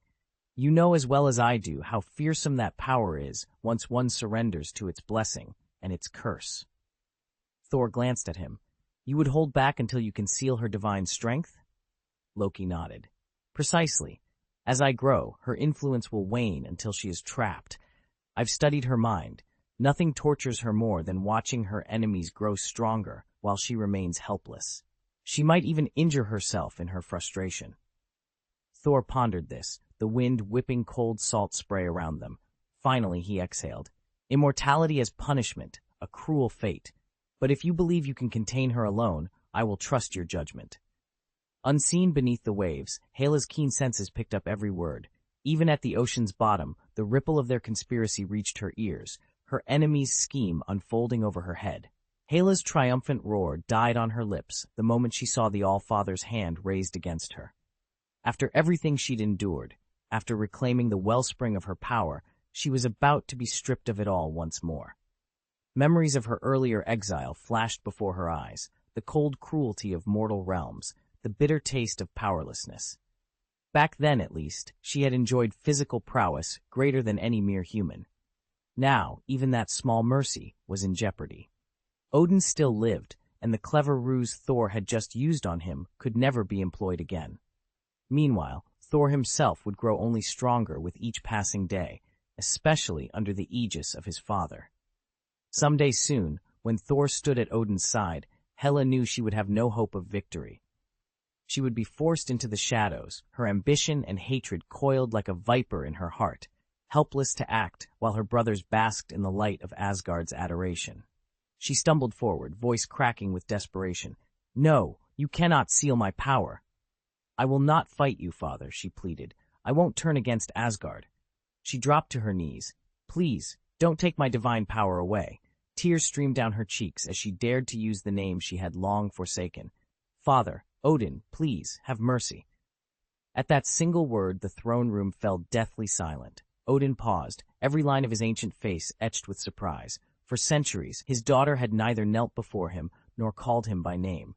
And now her voice, once so full of haughty defiance, broke with an anguish as raw as Ragnarok's fury. Odin's gaze softened, but resolve still hardened his features. He drew in a long breath as the cosmic winds stilled, preparing to deliver judgment on the goddess of death. Father, now is hardly the time for mercy, Loki pressed, his gaze fixed on Odin. Thor very nearly perished, defeating Hela. If she's allowed to keep any measure of divine power, she will only grow stronger. Do you honestly believe we can ever know peace so long as she lives? Thor remained silent. His encounter with Hela had been ruthless and swift. Today was the first time he'd ever met his sister, and they'd fought to the death. He felt no genuine affection for her, though he could not forget that Odin had raised Hela and fought by her side for countless years. If his father chose to show her no leniency, Thor would stand behind that decision, however uneasy it made him. Odin's eyes flickered toward the fjord beyond the palace window, where Hela lay submerged in the cold depths. Even now, the dark currents whispered around her, and Loki's warnings clung in the air. The All-Father's features were a storm of conflict as he weighed his daughter's fate, mercy against safety, compassion against the looming threat of her resurrection. Damien remembered Cassidon's warning, half measures only breed more trouble. If he truly wanted Thor and Loki to learn their lessons, he would have to unleash Hela's full power and then bind her forever. So he'd broken her seal and restored her divine might. In the end, Thor and Loki had risen to the challenge, and victory was his. Yet barely had they triumphed when Thor lay broken at the brink of death. Damien knew what must come next, exile as penance. Summoning his strength, Damien plucked Hela from the ocean's depths and hoisted her into the air. The eternal spear had been drawn back, and her grievous wound along her abdomen was already knitting closed. "No, father, please," she whimpered, panic sharpening her voice. "Don't seal me. I've only just recovered my power." But Damien's gaze remained cold. His divine aura flared, coalescing around Hela's form like chains of pure light. In moments, each spark of her godly energy was locked away. Killing her was impossible. Her fate was bound to Asgard, but this binding would forever stifle her ambitions. As Loki had wisely observed, it was the cruelest, most fitting punishment. When you truly repent and abandon your cruel, perverse ambitions, when you restore a clear heart and set your sights again on Asgard, the seal will fall away. Until that day, you will never command your divine power. Odin's decree echoed through the throne room. The very space around Hela shuddered as the seal took hold. The vivid energy she once bent to her will dispersed like mist, and her senses, sharpened to a razor's edge, grew dull and distant. The omnipotent force she had relied on vanished, leaving her hollow and bereft. Despair flooded her eyes. There is no agony like losing the power you cherish most at another's hand. That wrenching loss breeds a toxic mix of hatred and ambition, but nothing crushes the spirit more than the fleeting hope of reclaiming what you've lost, only to have it snatched away again, powerless to resist. In her heart, Hela burned with the urge to rend Odin limb from limb and restore Asgard to her own, blood and sweat spilled in its name. Yet standing in that silent hall, stripped of every weapon she possessed, she was left with nothing but the bitter ache of defeat. Hela's eyes flashed with contempt as she swept her gaze across the gathered gods. "All who are weak must bow before my majesty," she declared, her voice cold and unforgiving. "I will not tolerate defiance from the powerless, and your fates no longer lie in your own hands." In that moment, Hela realized the outcome of this confrontation had already been written. Her pleading hope curdled into bitter resentment. She turned to Odin and spat, "Old king, how much longer will you hide behind your hollow words?" Odin opened his mouth to answer, but Hela pressed on. "What is so wrong with the weak surrendering to the strong? Is that not the way of the universe?" Her tone grew fervent. "We Asgardians are born with divine power. Together, we could bring the entire galaxy to its knees. Why shouldn't we reshape the world in our image?" Malice danced in her eyes, and her words cut like blades. Before Odin could reply, Thor stepped forward, meeting his sister's fury with a calm, steely resolve. Damien stood at the threshold of Odin's great hall, his gaze unwavering as he addressed the Thunderer himself. "What do you gain by demanding the surrender of those who have no power to resist?" Thor lowered his hammer, Mjolnir, and considered Damien thoughtfully. "Asgard rules the 9 realms," he replied, his voice calm but firm. "We are one of the few divine realms in the entire cosmos, and our renown stretches across galaxies. Our name carries hope to the downtrodden and strikes fear into would-be tyrants." He stepped closer, eyes gleaming with conviction. "But there's a limit to what even we can govern. If Asgard tried to conquer every world we hear cries from, we would stretch our forces too thin. Then no one would be safe, neither our people nor those we swore to protect." Thor held out a hand, as if weighing an unseen scale. Better to rule wisely over the 9 realms than to become overwhelmed by ambition. That way, when a realm faces invaders beyond their strength or monsters spring from the darkness, we stand ready to defend them. They're spared the horrors of sudden catastrophe, and left free to build their own civilizations under Asgard's shield. He smiled, a warmth beneath his thunderous power. In return, we earn their gratitude and their trust. That, Damien, is what we gain. Thor's proclamation echoed through the grand hall. The universe obeys one law, survival of the fittest. The weak must yield to the strong. Those with power will always command resources beyond the reach of lesser beings. If we do not take the throne, someone stronger surely will. So why shouldn't it be us? Hela threw back her head and laughed, a sharp, mocking sound that cut through Thor's conviction. Is that your grand argument? She sneered. Her eyes glittered with amusement and contempt. By your logic, among all of us in Asgard, only Father, who wields near-omnipotent power, deserves to survive. And even he, mighty as he is, has not claimed true invincibility in the grand scheme of the cosmos. There are beings far more formidable than him out there. She paced before Thor, every step measured, every word deliberate. We Asgardians are not so overwhelmingly strong that we can dictate the laws of the universe. To forces greater than ours, we might as well be insects, insignificant and powerless. And yet, who is ruling us now? No one. We remain the architects of our own fate. At her side, Loki folded his arms, his expression cool and calculating. My sister speaks truth. Father Odin may stand among the universe's apex predators, but he is not without equal. Others loom on the horizon whose strength dwarfs even his. So no, we are not, and cannot be, absolute rulers of everything. We cling to our sovereignty simply because there is no one stronger to challenge us, yet. Chapter 8. The God of the Void. Unbeknownst to the rest of Asgard, Kassadin, the newly ascended god of the void, surpassed even his own father in power. Yet, rather than striking down his progenitor or laying siege to the great realm of the gods, Kassadin chose a different path. After protracted negotiations, he offered his father a chance at rebirth, forging an uneasy truce between Void and Aesir.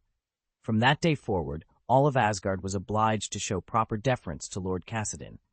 But fear was not his aim. So long as the Aesir upheld the divine commandments, the god of the void would neither smite them without cause, nor unleash arbitrary wrath. In fact, cooperation promised blessings far beyond mere safety. The alliance between Asgard and the so-called Void Cult unlocked streams of exclusive, cutting-edge technologies, innovations born of void-touched science. Their contributions to Kassadin's domain did not go unrewarded. Aesir engineers and scholars engaged in joint research soon discovered new applications for runic machinery and ethereal enchantments, while soldiers who pledged fealty to the Void Cult found themselves graced with extraordinary boons. Most coveted of all was the blessing of the Void. Those anointed by Kassadin were granted extended lifespans, their bodies imbued with subtle energies that defied the normal limits of mortality. Even more intoxicating was the promise of insight, fleeting glimpses into the realm of ultimate power, where the boundaries of reality frayed and the strong reigned supreme. For an Asgardian warrior or mage, such magic was a treasure beyond price. Thus, under Kassadin's watchful eyes, Asgard entered a new era. Kingdom and cult, god and mortal, stood at the threshold of untold possibilities, united by respect, tempered by caution, and boldened by the lure of the void. Odin stood before his daughter Hela, disappointment etched into every line of his face. You still don't understand why I rule with mercy, he said quietly. In our conquest, of the 9 realms, I lost an eye, and I carry hidden wounds that may never heal. Our soldiers and citizens have paid too high a price. Homes shattered, families torn apart, gray-haired parents forced to see their children march off to war. Everywhere I look, someone is bidding farewell.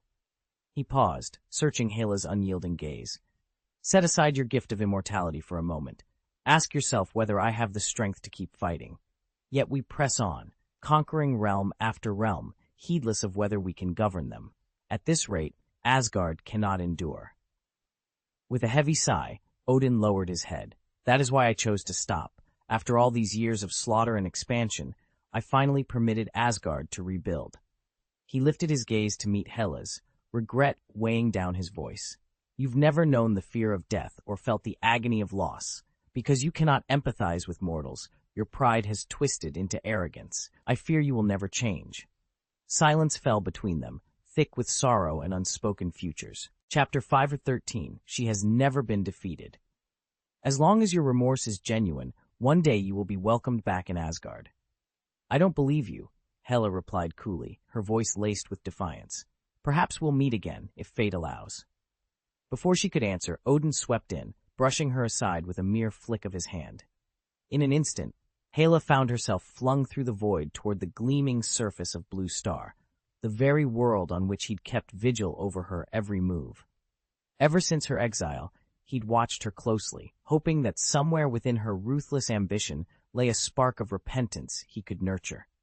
He didn't wish for her to abandon power entirely, only to temper her cruelty so she might one day return. Yet every display of her strength only proved how unbowed and unbreakable she remained. Betrayal and regret flashed across Hela's eyes like lightning, but before she could speak another word, Odin's power carried her away. He would not risk her sowing discord among his sons, Thor and Loki, by allowing her to confront them here. Come, Odin said, turning away from where Hela had vanished. He beckoned to Thor and Loki, who hovered nearby. Let's go speak with Tony and the others. He paused, casting a measured glance at his two younger sons. I'll talk to Kassadin first. They may not have jumped in to help directly, but their effort to breach the wards shows how deeply they still care for all of you. With that, Odin led the way, leaving behind only the fading echo of Hela's defiance and the promise of a confrontation yet to come. Odin raised his hand, and the very earth before him trembled. With a flicker of divine power, he reshaped the shattered island below. Though the devastation spanned 30 square kilometers, to a god it was little more than effortlessly molding clay. As the last fissures sealed, Odin vanished, and in an instant reappeared before Kassadin's dark manor. High above the ocean's expanse, Thor and Loki streaked toward Tony Stark's battlecruiser, still en route thousands of miles away. News of the island's restoration and of Odin's swift departure raced ahead of them. When they finally descended onto the deck, Steve Rogers was waiting on the bridge, relief etched into his features. The moment Thor's boots touched the metal plating, Steve threw his arms wide. Thor, that was incredible. If I'm not mistaken, did you really defeat Hela? Thor's shoulders sagged with fatigue. Loki hovered beside him, cloaked in his usual inscrutable calm. Steve's question sent a ripple of memory through the gathered heroes. How Kassadin, the god of the void, had seized control of Thor. How Hela had recoiled, staring at him as though he were a monster. Whatever dark power flickered through Thor had driven her to the brink of desperation. Save the hero worship, Thor said, his voice husky. He pressed a hand to his ribs, wincing. I nearly lost my life today. Steve's brow furrowed. You look like hell. Can you stand? Thor cut him off with a weak grin. I'll be lucky if I can eat more than once every 3 days for the next 3 months. He let out a low chuckle, bitter but amused. That said, I'm starving right now. Loki folded his arms, surveying the damaged cruiser with a critical eye. I'll oversee the repairs, he said crisply. You two should get something in your stomachs before you collapse. Thor nodded gratefully and let Steve support him toward the mess hall. Despite the victory, the weight of the battle lingered in his posture and the haunted look in his eyes. Above them all, somewhere beyond the cruiser's comms, Odin watched and waited, silent, inscrutable, and ever plotting the next move. Loki leaned in, voice quiet but sharp. Abandoning the precepts, that's just going 3 months without enough to eat. That's all it takes. Thor's eyes darkened. As long as Lord Kassadin refuses to release you, our father is powerless to help. A thin smile curled at Loki's lips. Better to be starving than to be dead. Thor swallowed. You actually broke the commandments? Tell us everything, Tony Stark demanded, stepping forward. Bruce Banner and Steve Rogers, positioned too far away to catch any sound, watched only the flickering visuals. Saul stood at the center of the frame, radiating a newfound, almost terrifying power. Saul drew a steadying breath. My trump card, it's ruthless. Tony's brow shot up. Ruthless how? Saul hesitated, then plunged ahead. I engineered a way to absorb energy attacks, convert that energy into fuel for myself. I intended to use it against Hela, keep fighting her indefinitely. He shuddered, as if recalling a nightmare. In the end, I nearly consumed her. A tense silence followed. Saul's victory had come at the cost of something profoundly unsettling, but he had succeeded in creating a weapon unlike any other. Damien's trump card turned out to be far too powerful, so powerful in fact that it breaks a long-standing taboo. Master Cassidon warned him that, while he could invoke it to save his life in the duress of circumstances, it must never be used lightly or defensively if he can avoid it. Yet, even after striking Hela with everything he had, Damien knew he'd paid a terrible price. The assault was so savage that it might have decided the outcome, but it would have left him grievously wounded in turn. Cassidon's caution still echoed in Damien's mind. Remember, the power of the void has a devouring nature. You must be mindful when you shape your abilities, lest they consume you as well. When Steve caught wind of the confrontation, his expression grew grave. The energy Damien had unleashed was nothing short of apocalyptic. In an instant, the thunderstorm's reach expanded from a localized skirmish to a radius of hundreds of miles, the sky roiling with violet lightning so intense that Jarvis's broadcasts went dark. Loki's timely retreat was the only thing that kept him from being caught in the onslaught. Everyone agreed on one thing. The Void's greatest terror isn't its raw force, but its insatiable hunger. And that hunger is a price no one can afford to pay more than once. Damien stood amid the ruin, catching his breath. He just watched that desperate gambit unfold. The Devour-based attack wasn't some parlor trick, but a true trump card, an outright exchange of life for life. Only someone prepared to stake their very existence could unleash it. By the look of it, Thor still drew breath, and Hela lay neutralized.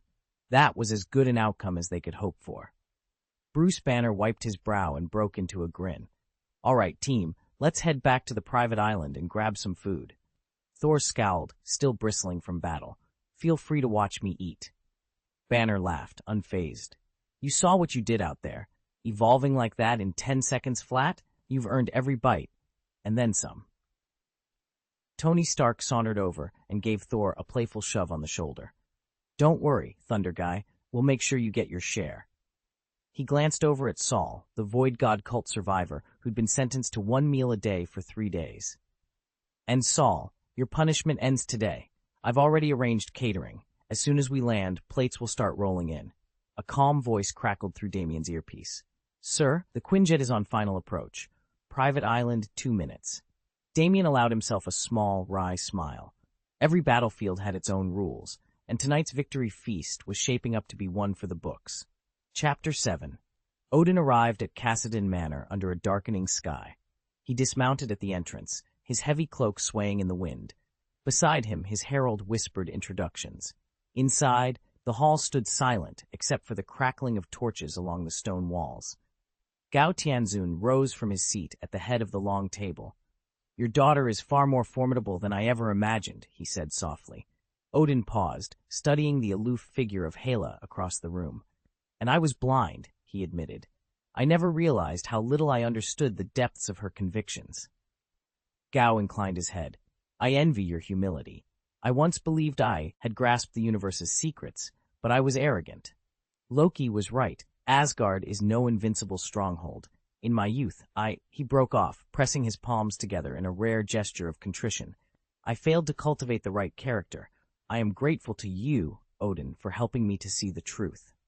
Odin's stern features softened. "No thanks are needed," he replied. "Your intervention, your mastery of the soul arts, saved Thor from perdition. Without you, my son might never have returned." Gao offered a wry smile. "I am at full strength, father, and thanks to your guidance, I've refined my ability to bridge the soul realm and our world. If only you had not restrained me, I might have pursued Bordo, my father, into the soul world itself." Odin's gaze drifted to the torchlit corridor. "Soon," he promised. "Once we have steadied our forces here, we shall venture beyond the veil and settle old debts."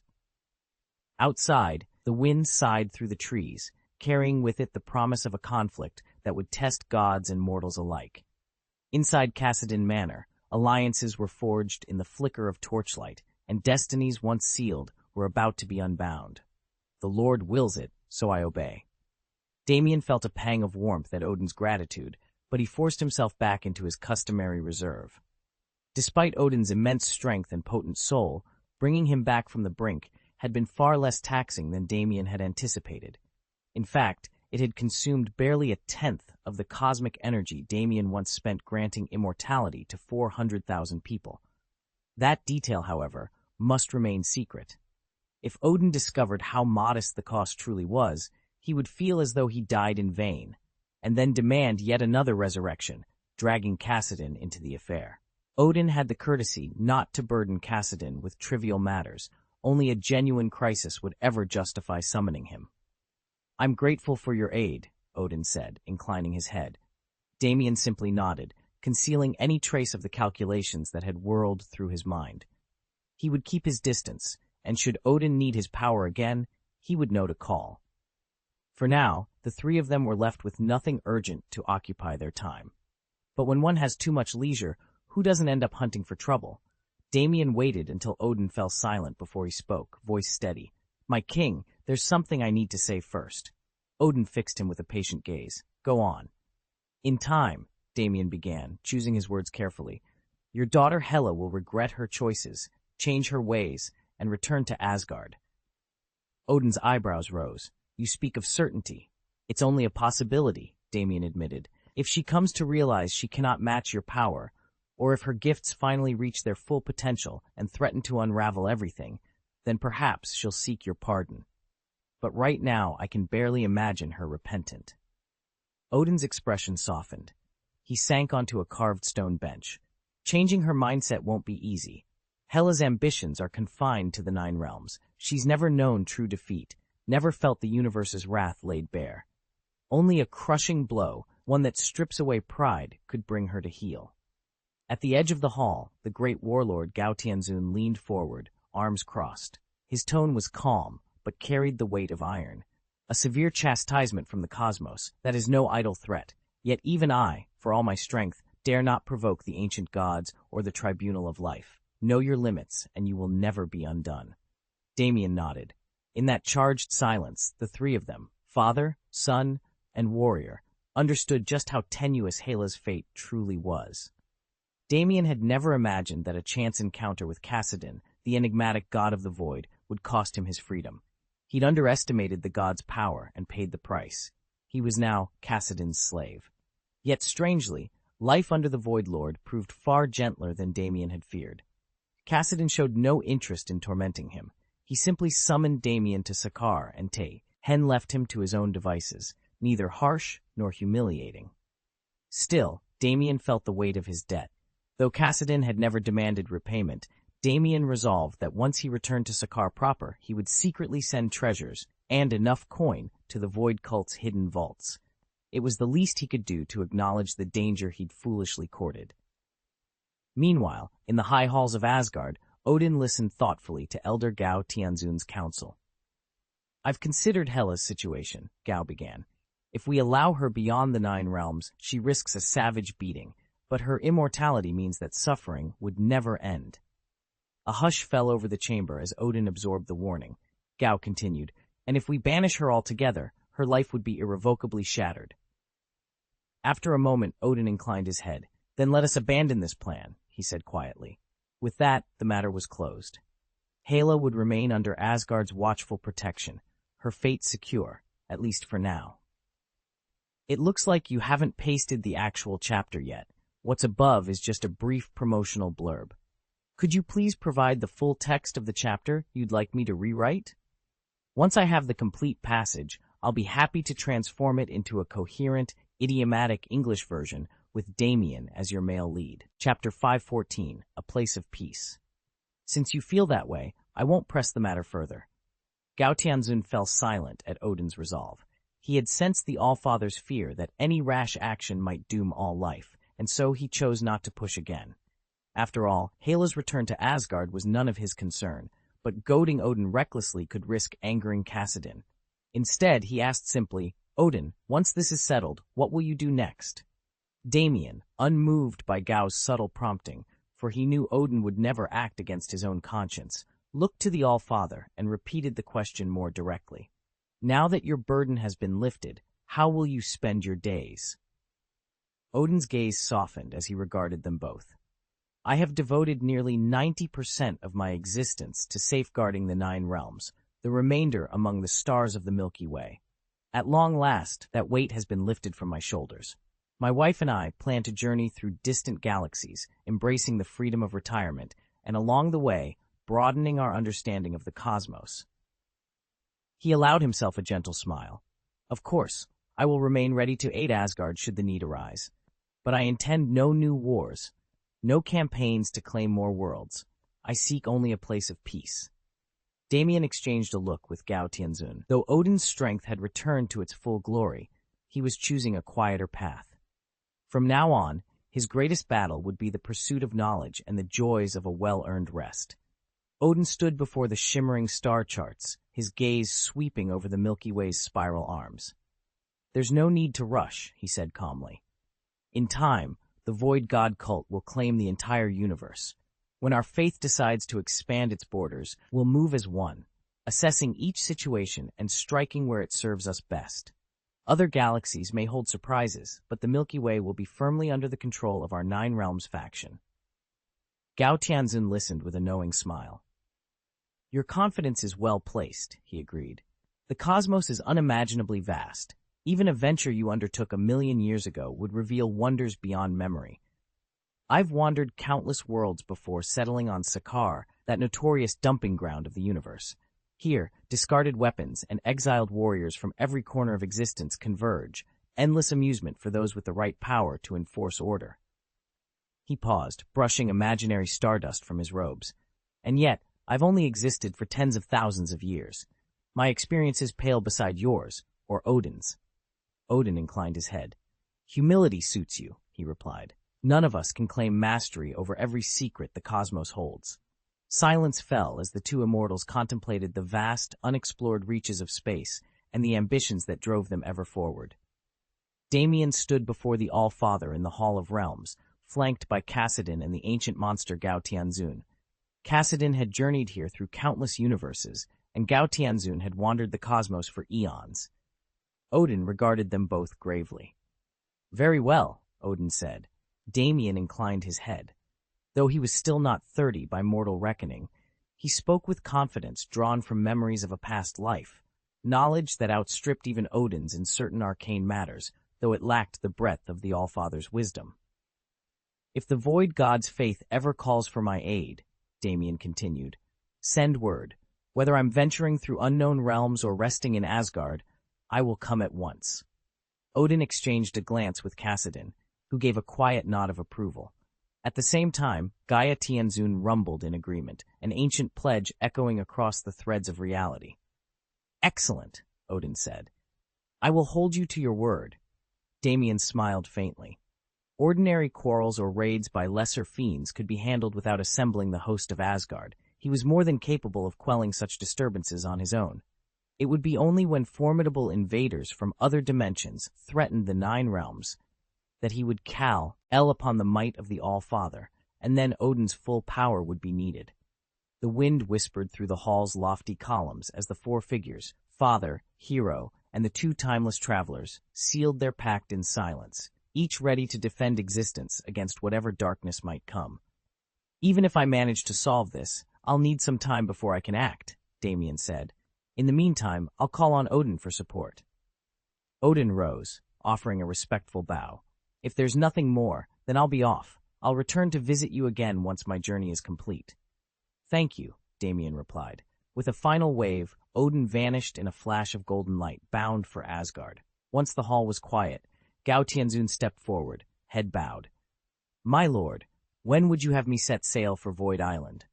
Damien frowned in mild surprise. Void Island, I merely wish to deliver a tribute there. Nothing more. At the mild rebuke in his tone, Gao Tianzun hastened to explain. Forgive my assumption. If you prefer discretion, we can have the gifts received under an alias. Since your submission must remain confidential for now, it's unwise to publicize it. Damien considered the suggestion and gave his order simply. Very well. Make the arrangements. Damien understood immediately that there was a world of difference between simply defeating Gao Tianzun and actually capturing him. To the great powers of the cosmos, overthrowing a foe stirs only respect, or at worst, fear. But hauling him off in chains, that would spark outright panic and invite alliances no one wanted. Gao Tianzun fell silent at Damien's words, his brow furrowing in thought. Then it clicked. Kassadin, the god of the void, was a being of immeasurable power, Any admission of Cassidon's surrender would carry no disgrace. Yet Cassidon had forbidden the announcement. Clearly, he intended to keep Gao Tianzun hidden as his ultimate bargaining chip. Damien went on. Right now, every major faction out there sees you and Cassidon as arch-enemies. If word leaks that we've captured you, they'll race to join forces with the Void Cult. They'll intercept any dispatch you send back. He let the silence hang for a moment. So there's no reason for you to hang around. Return to your world on Saga Star. As soon as Gao Tianzun nodded in understanding, Damien turned and dismissed the attendants. The matter was settled. Very well. I'll have someone deliver your tributes when I return. Gao Tianzun had hoped to cozy up to Cassidon, believing that such favor would secure him a more comfortable future. But when he realized Cassidon didn't want to continue the conversation, he abruptly rose and departed. Odin followed his lead without another word. As soon as the two of them vanished, Damien let out a long, relieved sigh. Dealing with Odin and Gao Tianzun was always a delicate balancing act. On the one hand, he could be approachable and even cordial. On the other, he had to maintain the imposing aura of the god of the void.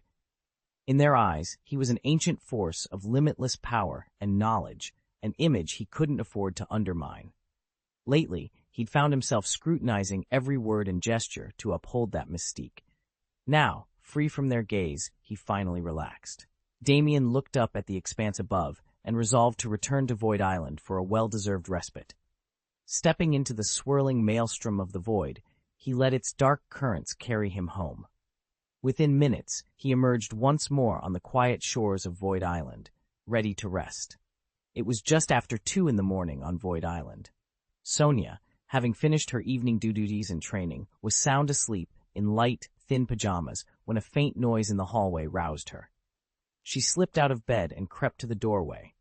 "Mr. Cassidine?" she called softly. In the dim light, Damien Cassidine stood in the hall, armor in hand. He looked up briefly as she approached. "I'm back," he said warily. Sonia bit her lip in surprise. "Already? You sounded exhausted last night." Damien unlocked the entrance barrier that protected the mountaintop villa, then shrugged out of his breastplate and sank onto the sofa. "I need a hot shower and some rest." "Of course." Sonia hurried off toward the bathroom. "Give me a few minutes. I'll get the water running." As the sound of the shower starting echoed down the hall, she paused at the threshold. "I thought you were heading back to Blue Star to oversee the exhibition." He closed his eyes and let out a soft sigh. Plans changed. Sonia studied him. "You look worn out. These past months, negotiating with Odin and contending with Grand Celestial Gao, you've had no time to relax." Damien rolled onto his side, propping his head on one hand. "Tired doesn't begin to cover it," he admitted in a lazy voice. "Now, go on, before I decide to guard myself with another barrier and flood the place." She smiled, shook her head, and retreated to the bathroom, leaving him to the comforting hiss of steaming water. Moments later, the villa fell silent, except for the soft patter of the shower and Damien's contented exhale as he finally let himself rest. Damien had expected this year to be peaceful, quiet days spent researching ancient spells and watching Stephen Strange formally take the title of Sorcerer Supreme. He never imagined Odin would free Hela so swiftly, then start dropping in on him every few weeks. "Thank you for all your hard work, Damien," Sonia said one afternoon, watching him push aside his scrolls. He gave her a lazy grin. "If Odin needs something, advice, a favor, even just someone to talk to, he knows where to find me." Sonia poured him a glass of water and set it on the table. "You could try talking to him directly," she suggested. "You two are evenly matched in power. I'm sure you'd never run out of things to discuss." Damien lifted the glass, paused, then took a slow sip. "I'm not opposed to talking," he replied, "but I'm not going to hunt him down either. If Odin wants my company or assistance, he can just come over." She bit her lip. He did just step down as king of Asgard. Surely that's reason enough for a proper conversation? He set the glass down and leaned back in his chair. "My schedule's pretty open these days, but I do have to carve out time for him. Ever since he released Hela 2 months ago, he's been showing up more often than I'd like." Sonia sighed and settled into the chair opposite him. "Then at least make those visits count. Don't let them drift into empty, small talk." Damien allowed a slow smile to spread across his face. I'll let him say hello first. Besides, I'd rather see how he plans to fill our next conversation. Damien watched the empty doorway for a moment, recalling how Odin had dropped by every few days to press him on one thing, making Gao Tianzun agree to resurrect him. Odin had absolute faith in Gao Tianzun's power, but he wasn't so sure the old master would consent.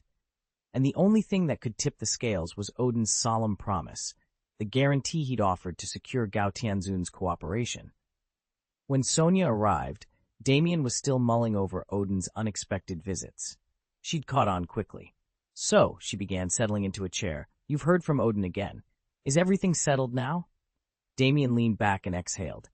"Yes and no. Odin's request is taken care of. He's off somewhere in the cosmos, planning a trip with Frigga. But we're still short a magic instructor here." Sonia nodded. "That remains unresolved, then." "Exactly." Damien tapped the arm of his chair. "I'm heading to Blue Star for a few days to sort that out." Sonia offered him a sympathetic smile. "Do you have time for afternoon tea before you go?" Damien shook his head. "I'll grab a quick bite, then I must leave. I'd rather stay here on Void Island a little longer without distractions." He stood, squared his shoulders, and with Sonia's quiet encouragement, prepared for the journey ahead. "Not yet. Just have someone make the preparations, and I'll rest a bit longer. I'll go to bed after I eat. Coming back here has given me a chance to relax." With that, Damien headed straight for the bathroom. "All right," Sonia said, nodding. She had her own duties tomorrow, and she knew the Void Island canteen operated around the clock. After Damien enjoyed a long, hot bath, dinner was delivered to the villa. He ate heartily, washed up, then slipped into bed and drifted off without a care. Since the whole ordeal with Odin, Blue Star no longer felt like a true sanctuary for Damien. Only here, on Void Island, under Sonia's watchful care, could he finally find the peace he craved. Chapter 515, You Are So Strong. Meanwhile, on Earth's Blue Star, Tony Stark, Bruce Banner, Thor, Pietro, and the rest had just landed on the team's secluded island base. As Pietro stepped off the Quinjet, he unleashed a silent rainbow-hued shockwave, his signature way of expressing total disbelief. "He's incredible," Pietro muttered, still fixated on the live feed. "Truly the god of thunder of Asgard." Thor's latest display of power was unlike anything Pietro had ever seen. Bolts of lightning so fierce they boiled the ocean and whipped up massive swells, only for the thunder to vaporize them before they could even break into tsunamis. And that was just the beginning. As the battle raged on, Thor's thunderstorm only grew in scale and ferocity. In the end, his lightning spanned 100 miles, forming a vast purple sea of electricity that scorched Pietro's vision. "Thor has shown us what being the god of thunder really means," Bruce remarked, walking up beside Pietro. "He's the strongest person any of us has ever encountered." Pietro nodded, still absorbing the magnitude of what he'd witnessed. Even Cassidon, the legendary god of the void, of whom Pietro had only heard whispers, couldn't compare. In that moment, Thor stood alone at the pinnacle of power. A more troublesome adversary than Captain Marvel had been handled by Thor. "It's all right, really," he said, waving off the fuss when Pietro unleashed that dazzling rainbow-hued speed burst. Thor managed a modest smile, but inside he knew it was pure luck that he'd survived his fight with Hela. He'd tapped into a power so great it nearly killed him, and since Pietro wasn't bound by the Void Cult's secrecy, Thor couldn't risk letting slip how close he'd come to breaking their strictest commandment. Pietro, however, was utterly unfazed by Thor's restraint. He threw up 2 thumbs and gushed, "No, seriously! That was amazing! Absolutely incredible!" Thor's good humor wavered under the praise. Had he defeated Hela by honor alone, he'd have soaked up every compliment. But knowing he'd cheated the rules made each accolade feel like salt in his wound. "The catering should have arrived by now," Damien observed, glancing toward the door. "Perfect timing," Tony Stark quipped. "Let's eat and recharge." He noticed Pietro morphing into Thor's biggest fan and stepped in to spare his friend another bout of hero worship. Damien led the small group into the villa's dining room and dropped into a seat at the long wooden table. As everyone settled in, he glanced across at Tony and asked, "By the way, Tony, why have you been studying the history of Xandar's civilization so intensely?" Tony looked up from the notebook he'd been thumbing through. "Well," he said, I want to make sure that Blue Star's future development doesn't go off track. Xandar's rise to empire wasn't sudden. It took tens of thousands of years. There are countless lessons in their early history that our planet could learn from. He tapped the page. I've made it through 4 volumes so far. Every chapter has been enlightening, and it's really broadened my perspective. Bruce Banner smiled at that. So you're focusing on the entire Xandorian civilization, not just the period when they became an empire. Exactly, Tony nodded. The real insights are in their formative years, how they grew from scattered worlds into a unified force. Those social and technological developments might help us avoid the pitfalls they faced. At that moment, Loki slid into the seat beside Pietro and Wanda. Without waiting for Pietro to respond, he leaned forward, eyes bright with curiosity. "You've read 4 volumes already?" he asked. "Tell me, what was your most surprising discovery so far?"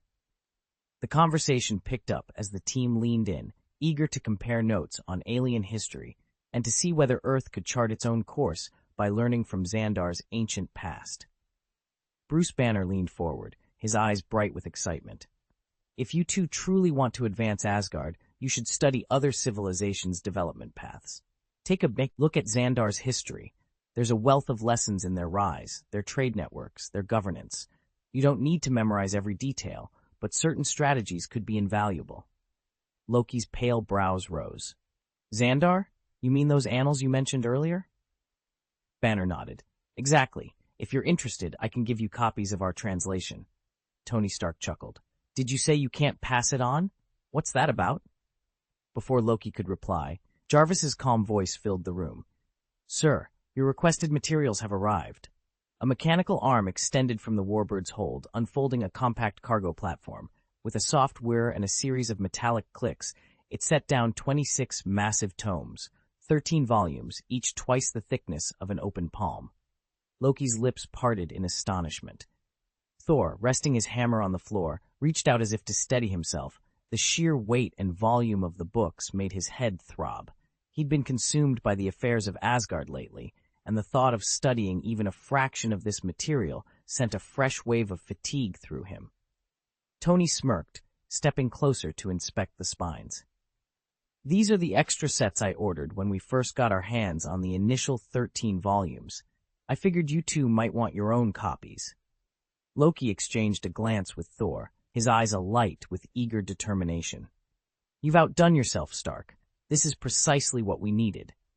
Thor nodded, though he rubbed his temples to stave off the growing headache. "Agreed. With these, we can begin reshaping Asgard's trade and infrastructure for the better." Banner offered a reassuring smile. "Take your time. There's a lot to digest, but the effort will pay off. We'll be here to help if you have any questions." As the pair hefted the first 2 volumes, the room fell into a productive hush. Over the coming days, Asgard's future would be forged in these pages, page by page, lesson by lesson. Loki's shoulders tensed as he stared at the stack of books in front of him, 13 thick volumes. The very thought of having to read them all made his stomach knot. "You want me to read every single one of these?" he asked, voice unsteady, eyes flicking between Bruce Banner and Tony Stark. Banner gave him an encouraging nod. "All 13 volumes. Take your time. We're confident you'll find them fascinating." Tony leaned back, arms crossed with a grin. "Seriously, once you get past the first couple chapters, you won't want to put them down. Just remember, Asgard is a theocracy. Absorb the political insights, but don't let somebody else's system warp your own judgment." Bruce tapped one of the books as he spoke. "I've read through the entire set. It's compelling stuff, but we both know Asgard's path won't mirror Blue Star's future. We just don't want you or Thor, especially you, Loki, to start thinking the royal family ought to tinker with the theocratic order." Tony nodded. "Neither of us has anything against theocracy as it stands in Asgard. It works for your world. We just don't want reforms driven by misapplied ideas from another realm." Loki glanced at the nearest volume, its spine embossed in gilded runes. He swallowed hard. "Very well," he said at last, picking it up. "I'll read them, but if I start chanting strange spells, I'm blaming the author." Bruce and Tony exchanged amused looks as Loki cracked open the first book. For better or worse, Asgard's crown prince was about to dive deep, and discovered just how much Earth's political philosophies could complicate divine governance. Thor and Loki exchanged uneasy glances. They had always prided Asgard on its grandeur, and yet they knew, all too well, how badly their people and soldiers suffered. No matter how long Asgard had endured, the needs of its citizens were still neglected. If there was a way to ensure a better life for everyone, especially those who bled and died for the realm, then they had a duty to explore it. After all, faith alone couldn't fill stomachs or heal wounds. Tony, noticing their hesitation, pressed the thick dossier into their hands. Don't dismiss it before you've given it a fair shake. I promise you'll find ideas in here that will help you govern Asgard more effectively. He leaned in, lowering his voice conspiratorially. And besides, you two won't be leaving Asgard again anytime soon. You'll have plenty of time to look it over. Who knows? Maybe it'll save you from sheer boredom. Thor sighed, rubbing the back of his neck. The research guide was intimidating.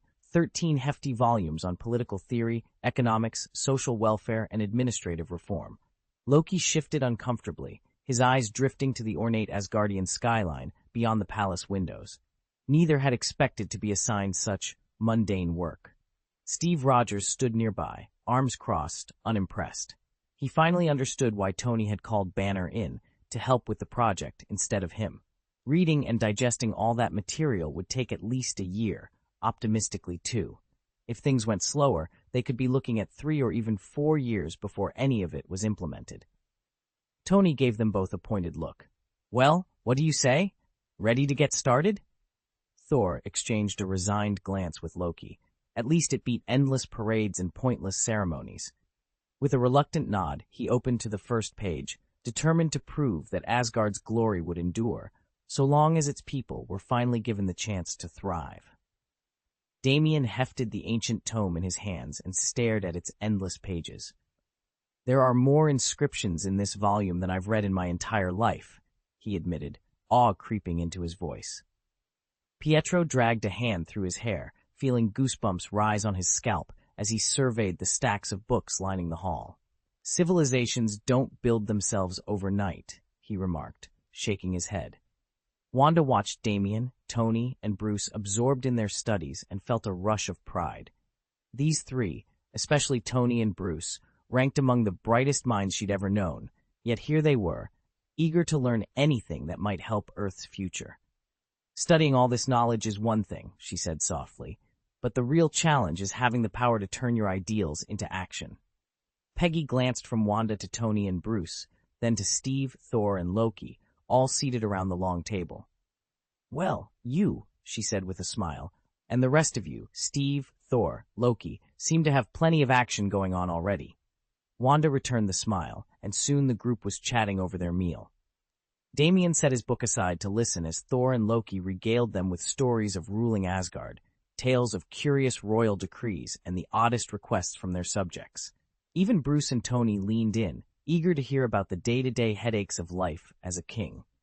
Laughter and conversation filled the room, weaving together past and present, knowledge and action, for the promise of a brighter tomorrow.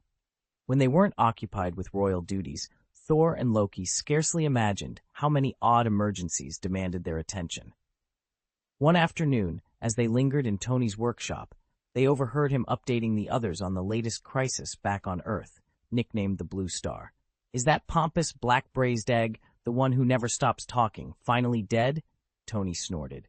He got exactly what he deserved, someone muttered. I always hated that guy, another voice agreed. Loki allowed himself a small, satisfied smile. He'd long ago seen through Black-Braised Egg's bluster. In Loki's eyes, the man was no more than an irritating insect. Still, Loki bore no rancor toward genuine courage, far from it. He respected those who, despite overwhelming odds and obvious weakness, dared to stand and fight. Steve Rogers had once been precisely that sort of person, lacking in raw strength, yes, but brimming with an indomitable spirit. Even knowing defeat awaited him, Steve never hesitated to face his enemies. Tony's tone shifted, faltering for a moment. It's such a shame about Captain Marvel. Thor's expression softened. Though he'd never met her in person, tales of Captain Marvel's power had reached even Asgard. As the current Lord of the Nine Realms, Thor felt real sorrow at the loss of so formidable a warrior. She's turned into an unwitting hypocrite, full of double standards ever since she stumbled on that tremendous power. Her mind simply can't keep up with her strength. And don't forget, Cassidon, the god of the void, spared her life once already. Yet she chose to trust nothing but black braised eggs' one-sided lies. To launch a full-scale assault on the void god sect, she might as well have stamped her own death warrant. Tony listened without a shred of pity. His recent clash with Captain Marvel had left him sickened by the kind of insincerity she displayed. Oddly enough, he'd never felt so much disgust for Gao Tianzun, his old enemy. Gao Tianzun was ruthless, certainly, but at least he owned his cruelty. He never pretended that wicked deeds were noble. You could call him evil, but never a hypocrite. He was willing to give her a chance, and she wasted it? Tony scoffed. Then she got exactly what she deserved, Saul replied, nodding in agreement. Damien had only narrowly escaped death thanks to Lord Cassidon's mercy. Even after violating the sacred precepts, he wasn't summarily condemned. Instead, Cassidon weighed the circumstances and chose leniency. It was a rare display of compassion from a man renowned as the strongest warrior in the universe. No one outside the Void Cult fully understood what Damien had done to earn that clemency, or what opportunity Cassidon had granted him, but the fact remained, he walked away with his life intact, even when he'd been a marked target. Among ordinary mortals, Damien was scarcely to be underestimated. Not even Thor, without the aid of Void Lightning, could say with confidence that he'd prevail in a fight against him. Damien was powerful. Still, in Cassidon's eyes, he was nothing more than a minor annoyance. After all, this was the man whose very presence bent the fabric of reality. Even so, when Damien had rashly provoked the Void Cult, challenging the worshippers of the Void God, it was Cassidon's mercy that granted him a slim chance at redemption. And yet, Damien had squandered it. He closed his eyes and whispered to himself, I dared to defy the Void God's followers and lost my one shot at survival. I suppose it's because I was too stubborn to die. Loki chuckled in agreement. That sounds about right. Neither Cassidon, the god of the void, nor Sonia, his messenger, were merciless despots. When a misstep didn't truly warrant execution, they showed leniency. Damien never forgot that mercy. On his first journey to Void Island, he'd inadvertently insulted the Void God cult, and by all rights, he should have been torn apart. Instead, Cassidon and Sonia intervened and let him live. If they'd chosen to punish him, they'd have needed no more than a single word to send those cultists ripping him limb from limb. Not even his father, a god among gods, could have saved him then. They might have razed Asgard itself in the process.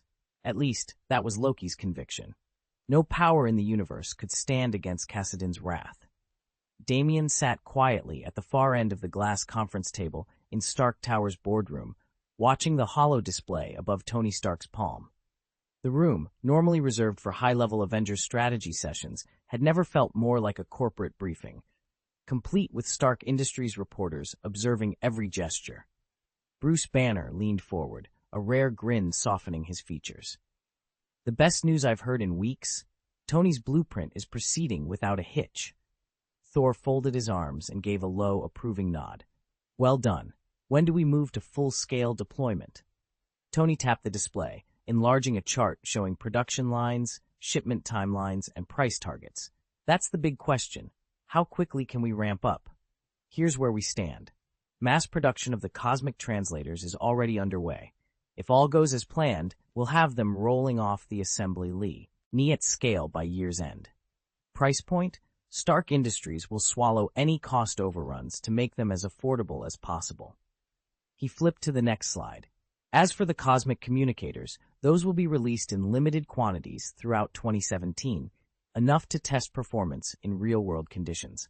Assuming no major setbacks, we'll open full distribution between 2019 and 2022. Damien jotted notes in his tablet. He glanced up as Tony continued. I'm also developing a pared-down version of the communicator. It can query cosmic databases, analyze universal constants, even run predictive models, but I've stripped out the open-ended commentary functions. Humanity simply isn't ready for unfiltered cosmic insights yet. Tony paused, as if weighing his next words. Finally, we're lining up partners to handle interplanetary logistics, specifically food exports. I've been in talks with specialists from Xandar. Their supply chain expertise will keep things moving smoothly once we start trading beyond Earth. Bruce Banner raised an eyebrow. Xandarians, huh? Smart choice. Thor cracked a rare smile. Food is as important as technology, especially when you're expanding Empire style. Damien closed his notebook, sensing the meeting drawing to a close. The plan was audacious, but every piece seemed to be falling into place. He couldn't help feeling a surge of excitement. This was precisely the kind of challenge he'd been waiting for. Could you please provide the full text of the chapter you'd like me to revise?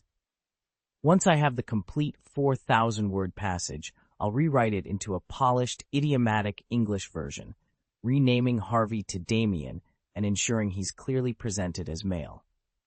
Chapter 516, Kind Words, Heart-Piercing Thorns.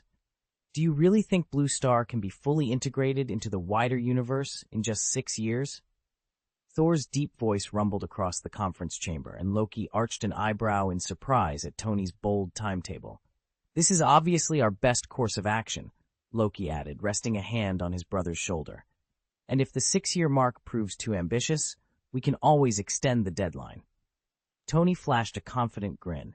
If we rush into the unknown, though, we risk taking a wrong turn, and any mistake now will only cost us more time to correct later. He paced between holographic displays. Look at the Xandarian civilization. They blazed ahead recklessly time and again, leaving behind blood and tears. Their missteps became dark chapters written in their history. Learning from those errors, that's our real compass. Bruce Banner, who had been quietly absorbing the plan, spoke up. Exactly. Before you finalize anything, Tony, you should study the rise and near collapse of Xandar. Their repeated minds, so to speak, ultimately forged the peaceful empire they are today. Understanding that path could save us years down the line. Tony nodded, his smile fading into a thoughtful frown. Agreed. Let's dig into Xandar's record before we set our course in stone. Damien leaned back, tapping his fingers thoughtfully on the table. The beauty of human civilization, he said, is that it learns from its predecessors. By studying past storms, we can now anticipate and avoid them entirely. That's how we build a brighter future, for everyone. Thor gave him an encouraging nod. Impressive insight. But you haven't had much time to read through the details, have you? Damien shook his head. Not during the day. I've been swamped with other projects, so I could only pore over it at night. In 2 months, I've made it through 4 volumes. Now that the overall framework is taking shape, things are less chaotic. Give me another month, and I'll have the entire series finished. Tony Stark offered a wry smile and nodded. With the immediate crisis contained, he finally had a moment to sit down with Thor, Loki, and Damien, something he hadn't been able to do since taking charge of the United States defenses. Back then, he was lucky if Jarvis could simply broadcast battle reports while he rushed from one hotspot to the next. There was no time for discussion, only action. Honestly, Tony admitted, if Pepper hadn't stepped in to handle negotiations with the various factions, I'd still be putting out fires around the clock. She's lifted a huge burden off my shoulders. Loki raised an eyebrow, but Damien just smiled, thankful for the rare chance to catch his breath and to look ahead. Thor leaned back in his chair and offered with a nod. If you ever need assistance, just let me know. We're settling into Asgard's affairs quite comfortably now, and I can always make time to help. Tony and Bruce hovered on the sidelines, silent but ready. Tony's new scanning formation, designed to detect threats before they struck, hung in the air as a reassuring presence. It bolstered both Damien and Loki, giving them added confidence. Damien returned Thor's nod. Thank you. As the new Lord of the 9 Realms, your strength leads us all. If you come across anything beyond our reach, I won't hesitate to ask. Tony waved away the ceremony. And listen, if our Blue Star ever runs into an enemy that's too much even for you, drop me a line. I'll call my old man and we'll bring in reinforcements. Saul smiled broadly at the plan, his eyes shining in the golden torchlight. Laughter and easy chatter carried them into evening. At last, servants laid out a feast worthy of Asgard, steaming platters of roast venison, bowls of sweet mead, and silvery goblets of spiced wine. Everyone gathered around the long table, eager to tuck in. Yet Pietro noticed Saul linger by the window, staring out over the river of clouds that swirled beneath the palace. Though the feast was set before him, Sol's gaze was distant. Pietro leaned forward and asked gently, "Sol, aren't you going to eat?" Sol blinked, as if waking from a daydream, and turned back to the table with a small, rueful smile. The clatter of dishes resumed, and for a moment all was well in Asgard's hall. Damien sat back, arms folded. "I'm not hungry." The words seemed to echo in the quiet dining room. Pietro's fork paused midway to his mouth. He exchanged a puzzled look with Steve. Finally, Pietro cleared his throat. "But you're in the Void Cult too, aren't you? And it's been hours since you even touched a bite." Damien's expression didn't change, but his body stiffened. Pietro's gentle prodding only made him more stubborn. Before things could get more awkward, Steve leaned forward. "Damien, come on, have some dinner with us." Pietro shot Steve a reproachful glance. "Stop nagging and just eat your food," he whispered. Steve sighed, set his fork down, and frowned at Pietro. "Oh, right." He forced a small smile, picked up his knife, and began to eat in silence. Pietro, relieved, dug into his own plate without another word. Damien used the lull to slip away from the villa. He climbed to a rocky outcrop on the island's cliff and sat with his back to the golden sea. The setting sun turned the ocean into molten metal, but all he could notice was the scent of roasting meat and freshly baked bread drifting from the open windows behind him. His stomach twinged. He was hungrier than he'd admitted. It was torture, a sumptuous feast so near, yet he couldn't bring himself to join them. Still, Damien refused to let pride leave him starving. After dusk fell, he crept back into the kitchen and quietly served himself a plateful of food, his own secret second meal. Damien's hunger pangs were a stark reminder of Lord Cassidon's mercy and his punishment. Rather than ending his life for breaking the sacred commandments, Cassidon had chosen to spare him. But in doing so, he'd imposed a brutal trial. Damien must fast for 3 days, bartering his comfort to awaken and appreciate the power he'd so carelessly abused. Only by facing utter desperation, when you have no choice but to unleash your last resort, can you truly understand what that strength means. Even after defeating Thor in combat, Damien refused to touch that trump card again. He knew that, once used, it could never be called upon a second time. His body had already died once. His father could take him before Gao Tianzun for immediate resurrection. But should Damien break the commandments a second time, not even Gao Tianzun's divine intervention could bring him back. He understood the lesson. What he didn't understand was how his stomach could growl so loudly. If he'd known the fasting would be this unbearable, he thought ruefully, he would have eaten twice as much at lunch. 2 more days like this, and he swore he'd eat them out of house and home. Watching Damien stride out of the villa, Pietro lowered his voice. "What's happened to him? Why is he doing this?" Steve shook his head. "He's undergoing an extreme but necessary purification. It's the only way he can atone and reclaim his full power." "All right, that's enough questions. Let him see this trial through on his own," Tony said, folding his arms. Though he never missed a chance to needle Thor, he held back the full story now. Yes, it's harsh, but only by facing it can Thor's resolve grow stronger. Bruce Banner gave an approving nod. "You never truly know your limits until you push past them." Wanda glanced at Loki. "Then why don't you take on the trial yourself, Master Loki?" Loki's lips curved into a faint smile. "Me? I'm nowhere near his level." He spoke the lie as easily as breathing, then feigned curiosity. "Is it something to do with realms?" Wanda shook her head thoughtfully. "No, it's a test of the mind. Master Cassidon intends to temper Thor's spirit, strengthen his mental core." Loki inclined his head, hiding the half-truth behind his mask of somber understanding. The realm excuse was fabrication, but the forging of Thor's psyche was very real. To prevent Thor from knowingly taking another shortcut into villainy, Lord Cassidon would restrain him, not slay him outright, but hold him in check. If Thor ever fully succumbed to darkness, he would inevitably stand before the Void Cult's Hall of Judgment and suffer divine retribution. Cassidon understood all too well that the cost of Thor's ultimate gambit was catastrophically high. The only possible outcome was annihilation. Loki, for his part, never bothered to study the devouring aspects of void magic. He saw no need to evolve in such a self-destructive way. Wanda felt her own power rising, but it wasn't the result of any secret regimen. It was simply the byproduct of growing more familiar with her abilities through everyday practice. Pietro, noticing her curiosity, turned to their mentor, Mr. Saul. "Is this some kind of mental training? What does it involve?" he asked. Mr. Saul smiled. "There's nothing formal about it," he admitted. "I never enrolled in an academy or apprenticed under a master. I piece these techniques together through my own experimentation and practice." Hearing this, Wanda's admiration for him deepened. Mr. Saul's strength had already impressed Pietro, and now she was determined to learn whatever she could from his experience, hoping to undergo that same kind of self-driven training herself. Controlling your desires and never crossing your own line, that's what true mastery of mind looks like. Wanda stared at Loki, baffled.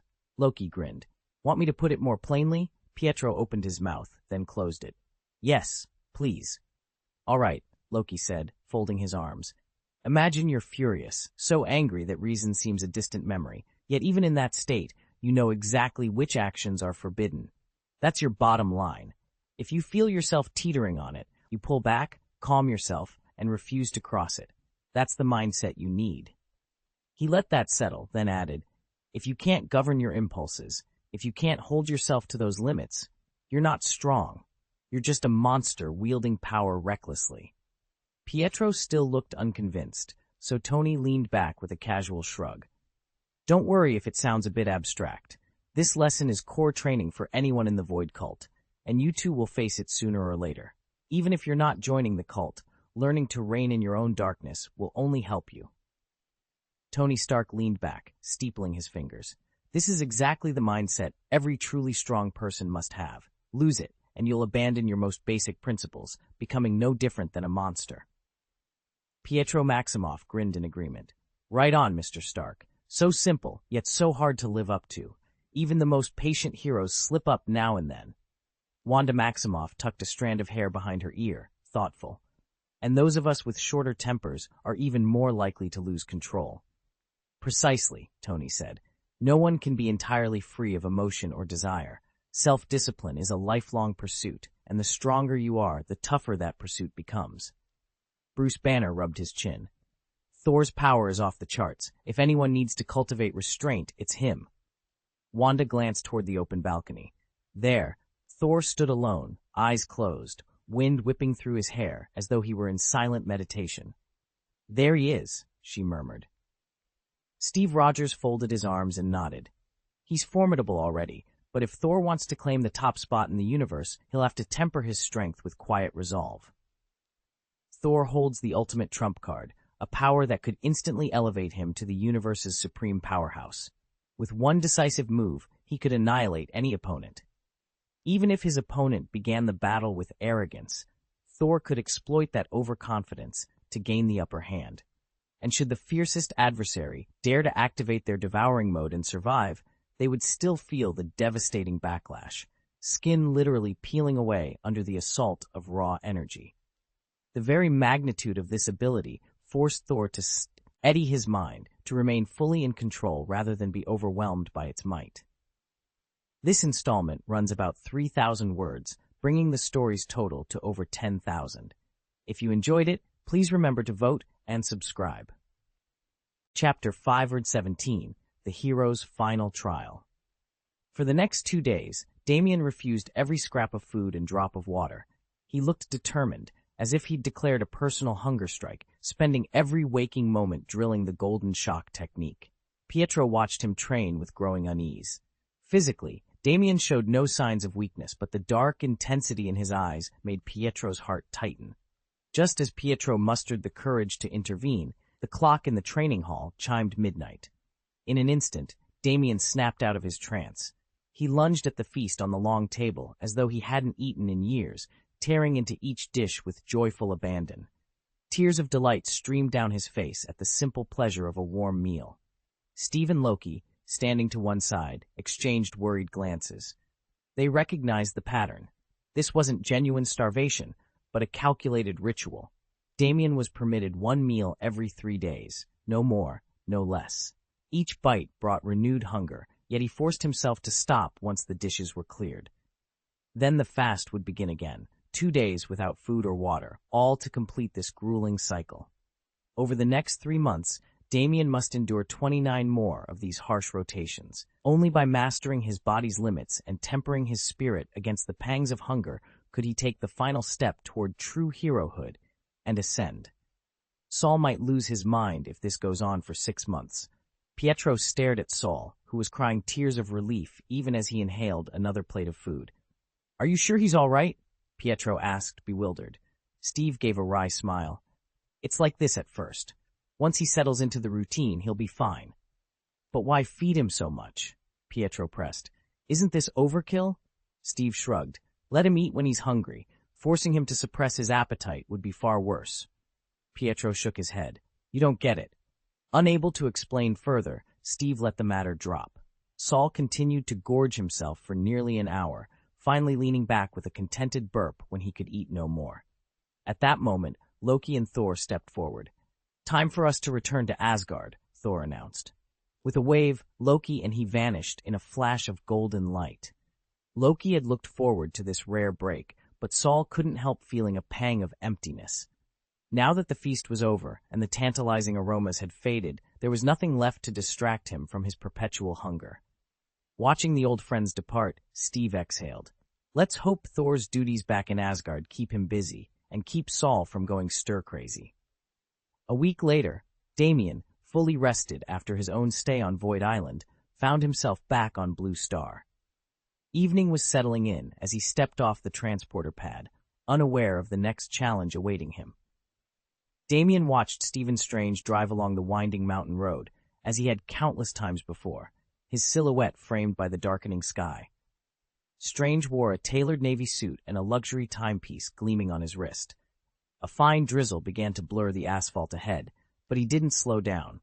His phone rang, and he answered without missing a beat. "Here we go," he said, voice light with confidence.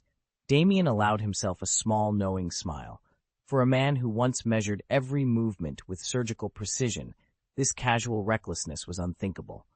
A flicker of distraction, a single mistimed breath, and the forbidden happened. The car's rear slipped on the slick road, fishtailing out of control. In an instant, metal screeched against guardrail, glass shattered, and the vehicle came to a jarring halt against the mountainside. Below them, in the half-light of the astral plane, Damien stood beside the Ancient One. Neither spoke as they watched Stephen struggle in the wreckage. His hands, those once unerringly steady instruments, were entangled in twisted metal, blood and pain blooming around them. Damien could have reached out, dismissed the accident with a mere motion of his hand. So could the Ancient Knee. But they held back. Silently, the Ancient One met Damien's gaze. This was the moment Stephen's arrogance would break, the crucible from which Doctor Strange would finally be forged. And in that shared, solemn understanding, they both waited for the transformation to begin. I used to believe there was nothing in this world I couldn't master. At 38, I stood at the pinnacle of my profession. No rival in surgery, no peer in precision, no challenge I couldn't turn to my advantage. My name, Damien Cross, was spoken in hushed tones of reverence from New York to New Delhi. I owned the finest cars, lived in the tallest penthouse, and flaunted a genius reputation so ironclad even my fiercest critics dared not question it. I was untouchable. Then came the accident. It was a banal moment, a single lapse of judgment behind the wheel. And in an instant, my brilliant hands, my proud instruments, were broken beyond hope of repair. Every tendon severed, every joint mangled. The surgeons told me the same thing over and over: "You'll never operate again." I heard the words, but I refused to believe them. Hope flared in my chest. Some experimental therapy, some medical breakthrough. I was Damien Cross, the man who rewrote the rulebook of possibility. Of course I'd find a way. For months I hunted every cutting-edge clinic, every fringe researcher. I spent a king's ransom on stem cell culturing, microsurgical grafts, even the whispered promises of biomechanical prostheses. But nothing stuck. My future slipped through my fingers. A fire raged in my mind, fed by certainty, ambition, and the conviction that the laws of science, like any other laws, bent to human will. Until I stood in a dimly lit operating room one sterile morning and realized the fire was dying. My hands, once instruments of creation, were now useless sacks of flesh and bone. Despair sank its claws in deep. I quit the hospital. I sold my penthouse. I shed every luxury except one: my pride. Even as I ate nothing but stale toast and watched my bank account dwindle, I would not admit defeat. When well-meaning friends and former colleagues reached out, I rebuffed them. Don't patronize me. I have nothing left to prove. Each offer of help felt like pity, and I could not bear to wallow in charity. It was only when I'd scraped every last dollar from my accounts and found myself sleeping on a cot in some rundown motel that I felt I truly hit rock bottom. My pride, my last fortress, cracked open. In that hollow silence, voices began to stir in my mind, whispers I could no longer dismiss. They spoke of forces beyond scalpels and microscopes, of realms that defied every theorem I had sworn to uphold. At first I laughed at the absurdity. Magic? Mysticism? The names meant nothing until one night I felt a presence in the darkness of my room. A faint pulse of energy, neither breath nor heartbeat, but something alive. My rational mind screamed in protest, yet I stayed rooted to the floor, watching shadows twist and glow. In that moment I understood that every notion I'd clung to, every principle of so-called objective reality, was as flimsy as parchment in a fire. The world I thought I knew was only a sliver of what truly existed. Somewhere far away, through veils of space and time, the Ancient One watched it all. She'd observed me in the mirror world, that hidden realm where possibilities all spin into being. There, from her vantage, she'd always seen me whisked away in a rescue helicopter after the accident, my body carried off, but no trace of the entity they called Cassidon. The absence of his dark presence eased her mind. She'd feared his interference. Now she sensed I was alone, fractured, ripe for a new path. For the first time in my life, I felt the fragile ember of hope rekindling, not the arrogant, self-assured spark of Damien Cross, master surgeon, but a humbler light, beckoning me toward something vaster. The Ancient One needed someone like me, someone whose faith in science had been shattered, someone who would approach the mystic arts with nothing left to lose, to everything to gain. Tomorrow, I will answer that summons. I will step beyond the last walls of my old convictions and into a world where I must relearn what power truly means. And if I can master it, then perhaps I'll find not only a cure for my hands, but a purpose far greater than I ever imagined. Damien was born a prodigy among the supreme mages, brilliant, proud, yet surprisingly compassionate.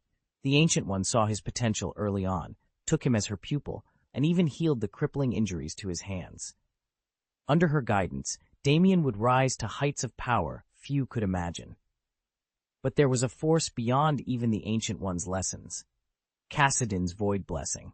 Forged by the god of the void himself, that blessing could snatch a god back from the brink of death.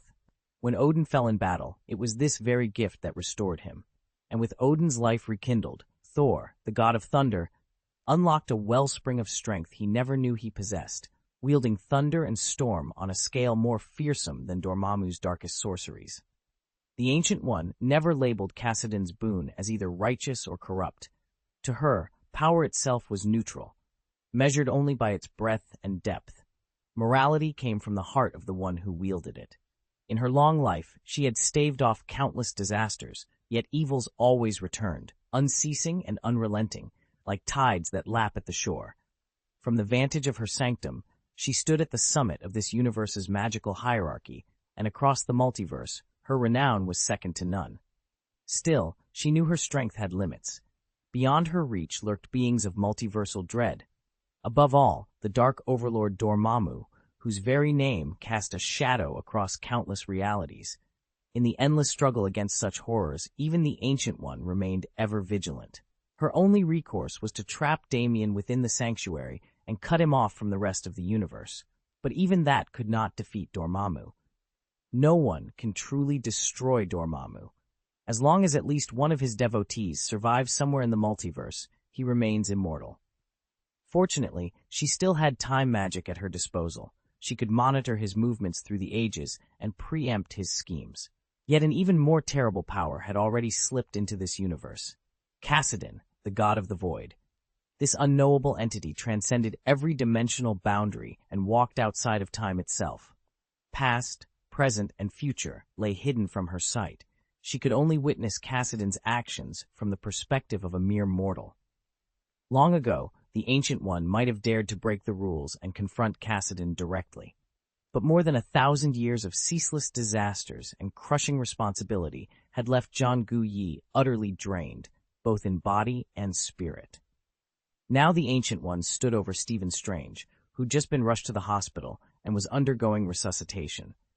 So long as the God of the Void remained at bay, Stephen's destined path could still unfold unimpeded. I just hope nothing goes wrong by the end of the day. Damien watched the Ancient One as she knelt in the mirror dimension, her hands outstretched in silent prayer. He turned away almost immediately. After all, stepping through to other universes was nothing more than a routine chore for him, and observing mirror realms was child's play. Over the next 6 months, Damien knew Stephen Strange would endure more torment than anyone else. He was intimately familiar with Stephen's life, his triumphs, his failures, and the twists of fate that lay ahead, and even so, the unfolding of it all never ceased to captivate him. Yet magic wasn't the only means to heal Stephen's injured hands. In this very period, Helen Zhao's cradle-of-life technology, combined with Wakanda's advanced medical science, could fully restore Stephen's damaged nerves and tissue. The catch was price and privilege. Though Stephen Strange had achieved great success, he wasn't among the ultra-wealthy elite, for whom such treatments were originally reserved, though. Wakanda itself remained a closely guarded secret. Few on Earth even knew it existed, let alone the wonders of its medical breakthroughs. That left Stephen with one true hope, the Ancient One. She alone would take him in, teach him without hesitation, and, if she chose, mend his hands with her profound mastery of the mystic arts. And in the coming months, Damien would watch every step of that journey, both the suffering and the salvation, unfold. Damien had resolved to keep Stephen under close watch, scrutinizing every aspect of his behavior. His only knowledge of Stephen came from memories of a past life, and he needed to confirm whether the boy would follow the same path history had recorded. After all, Stephen was Damien's chosen candidate to serve as his magic tutor, and if his character proved unstable, the fallout could be catastrophic. Still, Damien was confident that Stephen would eventually pledge himself to the void. Eternal life, he reminded himself, could be as much a burden as a blessing, intolerable for a few, but utterly irresistible to most. Who could refuse the promise of never dying and growing ever more powerful? In an age when the void's supremacy went unchallenged, there was no need for elaborate persuasion. One display of its might would earn it all the respect it needed. So Damien lingered in the background, certain that Stephen's true journey was only just beginning. The turning point came late one stormy night. Stephen's car hydroplaned on the slick road and crashed into the guardrail. He lay trapped beneath the wreckage as rain hammered the roof, each minute dragging by with agonizing slowness. More than 10 hours passed before rescue teams finally pried him free, and against all odds, he was still alive. News of his miraculous survival spread like wildfire, marking the first unmistakable sign of the extraordinary potential dormant within him, and vindicating Damien's choice. Damien's crash was just another tragic accident, an everyday man in the wrong place at the wrong time. There would be no VIP helicopter to whisk him away, nor would he be written off as beyond help. Though not fabulously wealthy, Damien had enough resources to warrant a full rescue operation. He awoke late the next afternoon to the soft hum of hospital machinery. Blinking against the glare of fluorescent lights, he found Dr. Christine Palmer at his bedside.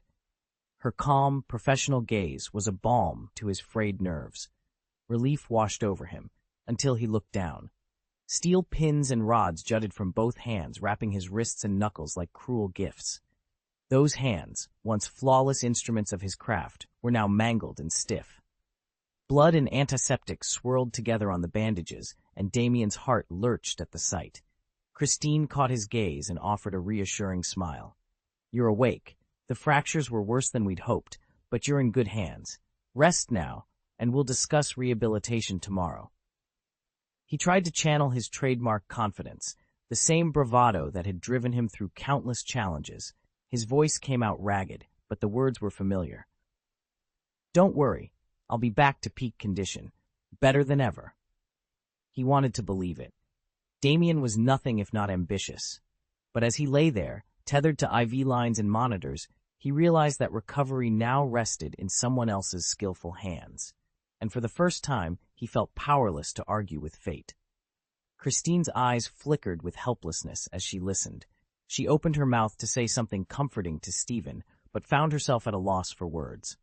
Everyone knew of Stephen's boundless pride, and his talent lived up to it. He was the most celebrated neurosurgeon in the country. Any patient in that wrecked car would have jumped at the chance to be operated on by him. Yet, in this case, Stephen hadn't even scrubbed in. Now, confronted by Christine's searching gaze, Stephen seemed determined to look anywhere but at the grim reality before him. Weariness tugged at his limbs, exhaustion pulled at his mind, and he quietly surrendered to sleep. But deep inside, his resolve burned brighter than ever. He would claw his way back into the operating room, no matter what it took, no matter which doors he had to knock on, whose patience he had to test, or how much of himself he had to sacrifice. In a society where only the well-born and wealthy naturally stand at the top, those who start at the bottom must rely on talent, opportunity, and connections to rise. Stephen's skill remained his surest ticket to all three. Damien watched the fire of ambition flare in Stephen's eyes and knew that nothing would stand in its path. Damien's rise to Supreme Mage sprang from 2 inborn gifts and an unbreakable will. From childhood, he possessed a photographic memory and hands so steady and precise they never trembled. When a tragic accident robbed him of his dexterous hands, he lost more than just physical ability. He lost the key that had unlocked every door in his life. Yet Damien refused to surrender to circumstance. If he could master his emotions and lean on his perfect recall, he believed he could still achieve greatness. Society's narrow definitions of success, however, meant his prospects dimmed without those gifted hands. Pride and arrogance would not let him accept a lesser fate. Driven by the desperate need to restore what he'd lost, and by a deeper longing to reunite with Gu Yi, Damien plunged into the hidden currents of magic. He endured months of grueling rehabilitation, pushing his mind to its limits as his body slowly healed. In time, faint echoes of arcane power began to answer his call. This breakthrough guided him onto the path of the Supreme Mage, a destiny that would have remained forever out of reach had he chosen to settle for ordinary life. Throughout his ordeal, Harvey watched from the shadows, never stepping in or revealing himself. He observed Damien's every trial and triumph, content to let the young mage forge his own legend. Stephen had never quite lived up to the mantle of Supreme Mage. In their world, that title carried near mythic prestige, bestowed only on those who'd endured crushing defeat, mastered every branch of arcane lore, and finally inherited the Ancient One's legacy. Until then, Stephen remained little more than a footnote in the annals of magic. Damien, however, had his eyes set on a different destiny. Over the past few months, his bonded companion, the Void Predator, had undergone 1,000 evolutions, each one drawing him ever closer to the fabled threshold of heroic transcendence. No one could say exactly what powers he would gain once he crossed that line, but Damien's anticipation grew with every metamorphosis. It had taken him more than a decade to harness the raw energies of the Void. Now, with some 1,500 total evolutions behind him, he stood among the strongest beings in the cosmos.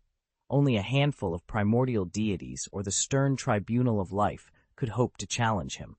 Yet Damien felt no fear. His ambitions reached far beyond any single universe.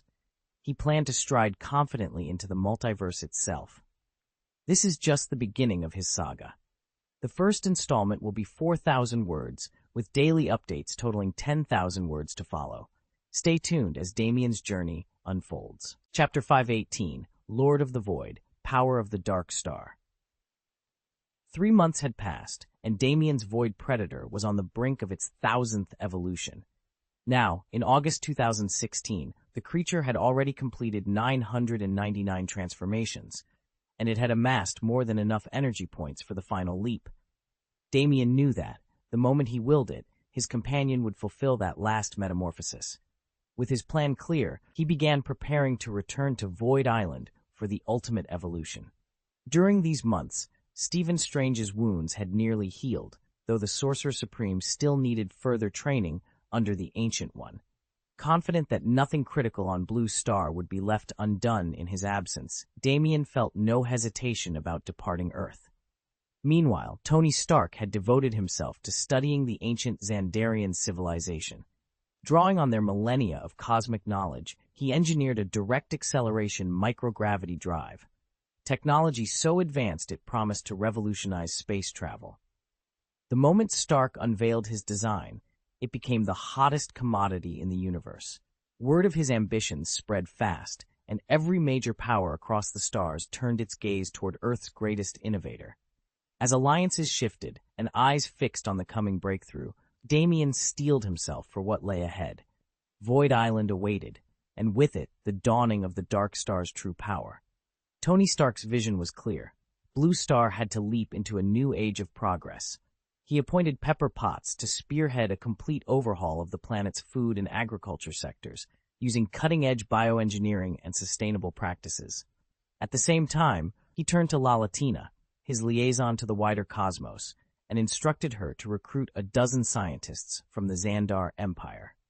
By inviting Xandarian geneticists to Earth, Stark aimed to fast-track breakthroughs in medical science without sacrificing ethics. Unlike purely commercial labs, these interstellar researchers cared deeply about preserving human life.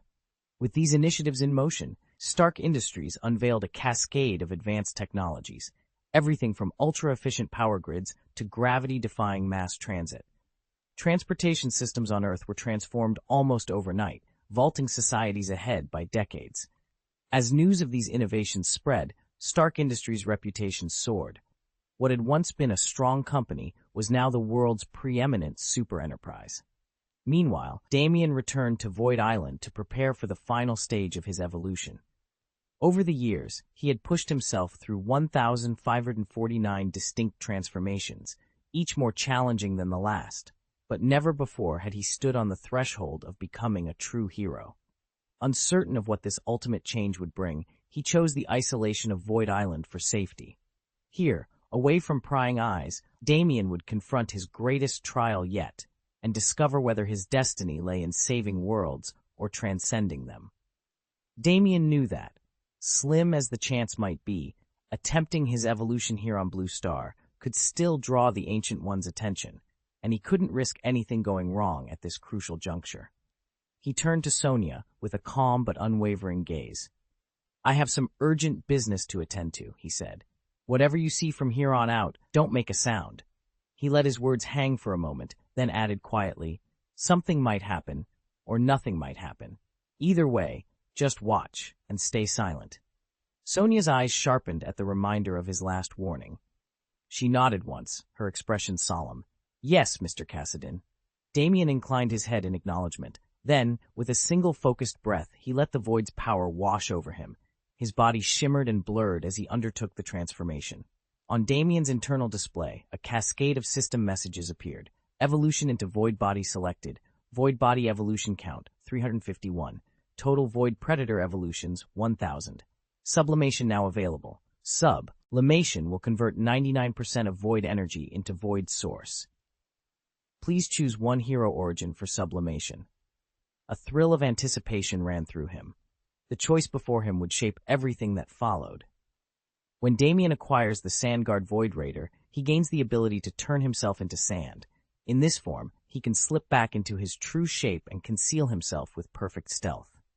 To complete the exchange, Damien must spend 1 sublimation token and 100,000 void energy. By obtaining the Deathbloom Void Predator, Damien unlocks a plant mimicry evolution. He can assume the guise of a delicate, harmless-looking flower or vine, masking his true nature with botanical grace. This transformation costs 1 sublimation token and 500,000 void energy. The Tyrant Alien Void Predator grants Damien powerful mechanized upgrades. Once evolved, he can transfer his consciousness directly into any compatible device, drones, automated turrets, even planetary defense networks, and command them as his own. The price for this ability is 1 sublimation token and 1,000,000 void energy. When Damien claims the Odyssey Void Reaver, he blossoms into arcane mastery. This evolution broadens his perception and lets him explore the hidden laws of reality itself. To trigger it, he needs 1 sublimation token and 10,000 void energy. Finally, the Death Star Void Reaver embodies the ultimate ascendancy, the power of the Dark Star. With it, Damien can shape cosmic forces and assert dominion over the universe. Achieving this pinnacle evolution requires a single sublimation token and the sacrifice of 20,000 void energy.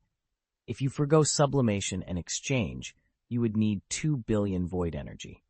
A prompt blinked before Damien's eyes. Great Lord of the Void, embodiment of the Void's will, you currently possess 24.98 million void energy. You may now select any hero origin. Please choose. Damien paused. Had the system's tone just become respectful? It seemed so, but he didn't dwell on it. Among the 5 available hero origins, their power varied greatly. Even if he couldn't immediately claim the Death Star Void Reaver, he could still amass 20 million void energy before making his selection. After all, he had already reached 1,000 evolutions and earned this singular sublimation opportunity. If he waited until his 2,000th evolution, who knew how long that would take? Certainly not until the next year of the monkey. He refused to squander this chance. As soon as he saw the strongest origin listed, Damien made his decision without hesitation. You have chosen to expend 1 sublimation and 20 million void energy to acquire the Death Star Void Reaver. The convergence of void and dark star power. Since you now wield the dark star's might, the system intoned within Damien's mind, seize this force and claim dominion over all creation. Bend the world to your will. At its command, Damien's body lifted from the ground, weightless, as his awareness was drawn upward into the vastness of space. Before him hovered a colossal orb of swirling purple, an abyssal dark star whose radiance made every other thing in the universe seem insignificant, fragile. By choosing the Death Star Void Reaver path, your abilities have evolved beyond mortal limits, the system continued, its tone almost reverent. Invisible threats now transmute into void dangers. Any creature you deem an enemy will find itself utterly isolated, cut off from aid, helpless in mind and spirit. Fear will seize them, shattering their resolve. Arousal of fear has been enhanced into Dark Star's taste of terror. In an instant, you can unleash 1,000 phantom strikes. When your foe is trapped in isolation, these strikes lock onto their target and swell with unimaginable power. Damien felt the new energy surge through him, cold, infinite, irresistible. He gazed at the dark star's surface, its depths promising the authority to crush every adversary underfoot. A dark exhilaration pulsed in his veins. At last, he understood the true scale of his destiny, nigh to become master of the cosmos itself. Damien stood in the silent chamber, heart pounding as the system's notifications scrolled before him in shimmering script. Void Thrust has evolved into Dark Star. Leap Attack has evolved into Void Leap Attack. Void Attack has evolved into Death Omen Star Attack. He exhaled, letting the words sink in. Then, almost instinctively, he tested the first ability. 1. Dark Star, formerly Void Thrust. When activated, Damien's arm blurred with inky black energy. He unleashed a rapid volley of explosive stabs, each strike laced with a deadly toxin. On contact, the wound hissed as if devoured from within, siphoning life force back into Damien's body. Bruises and lacerations stitched themselves closed, his recovery accelerating with every poisoned puncture. He realized with a thrill, if his foe were isolated or defenseless, the draining effect intensified. In such moments, he could literally feast on an enemy's vitality. 2. Void Leap Attack. Damien calibrated his will on the second skill. In an instant, a vortex of darkness encircled him, propelling him into the air with supernatural speed. He soared higher than ever before, space itself quivering beneath his momentum. When he landed, the ground cracked like shattered glass.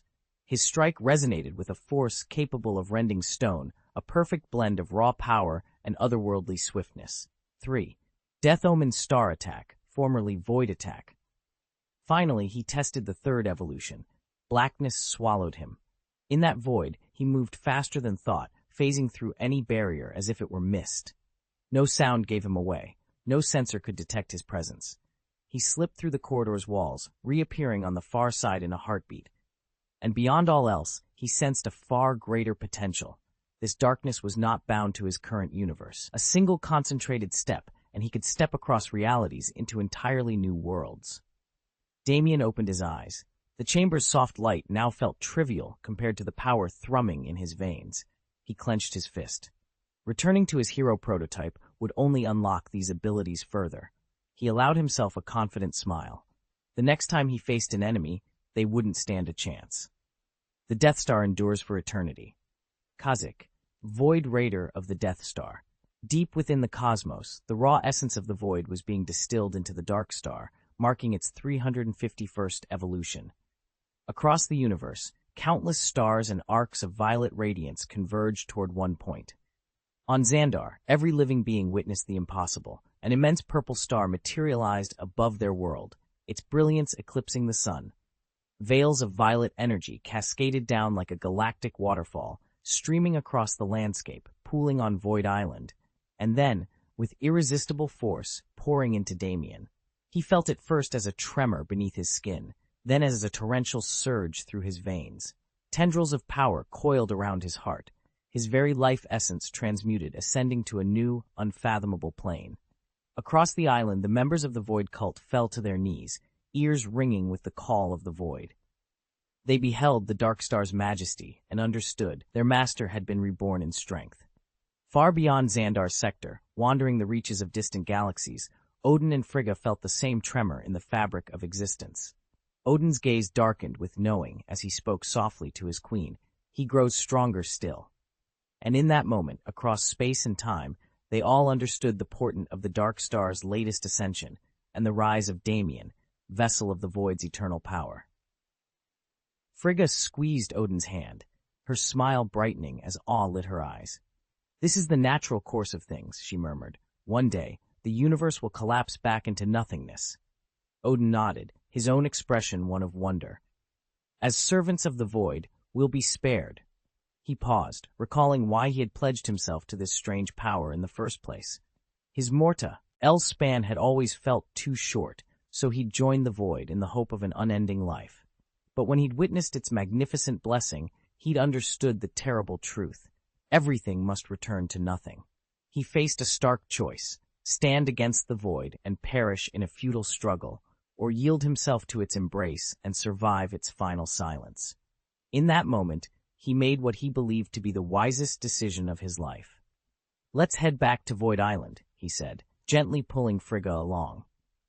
"I imagine everyone will be gathering there to congratulate Mr. Cassidon."